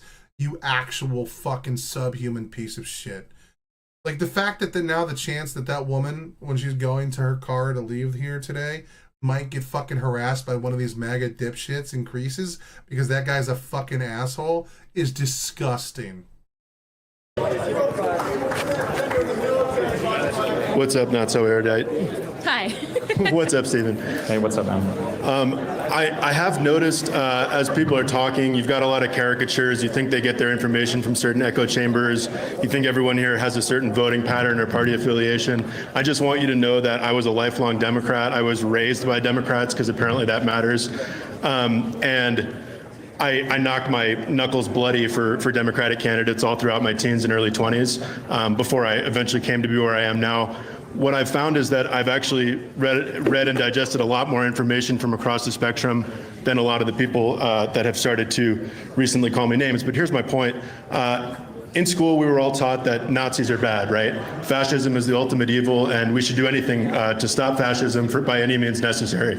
A lot of us internalized that message, and around 2016, I started to see that message becoming weaponized against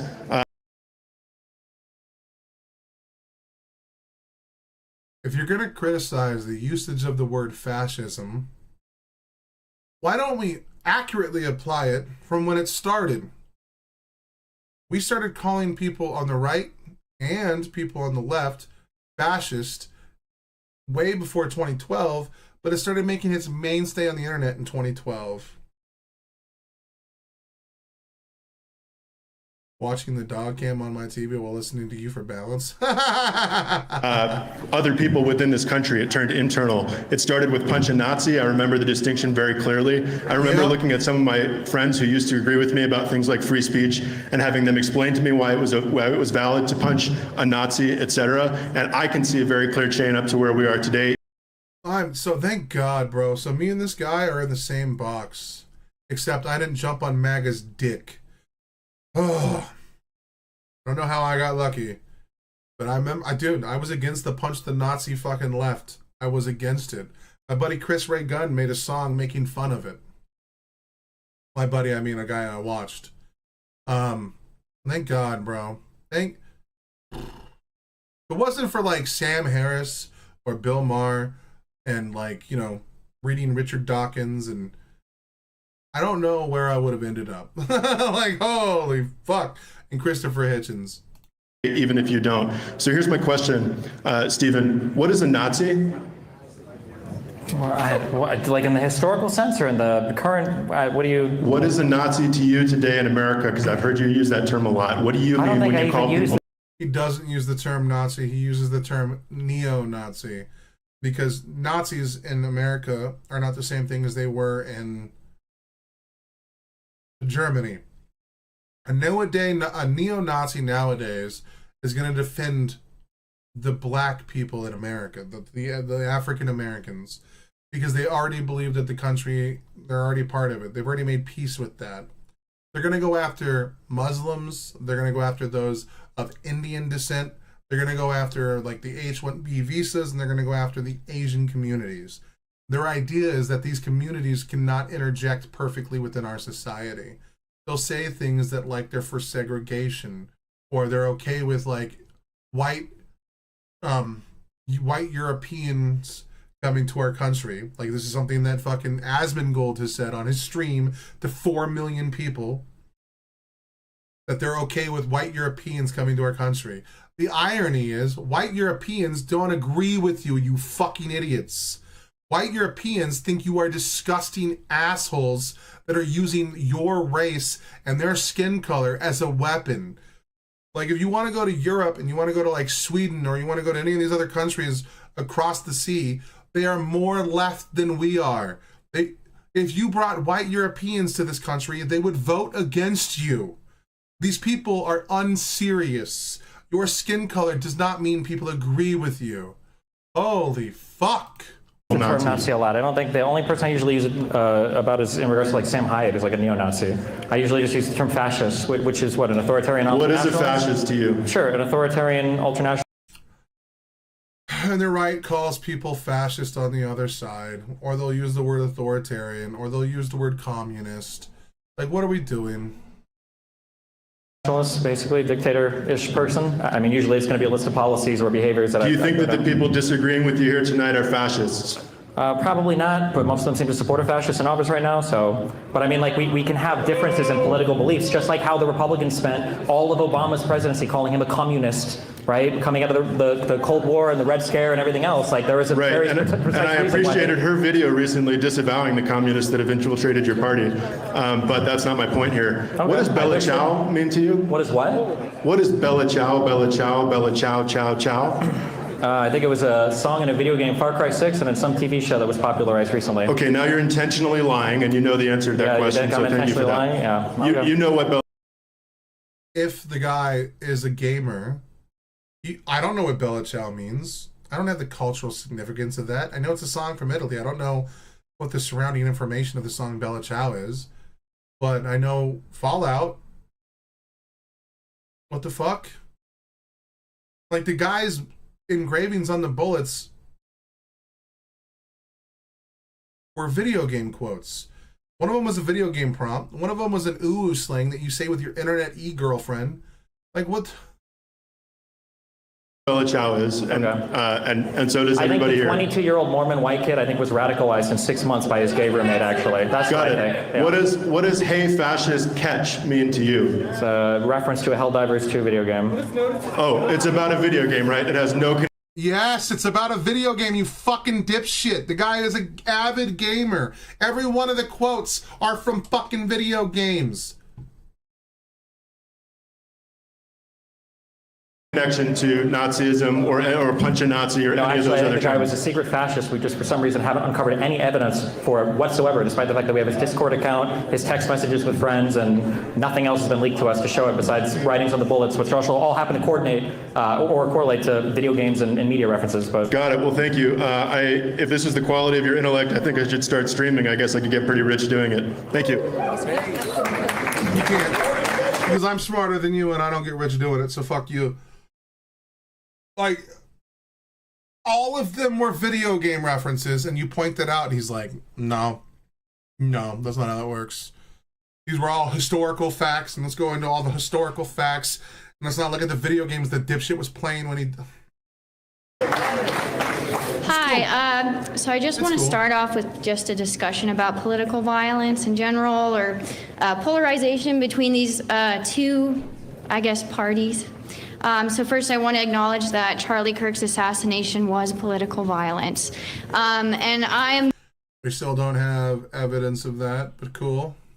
Very left-wing. I'm on the left. I have a lot of left-wing friends. Most of my friends are left. But I have to admit that... I like how she's doing the whole... I have black friends.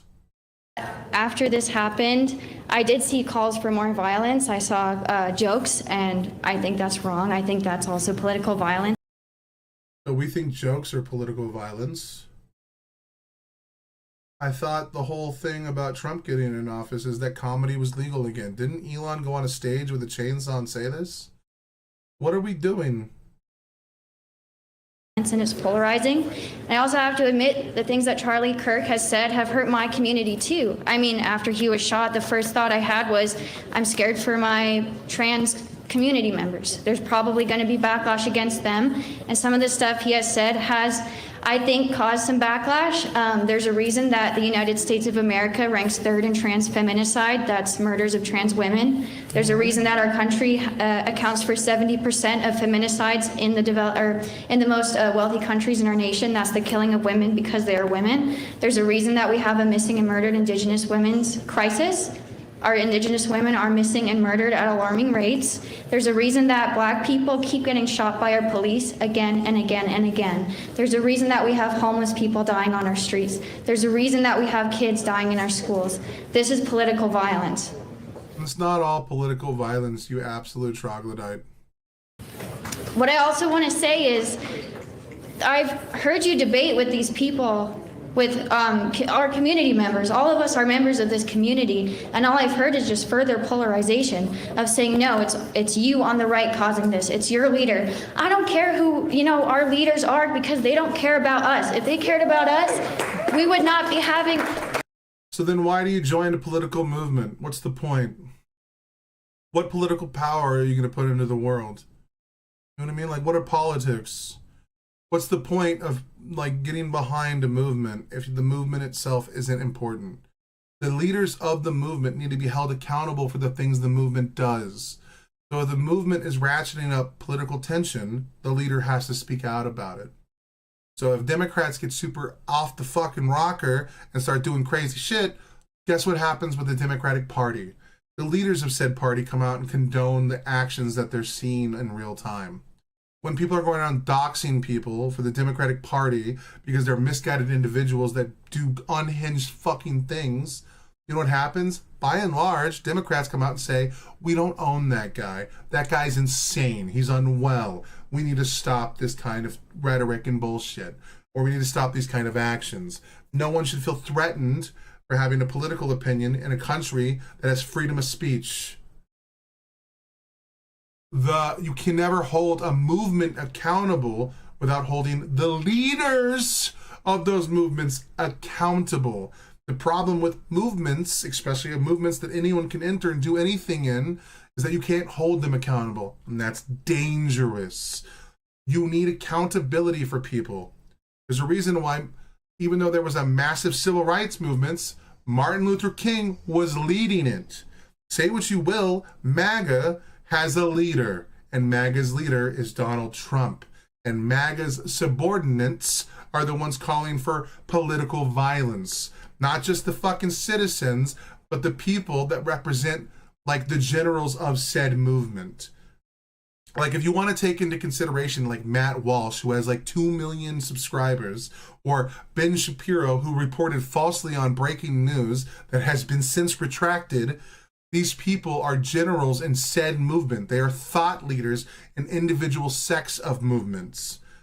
And they need to be held accountable when they do morally reprehensible bullshit. And if one party continually calls out the violence and the other says they don't give a fuck, there is no stopping violence. All Destiny is asking for is for the left to not bend the knee constantly to the right until the right is willing to call out the extremist on their side.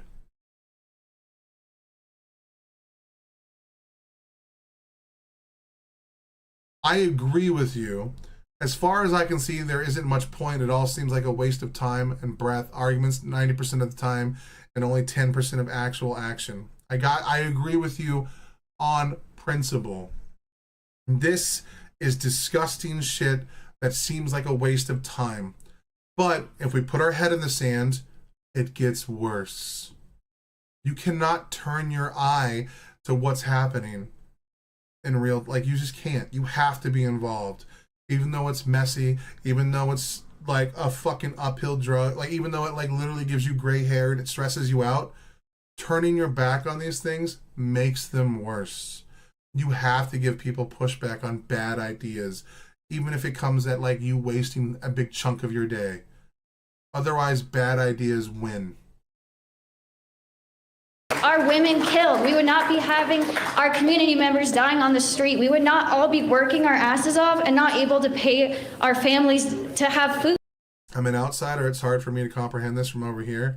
Well, I know that Australia is having some of their own issues. Now, I can't speak in great detail about them, but I know Sky News is pretty popular over there. I know Jordan Peterson made waves when he toured over there. Like, these ideas are infectious and they're spreading around the globe.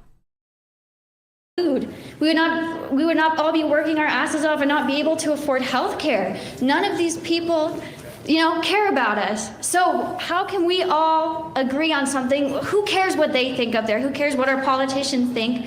What's something that we all can agree on as a nation to just, fuck them, let's get together, and what can we work on together?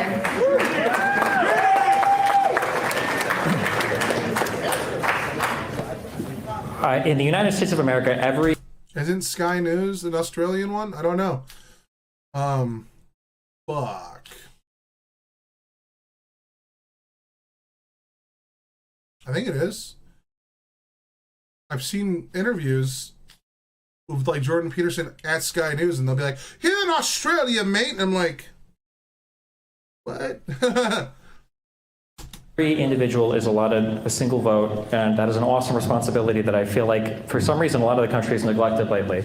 The idea that both sides are the same in terms of policy for helping the average person is just not true. Kamala Harris had an idea related to tax credits for children. You can laugh if you don't have any kids, that's fine. But for people that need the money, like, the stuff matters, right? When Biden was president, we had an extended child tax credit. That went away under conservatives. When Biden was president, we weren't, pushing to renew all of the Trump tax cuts for wealthy people, which Trump did. And now apparently the deficit that was supposed to be a big deal doesn't matter anymore. All of the help is going to wealthier people. All of the help is going to businesses. All of the help is going to bailing out his friends. When we tried to get a single payer option, or at least like a public option in the United States, it wasn't Democrats that stood against that, it was the Republicans. The ACA that we only got that much of it because the Democrats were willing to push for it. So if your take is just, and I understand it, especially for young people who haven't interfaced much, I guess, with the... I like this, girl. Take it in your own hands, show your power as a collective force and what you can accomplish. Yeah, but then she's not going to have a leader of that movement. Like, unfortunately, politics is about the entirety of everybody. Like, no one is going to get behind a bunch of individuals doing their own thing. It sounds good on paper. That if you were to ask me a personal question on how to improve your life, I'm not going to sound like someone who votes Democrat. I'm going to tell you, like, let's just say I was arguing with myself, right? This way we can't offend anybody in the process. Let's say I came to myself and I said, "Man, Will, I'm tired of being so ugly to women and being so fucking fat that I ran out of breath taking a shit." I'm not going to say, "Hey man, that's okay. There's a lot of things you can work on and you're a beautiful person as you are." You might realize what people actually want. That's not true, because the people get like, the leaders do care what you want. This victim complex that we apply to ourselves because things aren't moving fast enough is inaccurate. The leaders care. They want you to vote for them. And they know that in order for you to vote for them, you have to do the things, they have to do the things you want. Or else you're not going to vote for them again. Like, we have this one-sided view of history. Like, so many people will come out and be like, the left doesn't care. It's like, well, the left got women the right to vote. The left got rid of redlining policies. The left got into segregation. I'm struggling like crazy right now. Get on disability. My disability is 90% of mental health issues, and progress is one of the disability. It's so fucked up. I got you. Bad things. I wasn't framing that as a victim. No, I get what you're saying, but you are. I love you with all my heart. I do. But when you say that, like, no one cares about you in systems of power or governance, it's just not true. You understand that, like, in my country, there are 360 million people, all with their own individual wants, desires, and things that they want from the government. And of those 360 million people, not everyone's going to get what they want when someone gets in office. And sometimes when someone gets in office, yeah, it takes a while for things to happen. Things are slow. Governments are designed to be slow moving so that they don't make any radical changes that topple said government. Who among us hasn't lost their breath while taking a dump? I mean, dude, sometimes they can be tremendously crazy. Like, if I'm talking to like a group of people, I'm always going to use like democratic talking points or talking about the whole. But when I'm talking about an individual, I'm talking about the power that you have in your own life. Like, the reason why we have police isn't so that they can stop crime. We have police so they can hand out justice after a crime happens. Police are not crime prevention units.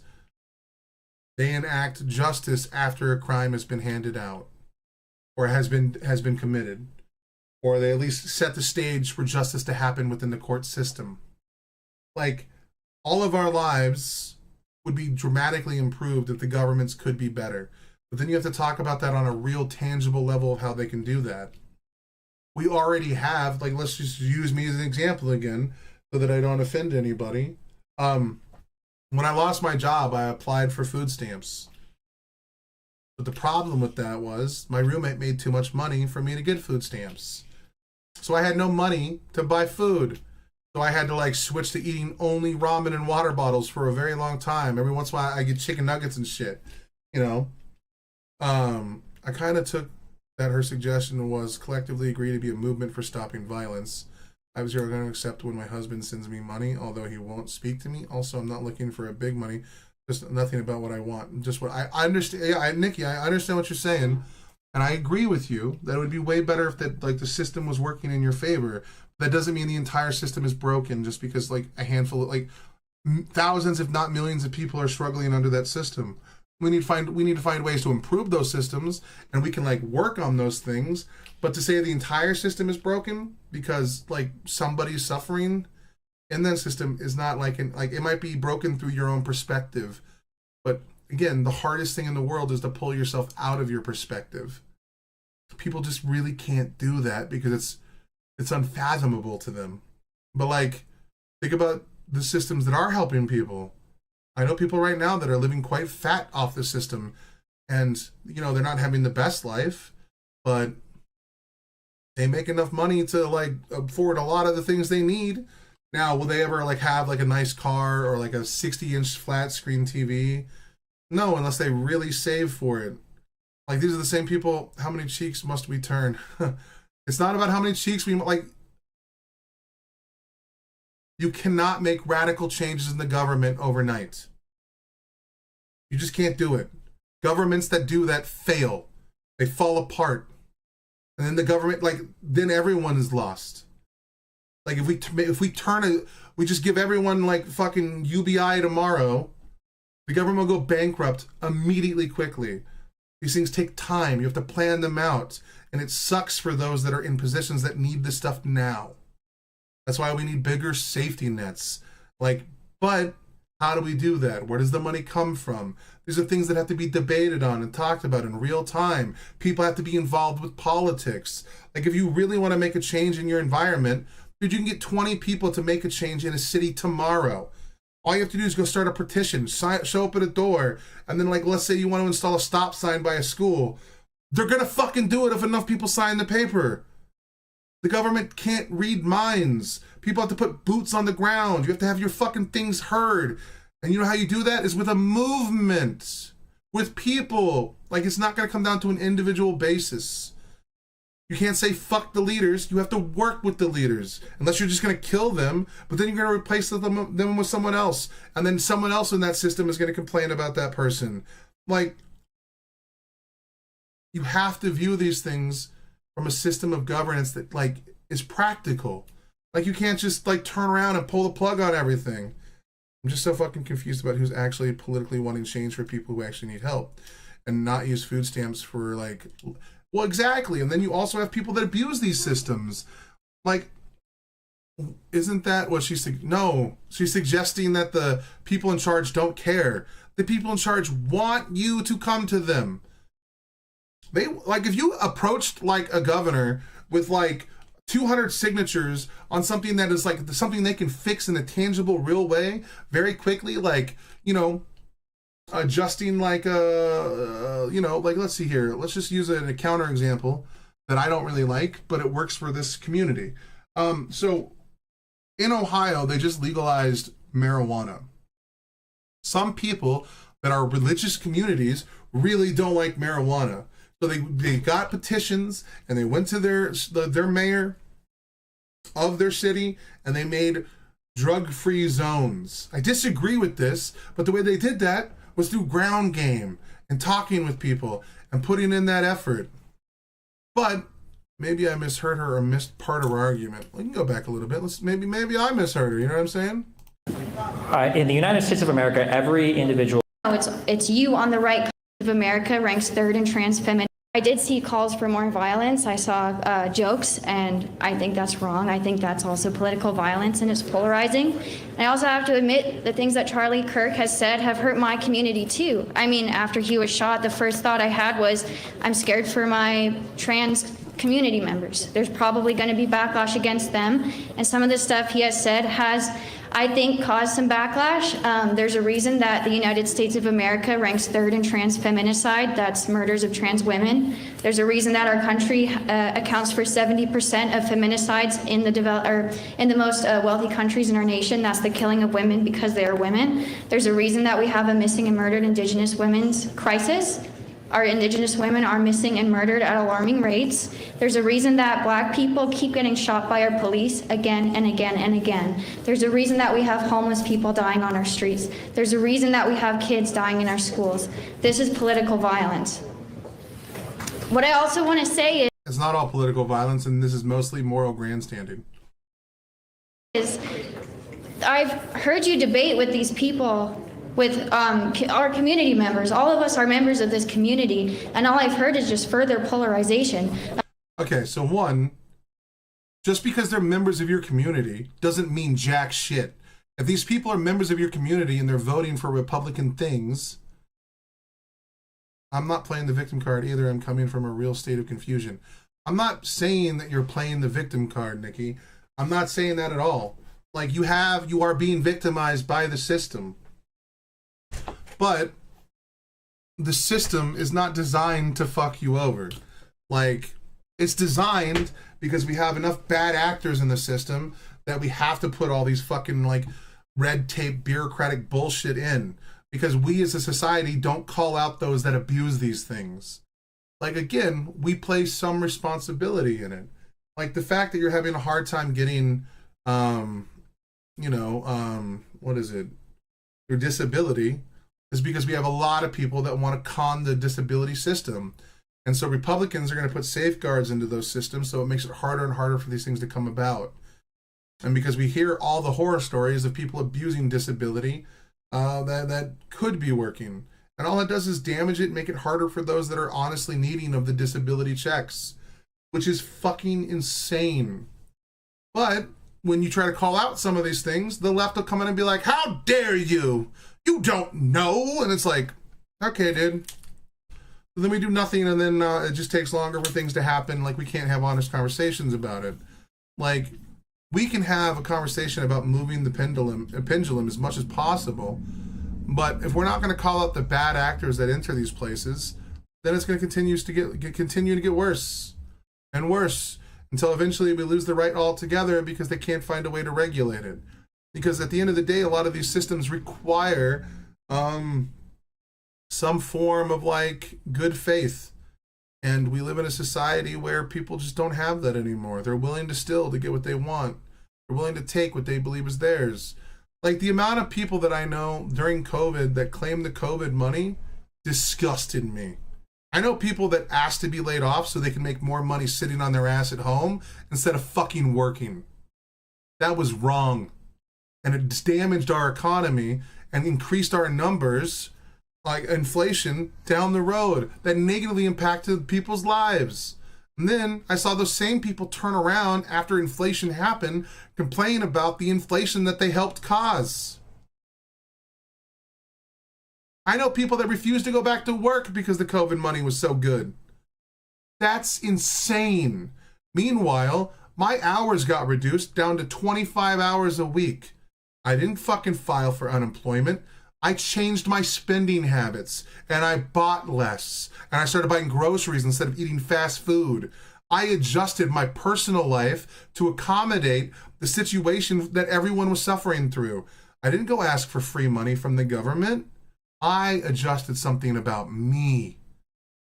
And I gave up. I was actually allowed to have 40 hours, but I gave up half of my hours so that the young kid that worked with us could continue to work.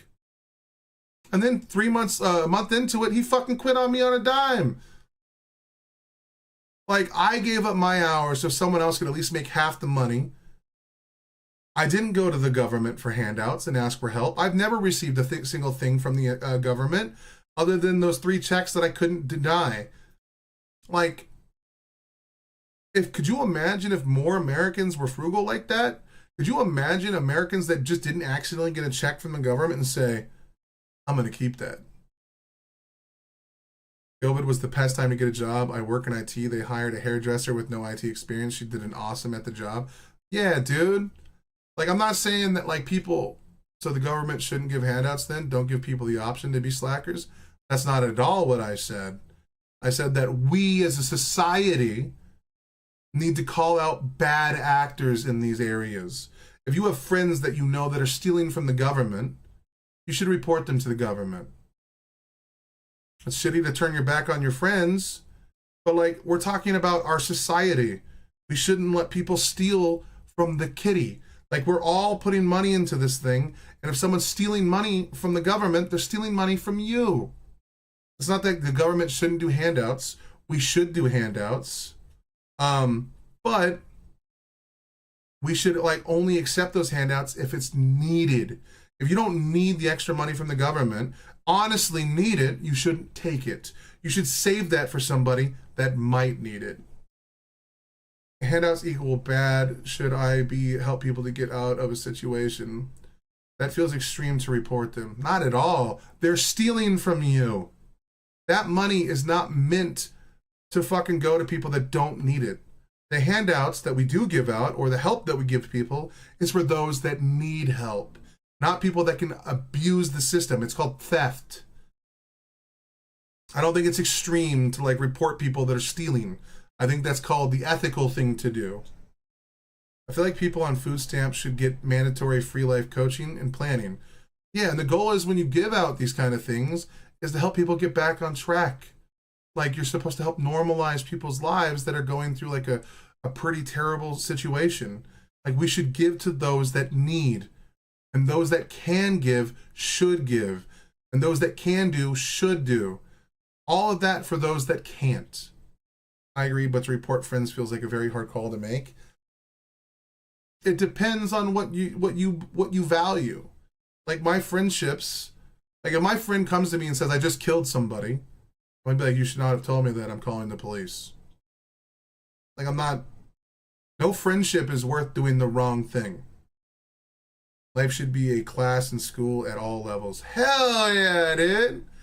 I don't know. Like, this whole idea that like, because you like someone or someone's like more closer to you, that you should like absolve them of their crimes because like you love them is a little crazy to me. I would never do that.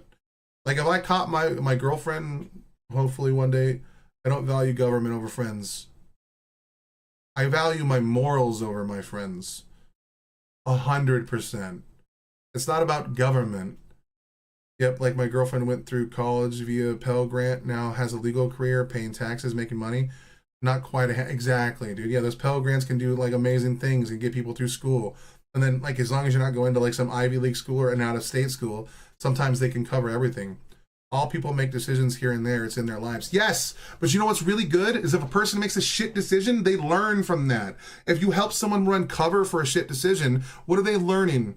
They're not getting disciplined for a shit decision. That's the point. People make mistakes. They have to be held accountable for those mistakes. That's how you learn and grow as a person. If a person robs a bank, they should go to jail for whatever amount of time has been deemed acceptable by the court. Like, that's what it's there for. People shouldn't get like escape responsibility because of a personal friendship. That's not how it works. Like, you need to hold people accountable for their actions. Like, I was a shitty student when I was in the 6th grade or whatever. might not report them, but probably stop being friends, I'd report the fuck out of them, bro. Like, if I caught a buddy of mine jerking it to, like, kids, I'm calling the FBI tomorrow, bro. Or that day. We also need to disincentivize crime, otherwise no reason not to do crime. Exactly, dude. Inflation is the lesson. No, it's not, because they didn't learn anything. They voted someone in who created more inflation by doing tariffs. They didn't learn anything for that. That's the issue. And also, it's the wrong lesson to teach. One person commits a crime so that everybody in society has to pay for it. Fuck that. That person needs to pay penance for their crime.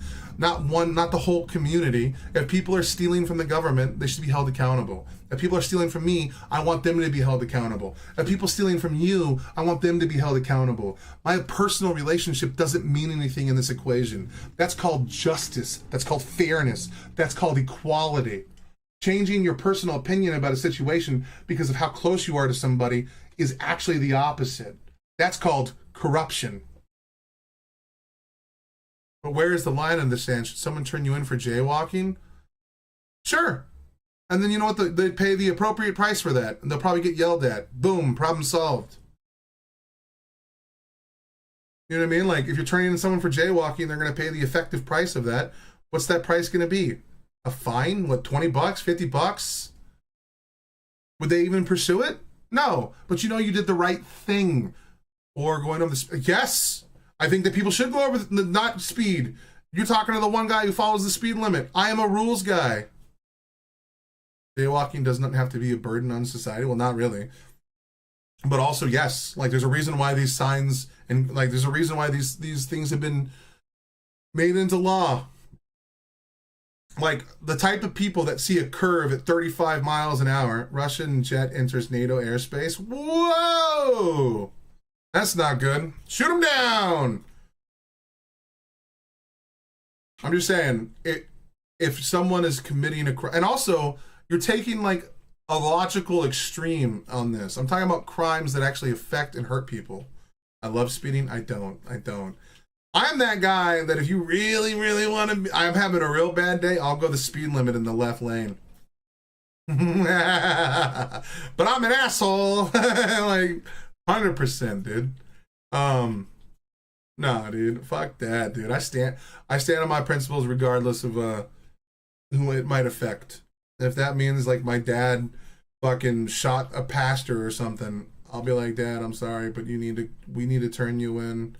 This doesn't fall in any of the morals that you taught me as a kid growing up. We need to do the right thing.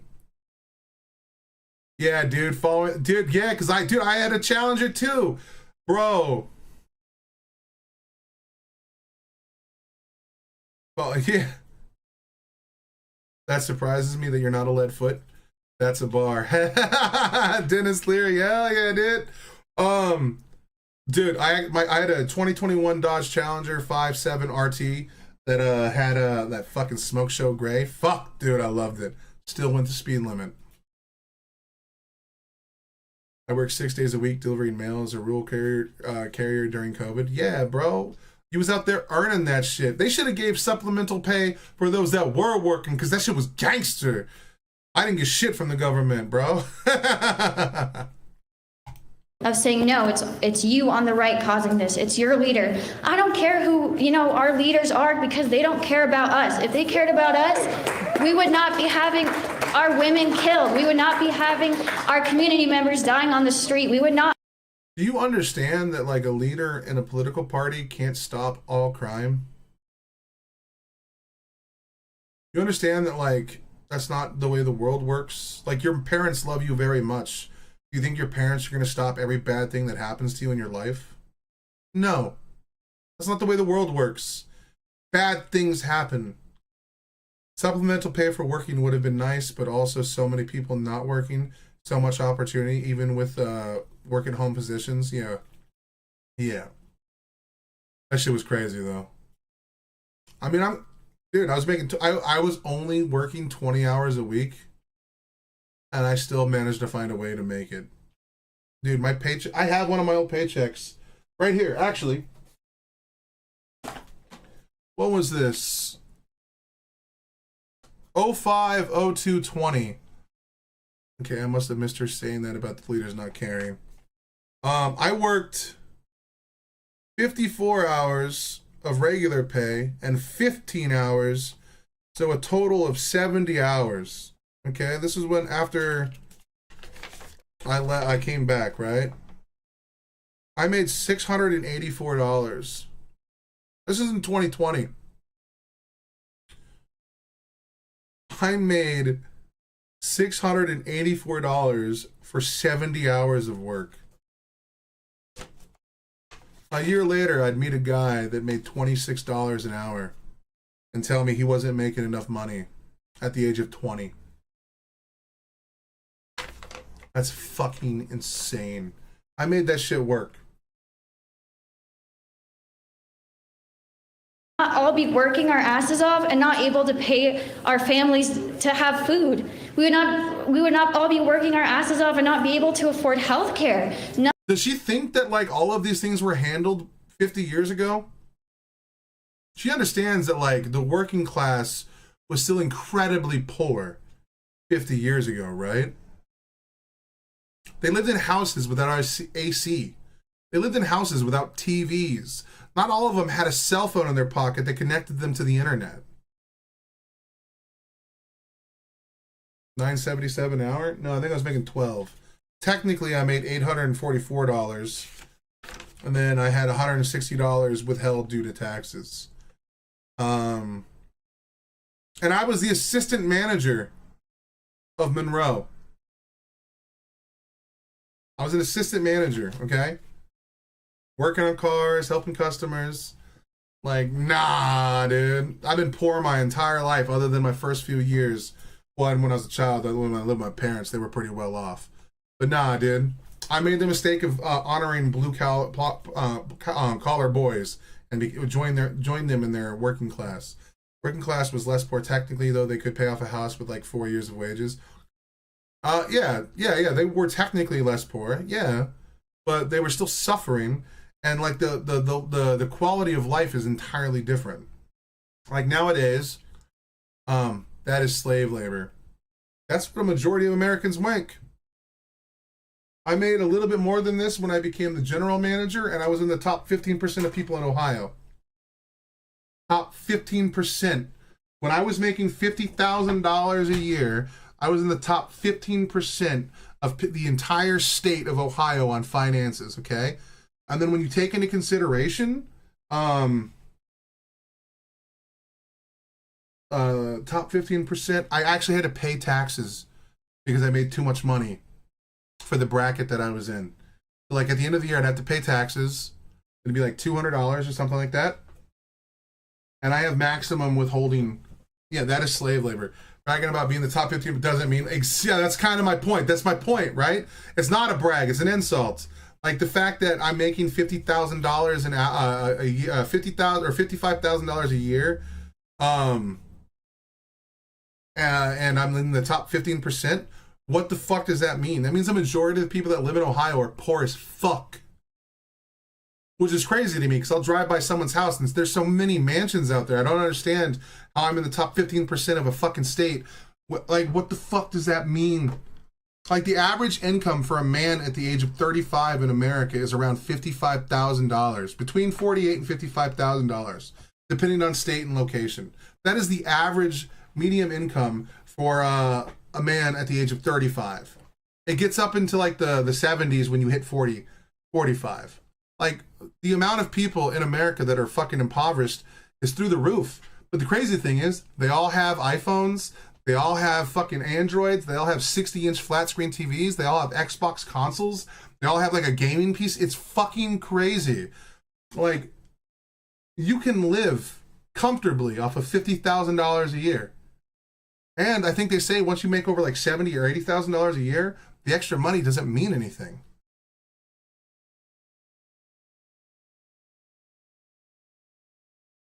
But like, it's crazy. None of these people, care about us. So how can we all agree on something? Who cares what they think up there? Who cares what our politicians think? What's something that we all can agree on as a nation to just, fuck them? Stupid priorities, indeed. One of my ex-boyfriends was a streetcar racer and had an AMC Rebel machine. Speaking of speeding. Hell yeah, dude. The money happiness has gone up because of inflation. You need about 100K a year now.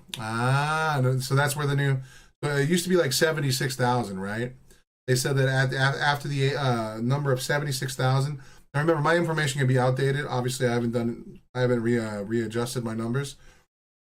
But I think they said 76%, or once you make over like 76,000 or like 82,000, all the extra money you make adds no happiness to you. Actually, it works at a detriment to you. So being around 100K kind of makes sense.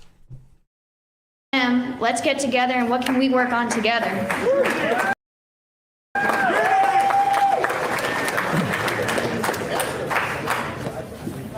In the United States of America, every individual is allotted a single vote, and that is an awesome responsibility that I feel. Also, most jobs that paid $70 or more a year, $70,000 a year, were more decent, not horribly soul sucking. Yes. Yep. Feel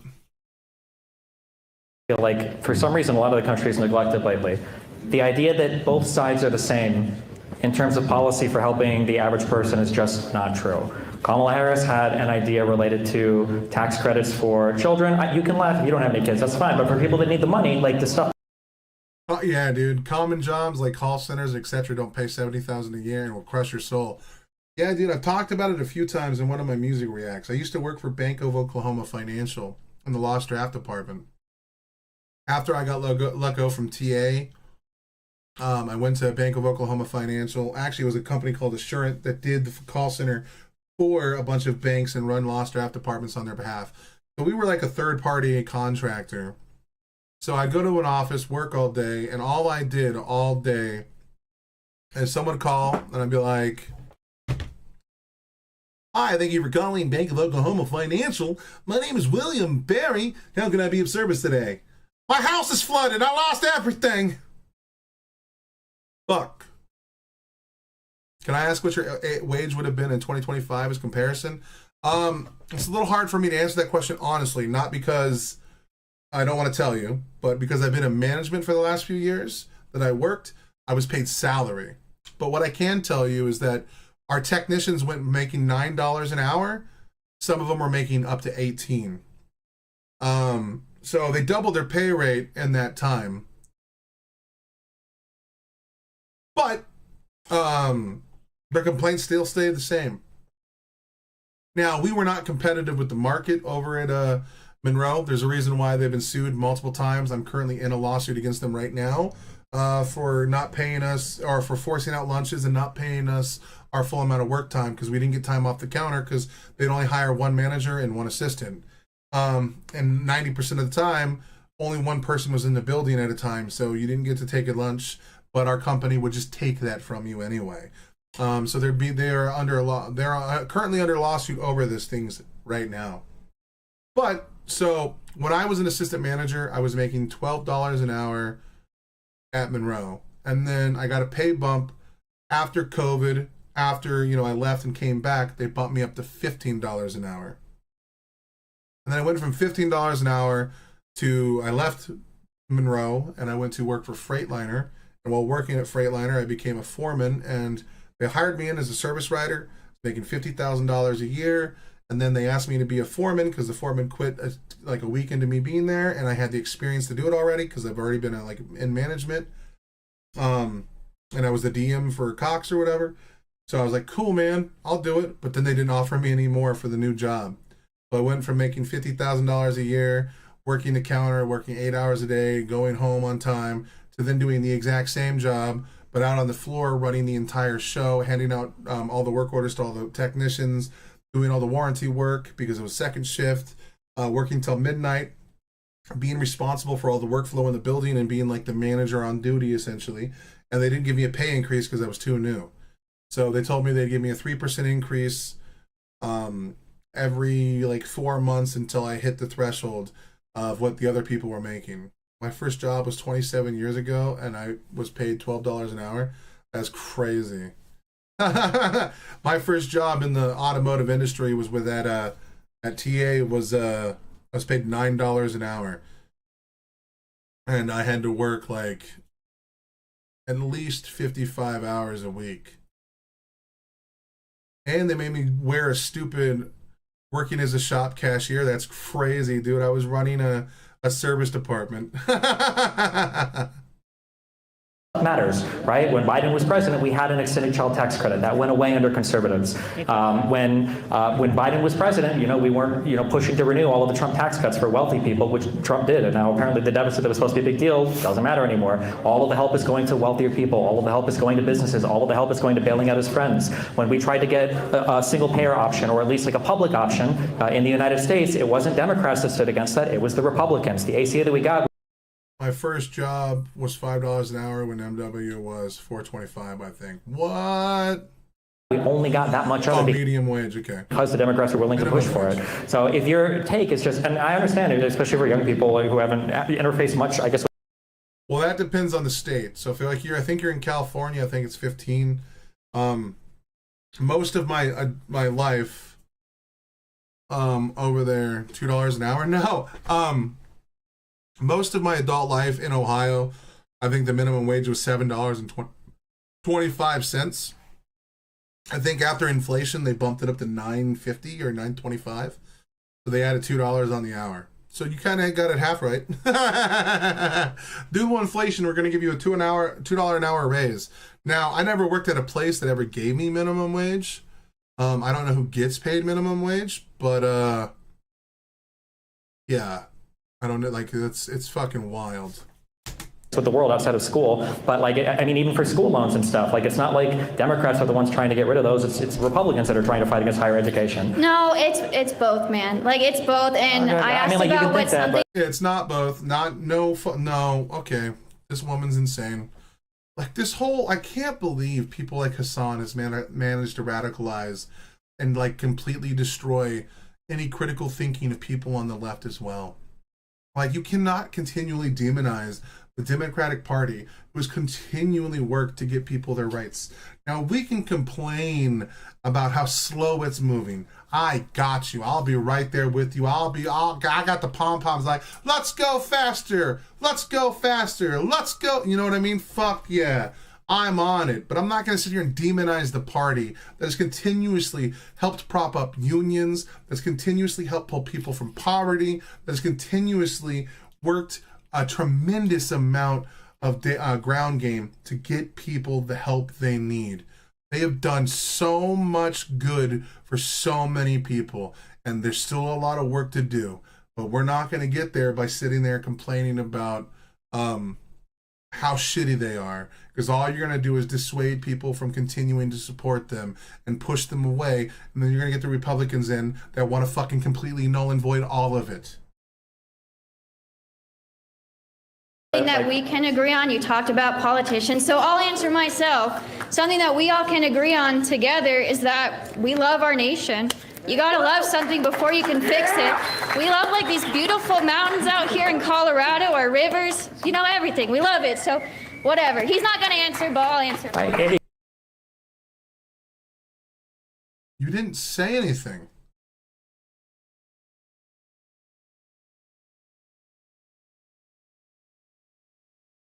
Everything. We love it, so whatever. He's not gonna answer, but I'll answer. If you don't have a strong opinion on it, then don't vote.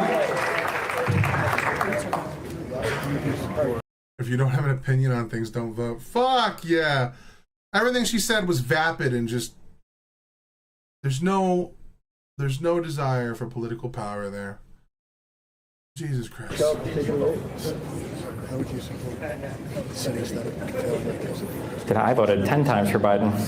All of my legal names. I don't have to love someone to do something. Exactly, dude. There it is, yep. I'm not.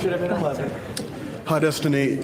So since kind of the 1970s, 1980s, kind of through the 1990s, we've seen this deindustrialization in the United States, and it's led to the complete downturn and downfall of a lot of places, especially in the Midwest. And I think, both political parties have kind of abandoned a lot of these people, especially in places like Gary, Indiana. So my question is, what do you think the government or politicians should do to help support these communities? Because I think they're just kind of... remotely fucking actual decent question about policy and things that we can do to help one another in a tangible way, okay, there's hope. There's hope. This is a real question. This is a real question. Forgotten about completely, but they're Americans, they're hard workers who lost their jobs, and I think these are people struggling from opioid abuse, drug addiction, alcoholism, all this stuff, and I think they just need help. Are you familiar with the Obama's quote, they cling to their religion and their guns? You heard that one before? I have, yes, sir. You have any idea what the context of that quote is? I'm not sure now. So in 2008, Obama was in it was a closed door conversation he was having with donors. And one of the things that came up was Obama had felt like over the past decades, since NAFTA basically, that there was this hollowing out of the industrial base in kind of the middle class in the Midwest especially, and in kind of the Rust Belt. And he said that administration after administration had ignored basically the needs of these people, that they didn't have jobs that they could work anymore, they didn't have things that they could contribute to and feel proud of, that these places that were these like massive manufacturing centers of cars, places like Detroit, were hollowed out and they had nothing. And he said that in that environment, it shouldn't surprise people that they, cling to religion and their guns and become anti-immigrant or whatever else, because it feels like the entire world has left them behind. Obama was, and I feel like the Democrats have been willing to have that conversation. Coming into office, McConnell said his goal was to make Democrat a one-term president. And McConnell said that was his goal for Obama, was to make him a one-term president. And you've seen over and over again, when Trump was in office in term one, there was like nothing in terms of legislation.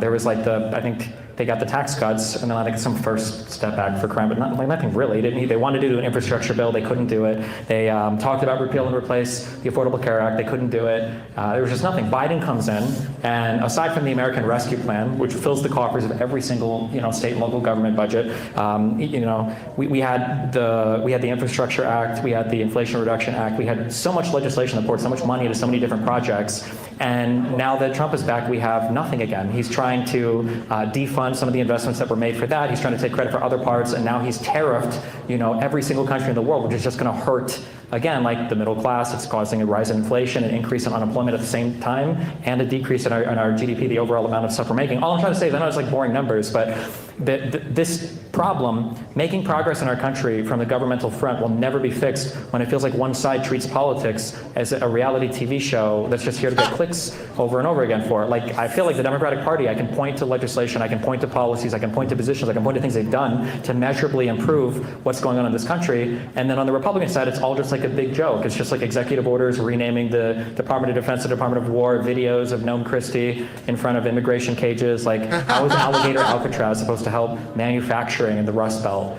Or, how is another bombing of Iran for Israel supposed to help us, make more cars or bring back some kind of decency to the middle class? Like, I don't know. I don't know why people keep equating the same sides on both of these places. Listen, I agree, and I think I was talking about how I feel. I agree there's, it may lean more towards Republicans, absolutely. I'm not, like a Republican or anything. But I'm more curious about what you think. I understand the policies of the Democrats. I understand the policies or ideas of the Republicans. I'm curious what you think about this issue. I don't want. Yeah, but like, what is Dashing going to do to lift up those communities? Like, this guy isn't Mr. Beast. And also, if Mr. Beast is going to go around the world, this goes back to the statement, you can't be conservative unless you have people and views to be conservative against. This is a progress and accomplishment. Exactly, dude. I want to hear about Trump or Biden. I understand their policies. I support some of the stuff Biden did, absolutely, but I want to hear your position, please. That's all I'm asking for, respectfully. I mean, in regards specifically to manufacturing? Yeah. I think one of the issues, depending on the conversation, one of the issues is we have to understand that there are certain ways that the economy is modernizing, and it will probably never take a step back. Like, even if we bring back manufacturing now, like, those jobs are going to engineers or people, manning robots or whatever. So the problem is that, like, the tempting thing to say on the Democratic side is there needs to be some kind of like welfare redistribution or whatever to people that are in these cities in order to, help them who can't work because they can't keep up with whatever the current economy is. But the reality is nobody really wants that, right? Like, if you have a job and you create things, you don't want to just be a welfare recipient who does nothing. Like, you want some kind of job or something to work at. I feel like there could be, it has to be. Some of this needs to fall in the private sector as well. Like, there are things that we can put out there that generate actual, like, revenue. Like, could you imagine if more and more people, like, If you want to build a warehouse and get cheaper labor, build it in one of these environments that lost all these production things. Like, these people are going to be willing to work for less money because they need less in order to like thrive. And that's why we see a lot of these manufacturing jobs are slowly starting to come back to the Midwest. Some of these areas, I mean, I think it was one of the major car companies decided to start building a plant in one of these states. The names of which ones I can't honestly answer off the top of my head. But the reason for that is because it's actually going to get cheaper to do that there. Like Tesla is starting to, well, before their stock prices started plummeting, they were looking at lands in like, I think, not Boston. That would be terrible. But like they were looking like in areas of like Illinois and like Iowa and, you know, these areas to like start building plants, or Indiana, because the labor there would be so cheap in contrast to like putting it like inside like Texas or something, because the population of Texas is growing so rapidly. That's what they did, move their headquarters to Texas. But you know, as the Texas boom happens, like more states are going to be more accommodating and also offered better incentives to employers and private equities or private firms to start like bringing business to these areas. Be some kind of investment into some combination of like education or job training, but it has to be geared towards like a certain group of people. But it has to be like an honest conversation. It can't just be, you know, like I think for a while liberals were, you know, like, oh, everybody can just go learn to code. Like that's probably not going to happen. But also on the other side, it can't just be, well, we're just going to tear off the entire world until we manufacture things at home again. Like that's not going to happen either. Even if we did manufacture things here, it's going to be robots making them. So yeah, it would be some complicated, probably combination of retraining and education and investment in like certain regions of the country. But when did Tesla stocks dive? I think during the Trump administration, when he was cutting U.S. aid and going like just being an unhinged fucking loon. Like Tesla paid a price for Elon Musk's stupidity. that would be the way forward, yeah. Well, I appreciate your answer, and I'd also like to say quickly I agree that I don't think manufacturing can go back. I think we're decades past that. So, yeah, thank you very much. Thank you. Next other question. Have a good day. Hell yeah. Oh, both? Okay. Hey. Hey, it's the soy pill. So we talked on stream last week, and I think you can tell. Damn, bro, he's ripped. What the fuck? What is it? Bro. I like the soy pill. He's fucking unhinged as fuck. Your answer, and I'd also like to say quickly I agree that I don't think manufacturing can go back. I think we're decades past that. So, yeah, thank you very much. Thank you. Next other question. When Trump was being unhinged, you got to be more specific there, please. Oh, sorry. But they recovered since then. Have they fully recovered since then? Oh, no, not recently. Yeah, no. Yeah, when Elon Musk was being super unhinged, he lost a fuck ton of wealth in the process, because the majority of Elon Musk's wealth isn't like something like he has in his pocketbook. It's just tied up in like stocks and like net worth type things that he... Like Elon Musk doesn't have access to $42 billion. He had to take out loans to buy Twitter. Like... Have a good day. Oh, both? Okay. Hey, so we talked... Yes, and the big scary thing is, like, a lot of the GDP that America like has, and like a lot of our growth is going to be through things like AI or Tesla stock, or like these things that are single-handedly propping up our economy. Essentially, are like untangible things right now that just they could deflate at any fucking minute, and like the entire marketplace for stocks and like our actual economy is. Like, are you talking about his personal wealth? Hell yeah, his personal wealth is not that high. Like, he might be the richest man on earth, but it's through, like, his net worth, and that's all tied into, like, Tesla stocks. Like, Elon just can't go, rich people take out loans, that's how they keep money. You get stock options, get loans, using options as collateral, zero taxes. Yep.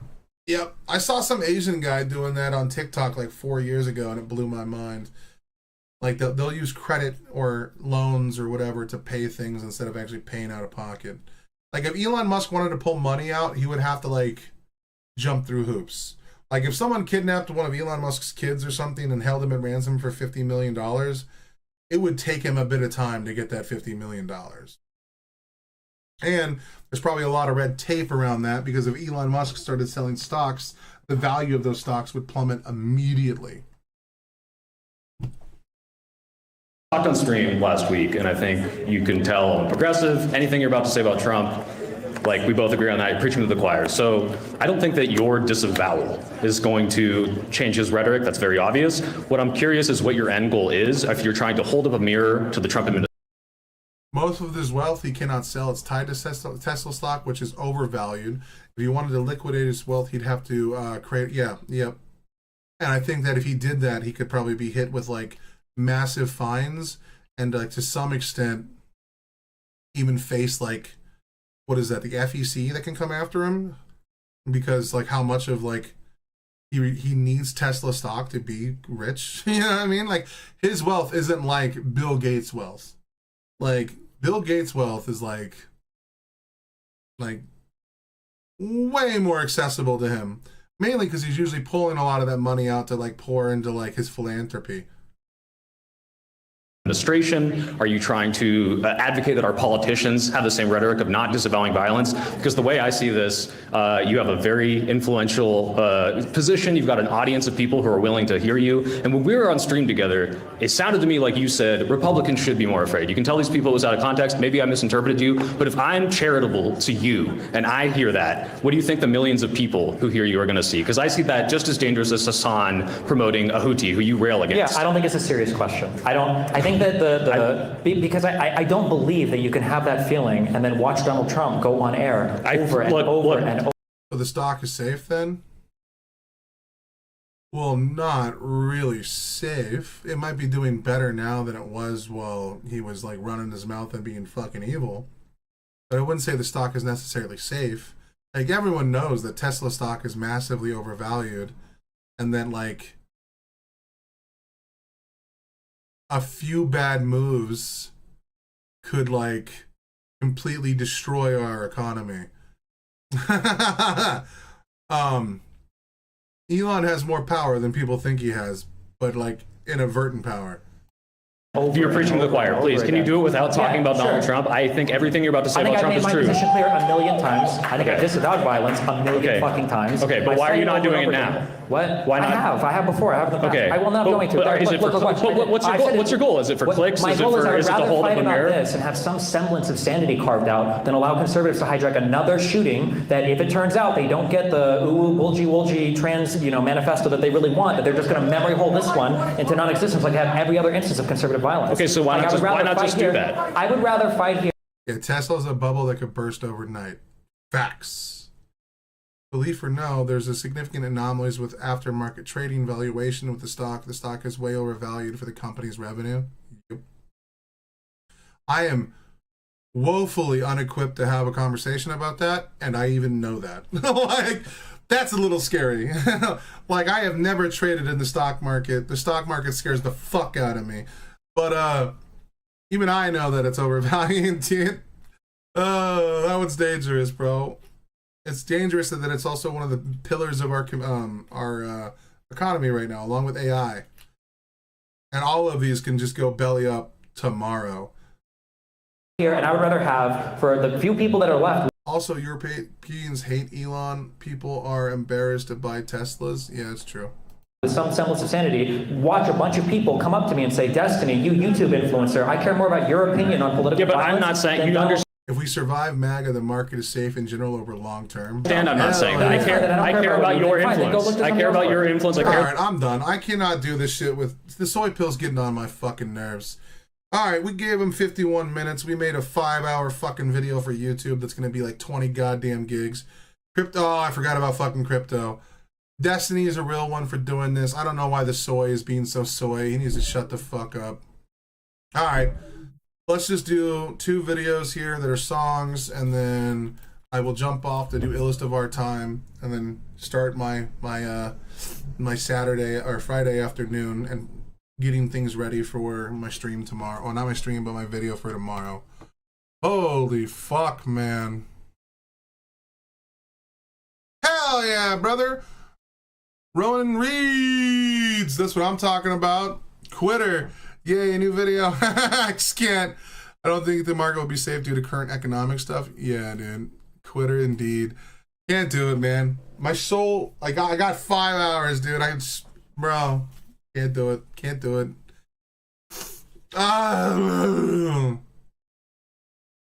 right, so we were gonna do which song?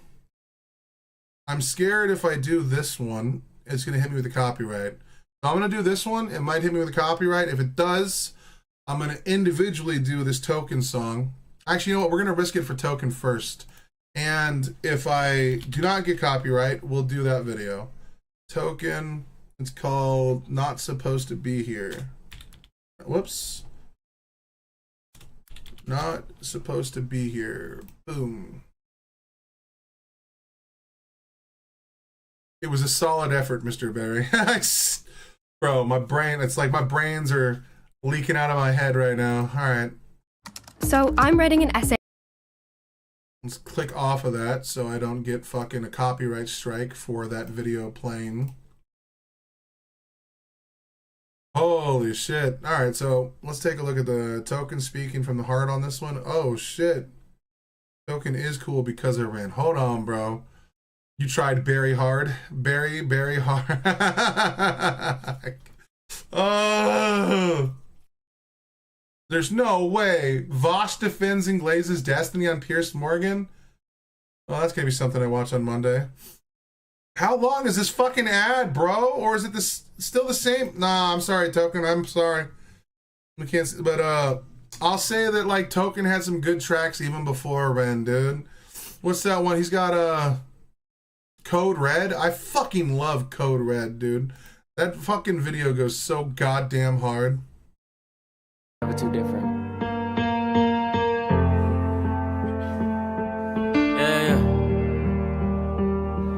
Alright.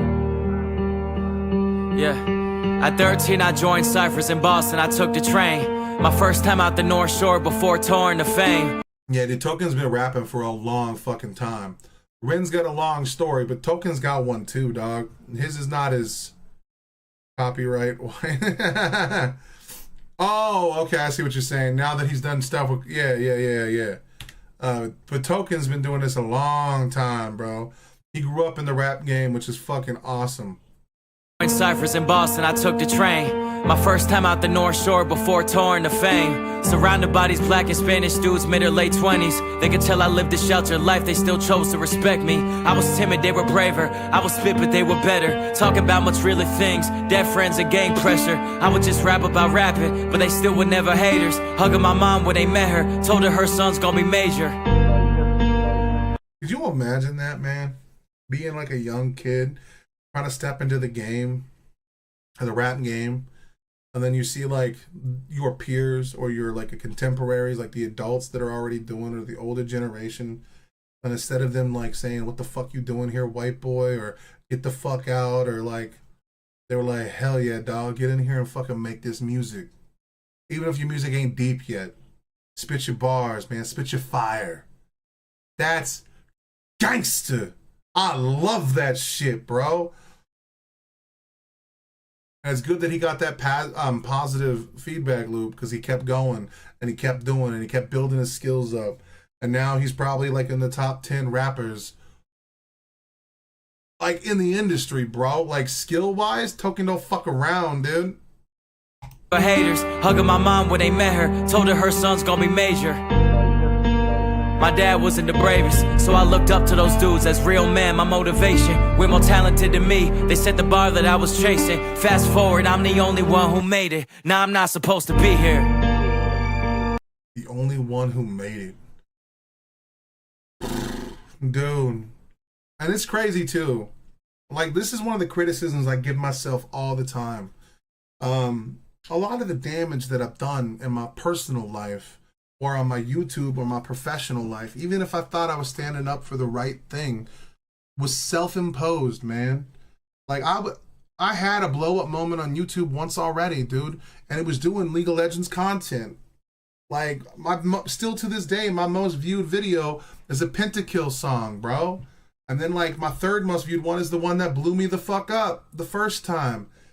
bro, I was getting views left and right. Now, they didn't have the same watching power, and they used to criticize how often I paused and stuff.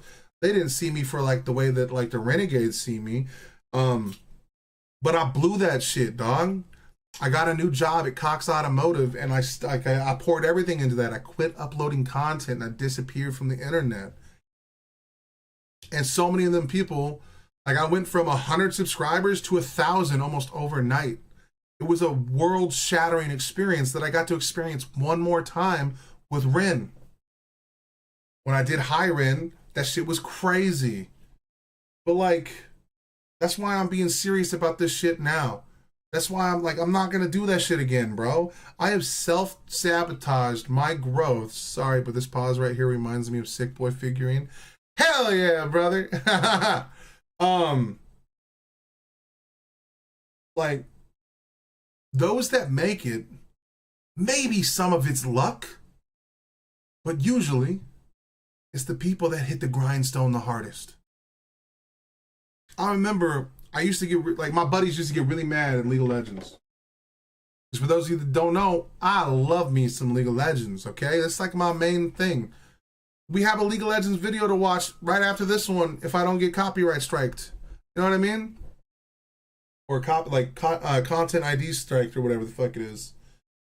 Like, these homies of mine would play a fraction of the time that I would. Like, I'm over here at like 8,000 games, highest level, mastery level. Like, I have 1,000+ mastery level. You know what I mean? Like, I was so high in the mastery level that I was in like the top like 1% of people that played League of Legends. And these people would be like, me and you were the same level of player. I'm like, no, we're not. You play 5 champions. I play 109. We are not the same level. What do you mean, bro? I watched the same. I was like, dude, I play 20 League of Legends matches a day. And then when I'm not playing League of Legends, I'm watching League of Legends videos. You're out with your girlfriend. You're out with your kid. You're out with your family. You ain't putting in the same time. We're getting different results, homie. So these artists that put in their time, the artists that instead of going to a party looking for pussy, you know what they're doing? They making music. They smoking a bowl in their room and they fighting demons. The artist that puts in the most time can usually eventually walk the walk. Ren is proof of this. Ren put 10 years into his music. Ren put so much effort into what he did. Ren didn't get lucky. Ren wasn't skillful. Ren doesn't have pure talent.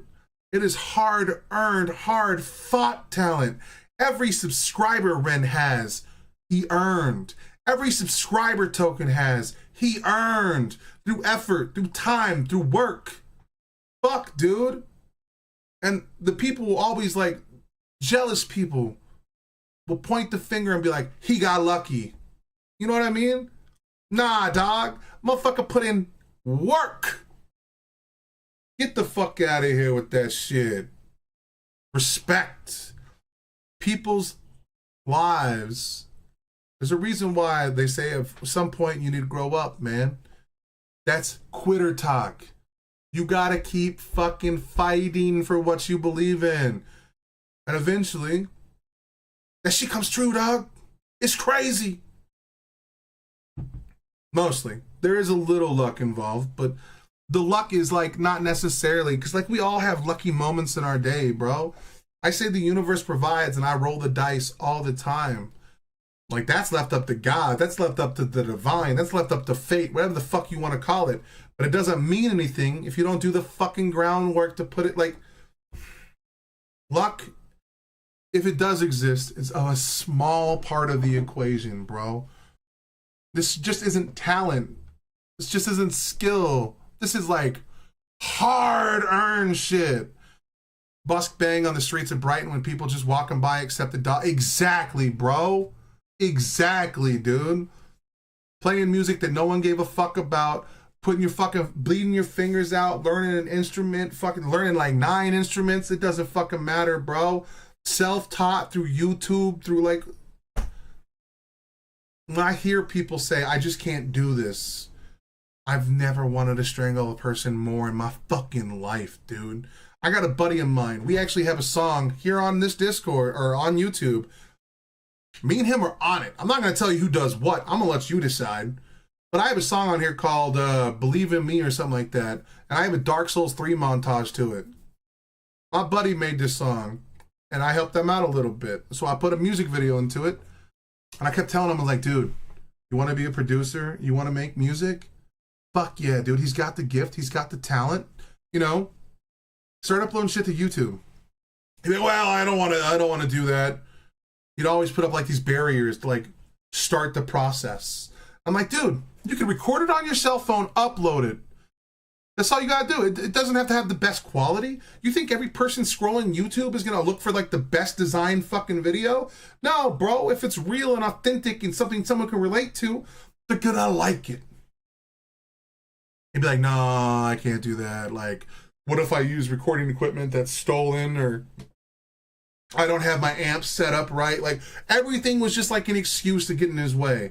Meanwhile, you got young people every day uploading videos of themselves that make them look ridiculous. But they don't give a fuck because they're chasing their dream. That's how you do it, bro.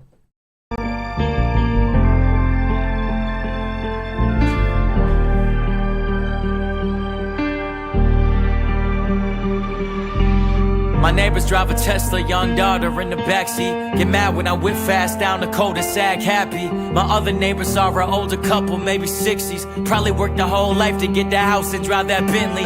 4 levels, big door, long tall stairs. On the other side, there's a crib like theirs. 3 young kids, early 20s, no parents.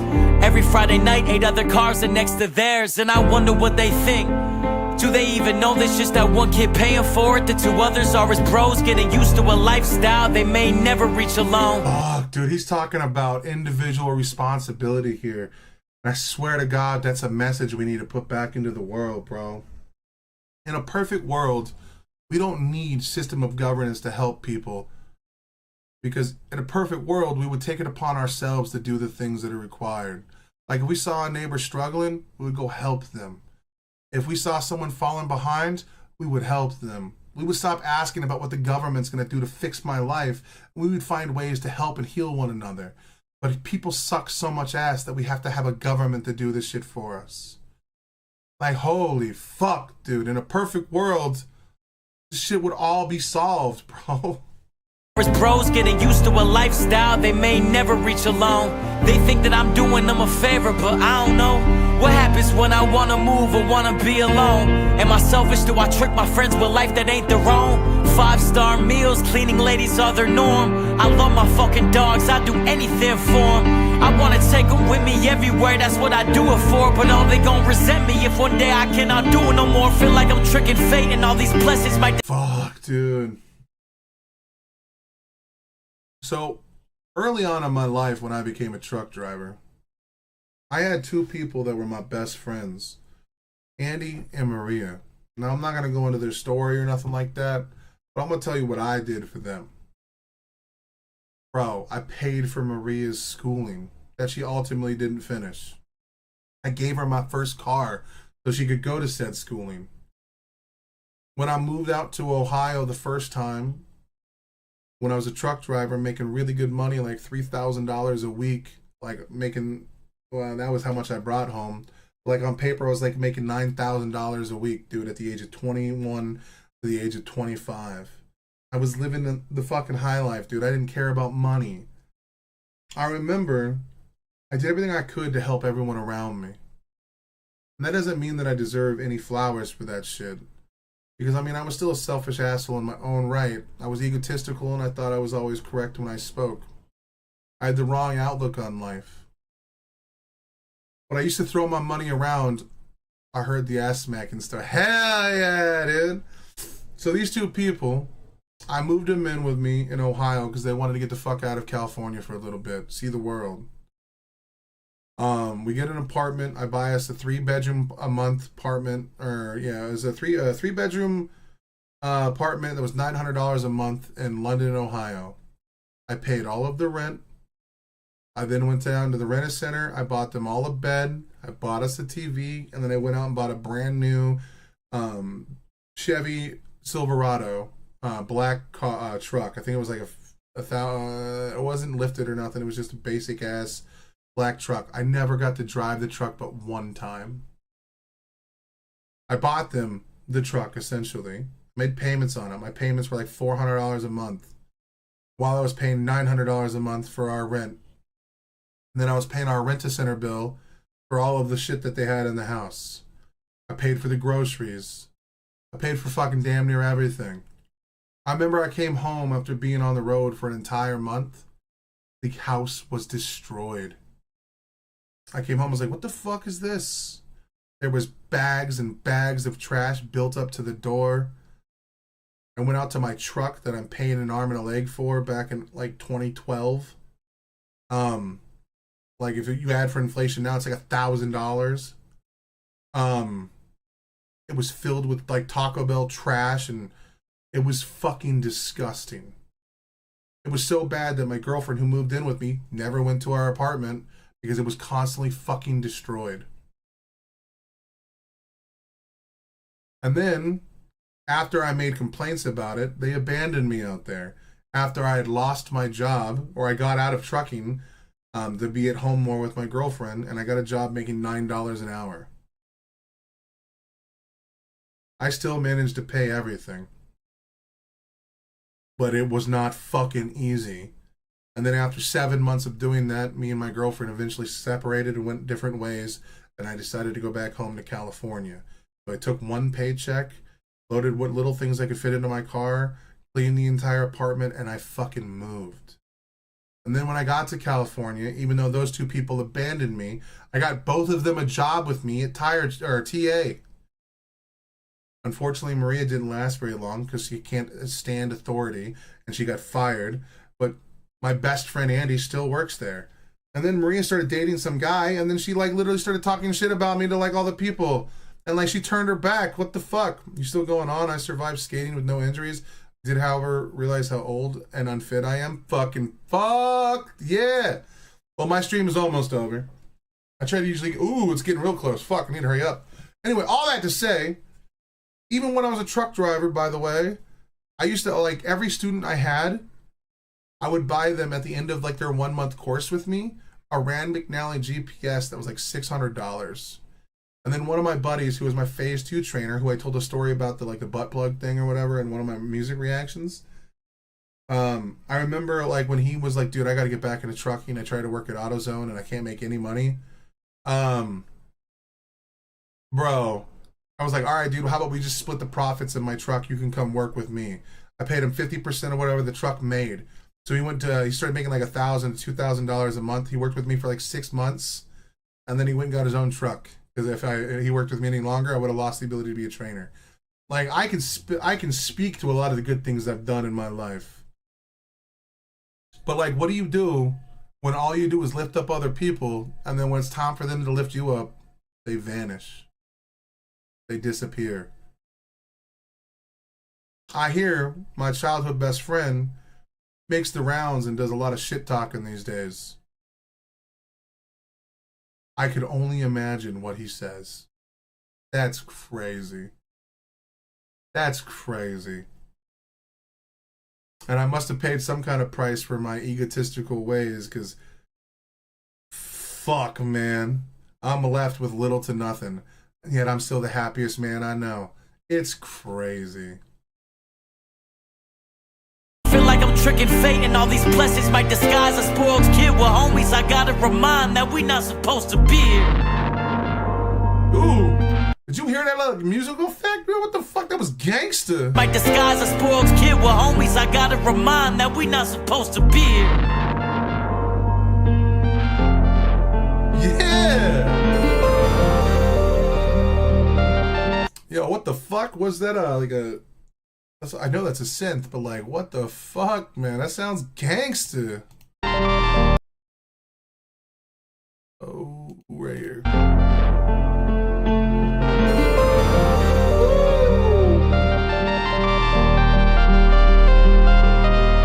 It could be just coincidence, or maybe fate planned it. The house that I moved into with my money from Atlantic was my dream house, till I realized where I got the dream from. It looked exactly like my best friend's house in 7th grade, the same house I used to steal from. When he was out of town, I used to break. Hey, that's like some cool level of projection, man. Like, his subconscious thoughts built up his dream house without him even being aware of it. That's kind of gangster. My best friend's house in 7th grade, the same house I used to steal from. When he was out of town, I used to break it with my older friend and look around and take anything of value that I saw. The most ironic part about it all is that the kid who lived there wasn't just a friend. He was the only kid who convinced me to put my music on the internet with. Holy fuck.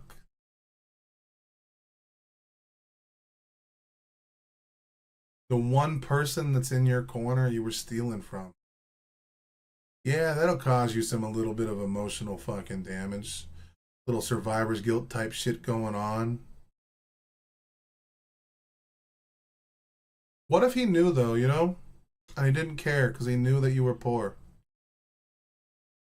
You'd be surprised how smart people really are when they pay attention to the things you say and do. They pick up that shit. And I bet you he knew, Token. I bet you he knew. He was the only kid who convinced. He might have left that shit out on purpose. You know what I'm saying? Sometimes we know people are way too proud to ask for help. The kid who lived there wasn't just a friend. He was the only kid who convinced me to put my music on the internet. Without him, I never would be on these steps. Now this house is just a stark reminder of the bad friend I've always been. Liar. Holy shit, bro. Can you, like, the level of honesty here? Like, you don't get this in music unless, like, you're listening to Ren or a handful of other artists. Like, yo, that's so gangster. I love that shit, bro. I love that shit, bro. Makes me want to say something honest, but for the life of me, I think I've already given it all to you guys. You know what I mean? Like, I can't get any more naked, bro, without getting copyrights or, YouTube striking my channel. Fuck. That I've always been, cheater and deceiver still. Lucky motherfucker, but know how to play the victim still. They tell me I fell off and fans defend me, nah, it's okay. I promise I'm not even supposed to be here in the first place.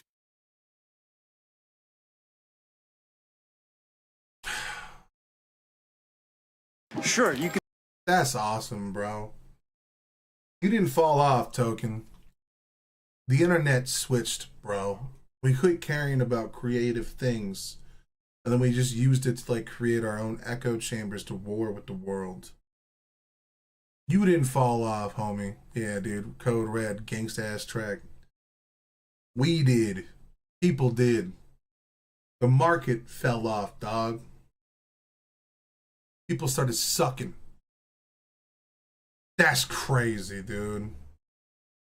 That's a gangster track, dude. Hey, dude, Uncle Ray reacted to it. What's up, baby? All right. Stream's still up. Let's see if we can get this one done before 3:15, and then I'll jump off here and do Illest of Our Time and upload that one maybe tonight or first thing when I wake up in the morning before I start watching the other one. Whatever it's done, you know? The Root of an Empire, 6 months ago. All right, let's see what this is.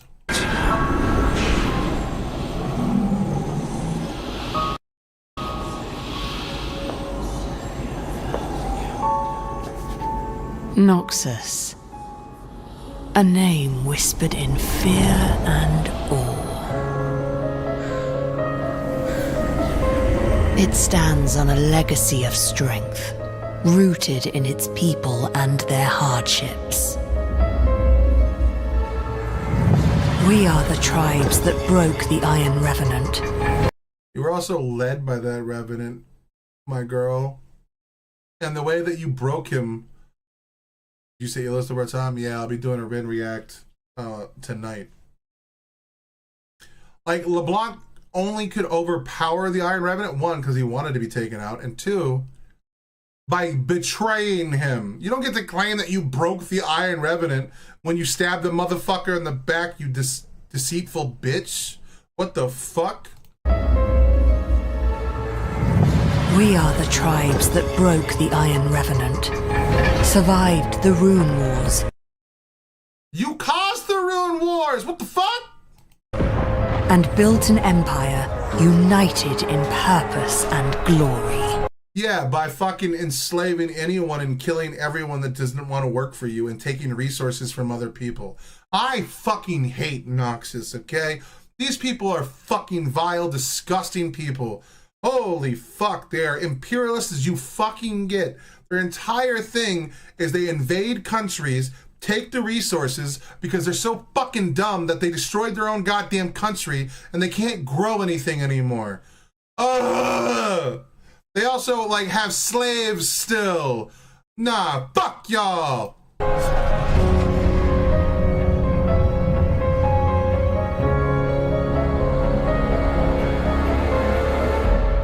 But our history is a beautiful lie. Oh shit, maybe I was raging before. Come on, girl, hit me with it. Like the countless seeds I planted over the centuries. They thrived in the shadows. Cultivating chaos as their roots grew stronger and deeper. Hell yeah, Demacia, bro. The best kingdom. I took a rabble of barbarians and whispered to them dreams of empire. And look at them now, ready to die for an illusion.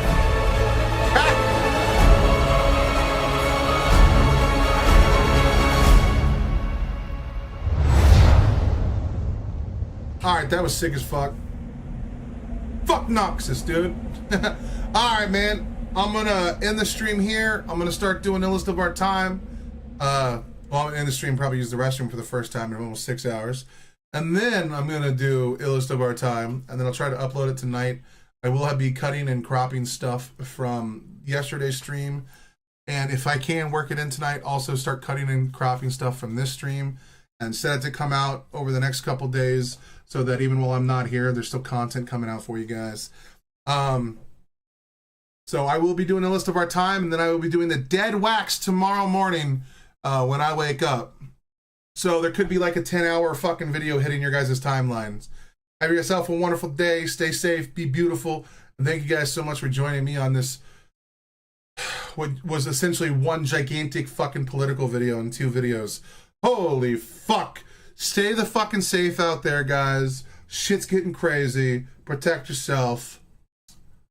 Be good.